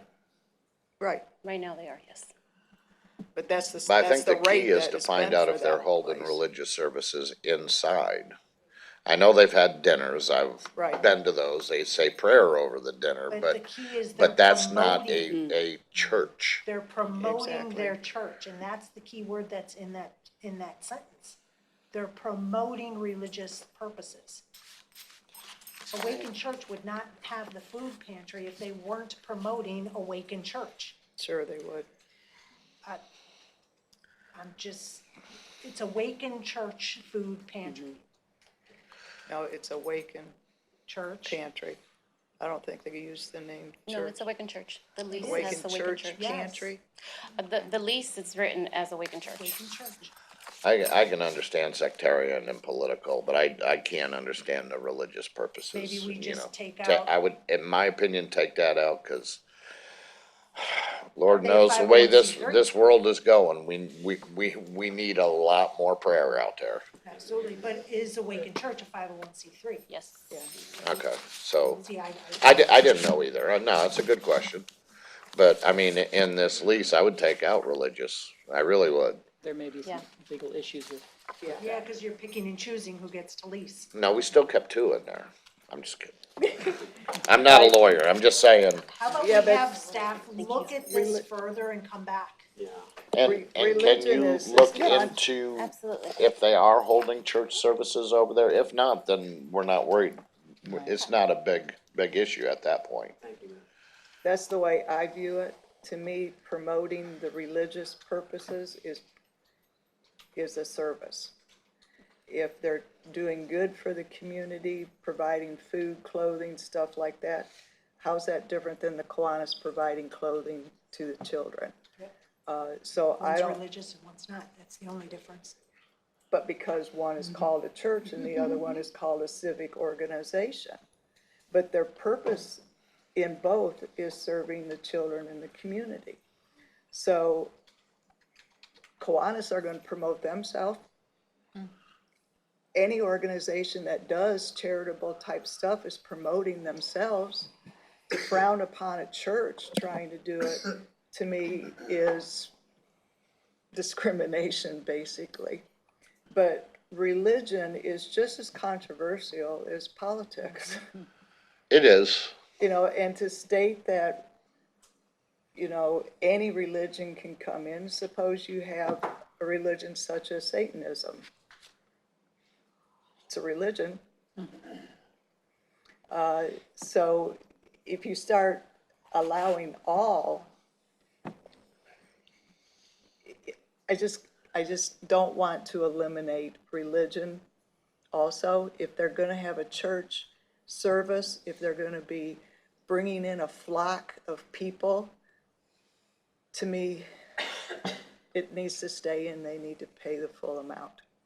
If they're providing a service that a civic organization will provide, to me, they're no different than any other organization if they're providing a need within the city. That then is discounted, in my opinion. Maybe what we can do is have legal review this B5 for better clarity, so that we stay out of hot water all the way around, and make sure that the religious purposes, promotion of religious purposes is covered, and what it actually means as to the leases we currently have in effect. I don't know, I think maybe there needs to be a little legal review on this one. 'Cause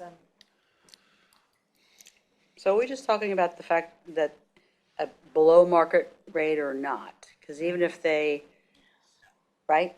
They would still, yeah. They can still lease if they're a church and they want to promote their church and, then they just don't get the lease at below market right. rate. But they can still lease city They can still property. lease. Right. Correct. But we have a religious organization who currently leases at below market rate. and they do amazing things for our community that other civic organizations also do that would qualify for the below market rate. But Right. one's a church, one's Yeah. not. And, you know, I'm sure it's not just unique to Awaken Church. There's other organizations that might have some affiliation to religion that do positive things in our community as community outreach. Right. So- But at the same time, I agree with you. I think, Commissioner Luke, I think I hear what you're saying, that a lot of churches do this in order to bring more people into their flock. I mean, so they are promoting Exactly. religion, so. All right, so do we have a consensus to kick this section back to the city manager and legal and have them look through it? And also staff was going to find out the parameters on what their actual services are that they are doing within the building. So, Yeah, I'm fine with that. Yes. Commissioner White? Yes. Yes. And I'm a yes. And so. I do want to state that we didn't give a discounted rate to Awaken Church. That was how much was being charged for those units, was $200. So it wasn't discounted, it was just left at that rate, and they rented it. So just clarify, it wasn't discounted. Well, it's not market rate either.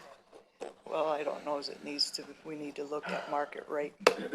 So, That's So- another discussion for another Exactly. day. But I didn't want somebody to think that they were given some kind of a discount. No, they They are weren't. actually leasing it at the rate. And they picked up more space as they moved on throughout time, Exactly. Sue.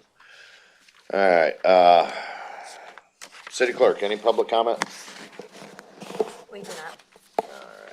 And you got everything you need, Mr. Speaks? Yes, sir. oh, and Thank- then some, I'm sure. Oh, and then some, absolutely. Back to the drawing board. All right, thank you, sir. Moving on to 22-2818, city manager. All right, this is discussion and possible direction regarding options to prohibit internal combustion engine powered recreational vehicles on City of Northport non-tidal waterways. This is a continued discussion from earlier in this year. There are benefits to allowing and disallowing, and our Public Works Director, Chuck Speak, is still here in order to discuss this item. Thank you, Mr. Speak.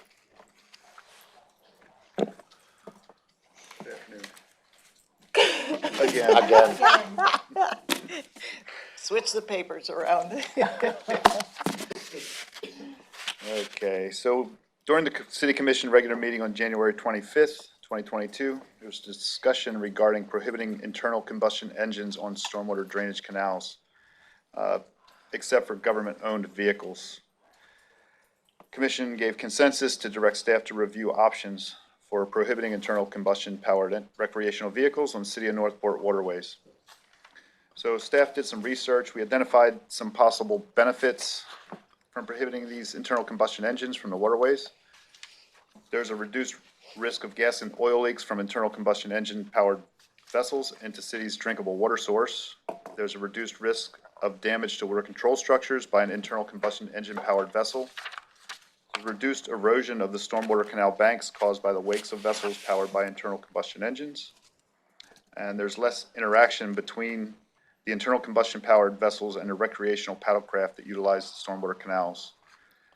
Staff also identified areas within Florida that have restrictions in place to prohibit internal combustion engines from waterways. Most are independent water bodies, such as lakes and reservoirs.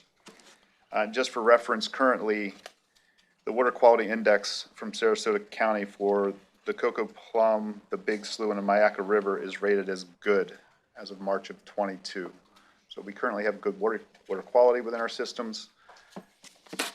A couple of the things that I wanted to touch on, because I know this is a topic that came up to discuss during a discussion that wasn't even about combustion powered engines. The commission has the ability to restrict the speed of vessels in the waterways. Commission has the ability to make no wake zones within the waterways. Currently, there are no speed limits. There are no wake zones within the system. Some of the challenges we would have with most of these options of either banning combustible engines or imposing speed limits is we really don't have a tool for enforcement locally. Our police department does not have a vessel that would be able to patrol the waterways. Patrol of the waterways is difficult because of the water control structures. The state would be able to provide some minimal coverage. They have the authority to enforce laws within the city of Northport. Problem is, right now, the city of Northport has no real regulations for boats on the waterways. So we can call them, they can say, that's fine, there's no rules. So they don't offer any support. They will support us if we put rules in place.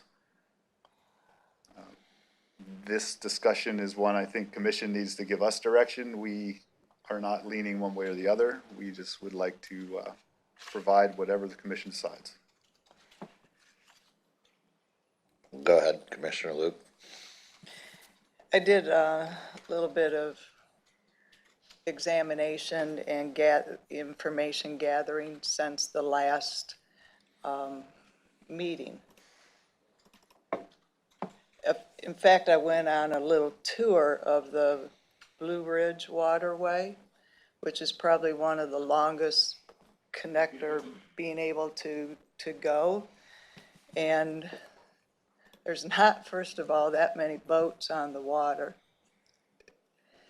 But the people who are there that have the boats enjoy going out for that little cruise in the evening. That is why they purchased their property, to be able to utilize it. There was no issue. The individual that I rode with pointed out the various motors in that, of the boats that were there. And we're not talking about the old-fashioned combustible engine that leaks gas and oil all over the place. They're all contained. We have modern motors now. And Mr. Speaks already said that the water quality is good. There wasn't that many areas for more to develop, homes and stuff, but there was no issue, very peaceful, enjoyable. They wave to one another, going down the canal, they're waving and greeting and talking to each other. They don't speed around. Some of those boats, there's no way they could speed. They're not speed boats. They're just made for leisurely going about. But I also went down to the flotilla, and I spoke with those guys in regards to, recovery, what they do, the engines. They said the same thing. The engines do not leak. These modern engines, you don't have to worry about them with the water. So not only did I listen to residents who purchased their property to utilize it in that manner, but I also talked to the experts who deal with this stuff on a one-on-one basis. Commissioner White brought this up for idle speeds. And I don't mind setting those types of parameters. There was no issue with erosion. There was no issue with wake. But if there's a problem with it on Cocoa Plum or something, somebody goose that engine as they go to take off, set an idle speed sign there. But I cannot take away somebody's ability to utilize the property for the reason that they purchased it at all. Thank you. There's one thing, I'm just gonna piggyback on yours right now, talking about idle speeds. There is one situation where you can't even do that because of emergencies out there. You got rain, you got lightning, and somebody could be a mile up the river and they need to get home and out of that water. It happens every once in a while. Why? It's a safety aspect. So idle speed unless under an emergency situation. But then again, how many people are out there going 50 miles an hour on Blue Ridge Lake? They're None. not. You know, so, go ahead, Commissioner McDowell. Yeah, I just wanted to say I'm very grateful for staff's time on this information. At this point, I could not even go with the flow of doing a no-wake zone, idle speed zone, speed limit zone, anything like that. You can't enforce it. There's no way to enforce it. So why would we put a law in the book that's unenforceable, waste staff's time, waste the city attorney's time? I appreciate you bringing forward this information. Have a good day. The city manager wants a boat though, so. I heard him say that. I could see him out in Oasis on that retention pond. Chief wants Harleys. He's been waiting for 5 years. And a boat. Oh, now he wants a You're boat. gonna do the police thing? Do you have anything, Commissioner White? I do.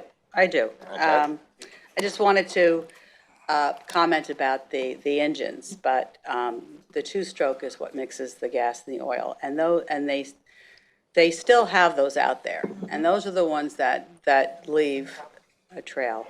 And believe it or not, I have had boats, okay? I've had the little outboard boat, which was just for the river. And then my son just got rid of a really nice boat. But, the four-stroke is when they're contained. And I think it was 2020 that they stopped making two-stroke engines. They're still here. Yeah. They're around there, but I mean, There's a lot more. they started to That stop making them that because they entire wouldn't. route, I didn't see one. They were all four-stroke. Nobody out there utilized the two. Right, okay. And then as far as enforcement, I don't see, just why that should matter. I mean, at least have the intent out there. Same thing with speed limit signs. I mean, they don't pull over every single person going, 2 miles over the speed limit, but you put it out there so people know what's expected. And that's what I was going for the idle speed, that people would know. Because this was brought to my attention by people who live, I don't know what waterway it is. Cocoa Plum. But they said, the people on what I refer to as the floating living rooms, the pontoon boat coming by and loud music and spewing gas or whatever they said. This is what they were talking about. And party going barge. fast. Yeah, the party barge. But, if you put out no wake, an idle speed, and what you were saying, Mayor, when you go out to the river, if you put in at the Marina Park, and which takes forever to get to the river, by the way, because it's idle speed, no wake. zone. That's why you don't really see a lot of big boats going in there, because it just takes too long to get to the Gulf. And when you have a nice boat, you just want to be on the Gulf, all right? So, but those signs are there, and obviously if there's a storm, you're not just going to say, well, we have to go slow. You're like, let's get out of here. And so, that's it. That's where I was leaning towards this. At least have the signs out there, especially at the dock, because that was the second person who contacted me, that they're putting their boats in at the dock at Dallas White, and they're testing their engines, and Going they're up and speeding back in around. between the weirs, yes. And so that was my concern in bringing this forward, that if we at least have signs here that say no wake, they'll at least know that they're not supposed to be doing that. It's not a matter of having somebody sitting there to give them a ticket, but at least that you know what the expectations are. So, that's all. That's it. Oh, boy. Go ahead, Vice Mayor. I just think we have a solution in search of a problem. And, things happen occasionally. I'm not one for, I'm going to exaggerate here, locking down the city because one thing might happen once in a year. So I think there's a tolerable limit of stupid behavior. Otherwise, we just run the risk of having what I fondly call a Nazi state. So I don't know. I don't see, and I'm sure, I get complaints all the time about things. But they're 1 in a million. It happened. How often does it happen? Well, it happened once. We're going to legislate that. That's not a community I want to live in. Now, if we had poor water quality, if there were accidents happening, if we had major erosion in an area that we were able to document, then yeah, we need to take a look at that. But I mean, let me tell you, I have a lot of meetings out at, on Tamiami at, coffee shops and that kind of thing, and every once in a while I say, oh, I'd love to have a noise ordinance, but I don't want to live in that community.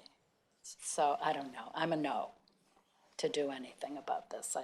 I just really think it's a solution in search of the problem.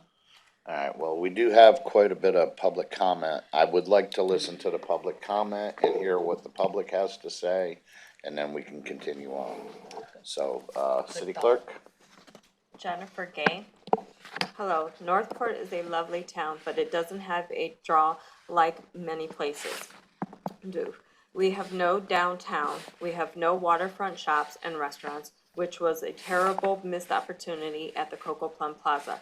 We are not golf front. Part of the Florida's lifestyle is boating, and we should not put restrictions on boating. I have lived directly on Blue Ridge Lake for 9 years, and many of my neighbors have boats with internal combustion engines. The engines are not that loud and do not seem to cause any problems, and it is wonderful to see how happy everyone is while boating. The goal of Northport should be finding ways to make it an even more wonderful place to live. Taking away the use of internal combustion engines on boats doesn't make any sense. Let's encourage the Florida lifestyle that we all live here for, not discourage it by removing one of the outdoor activities people can actually enjoy here.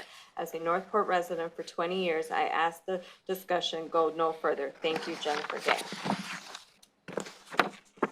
Valerie Stackpole. My husband and I have lived on Blue Ridge Lake for 22 years. We responsibly use a small boat motor on our pontoon boat. Please don't take away our enjoyment by banning motors on our waterways. Thank you, Valerie and Tom Stackpole. Deborah Johnson. We support efforts to limit gas-powered vehicles on waterways.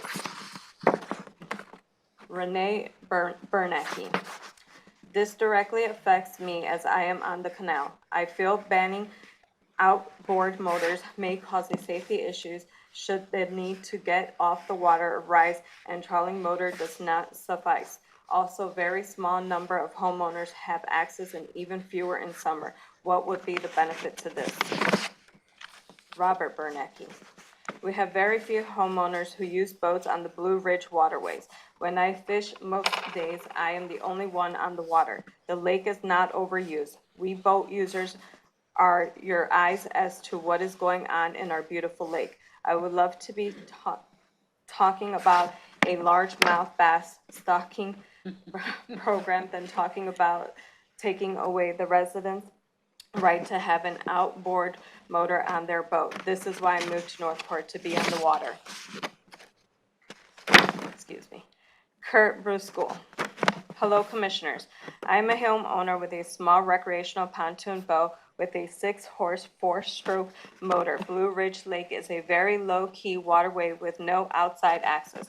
There might be a total of a dozen boats on the whole lake. On any given day, you may be lucky to see 3 boats on the lake at any one time, and that's very rare.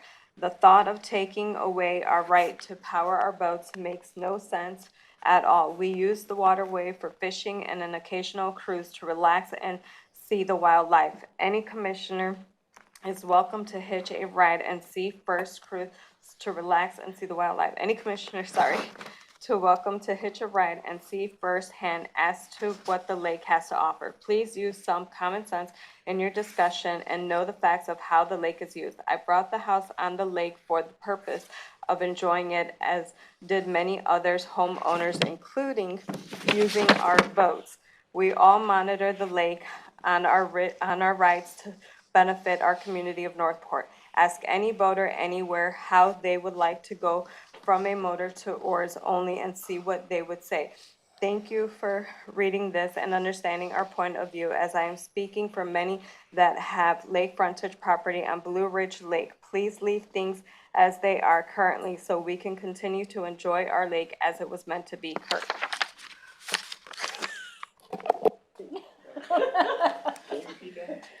Yeah. Can you go back 3 and read that one? She lost me at a hello. I have to ask, do you feel like you're back in like third grade and the teacher calls on you to read? Right. My allergies are kicking in really bad, and I don't know why I'm here, but. Thank you. To let the All right. commission know, the last gentleman is the one who gave me the tour of Blue. Yeah, I've talked with a lot of the boaters out there in the canals and the fishermen, and it's beautiful. yeah, I mean, yes, you have a bad apple with every bushel that you're gonna have.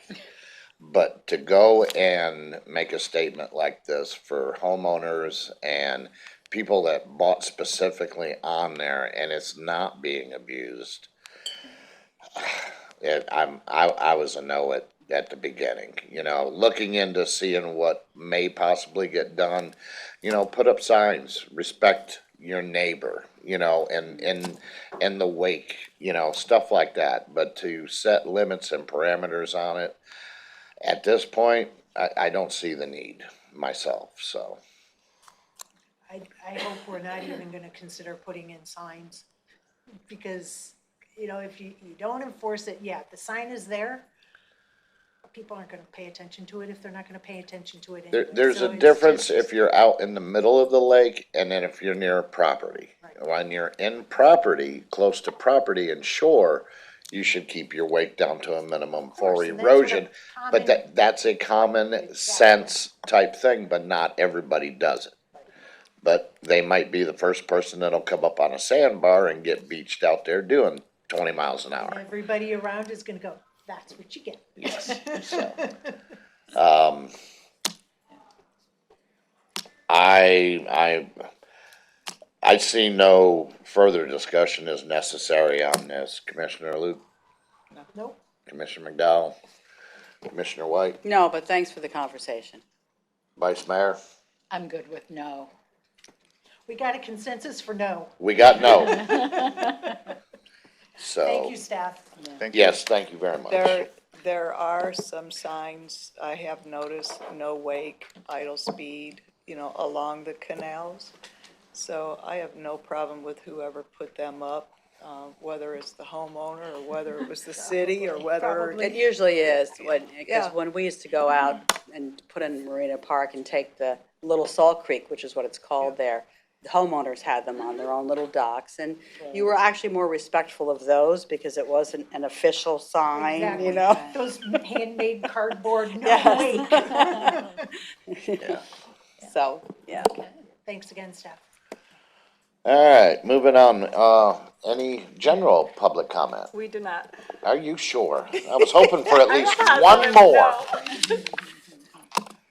It is 2:29 and I adjourn this meeting.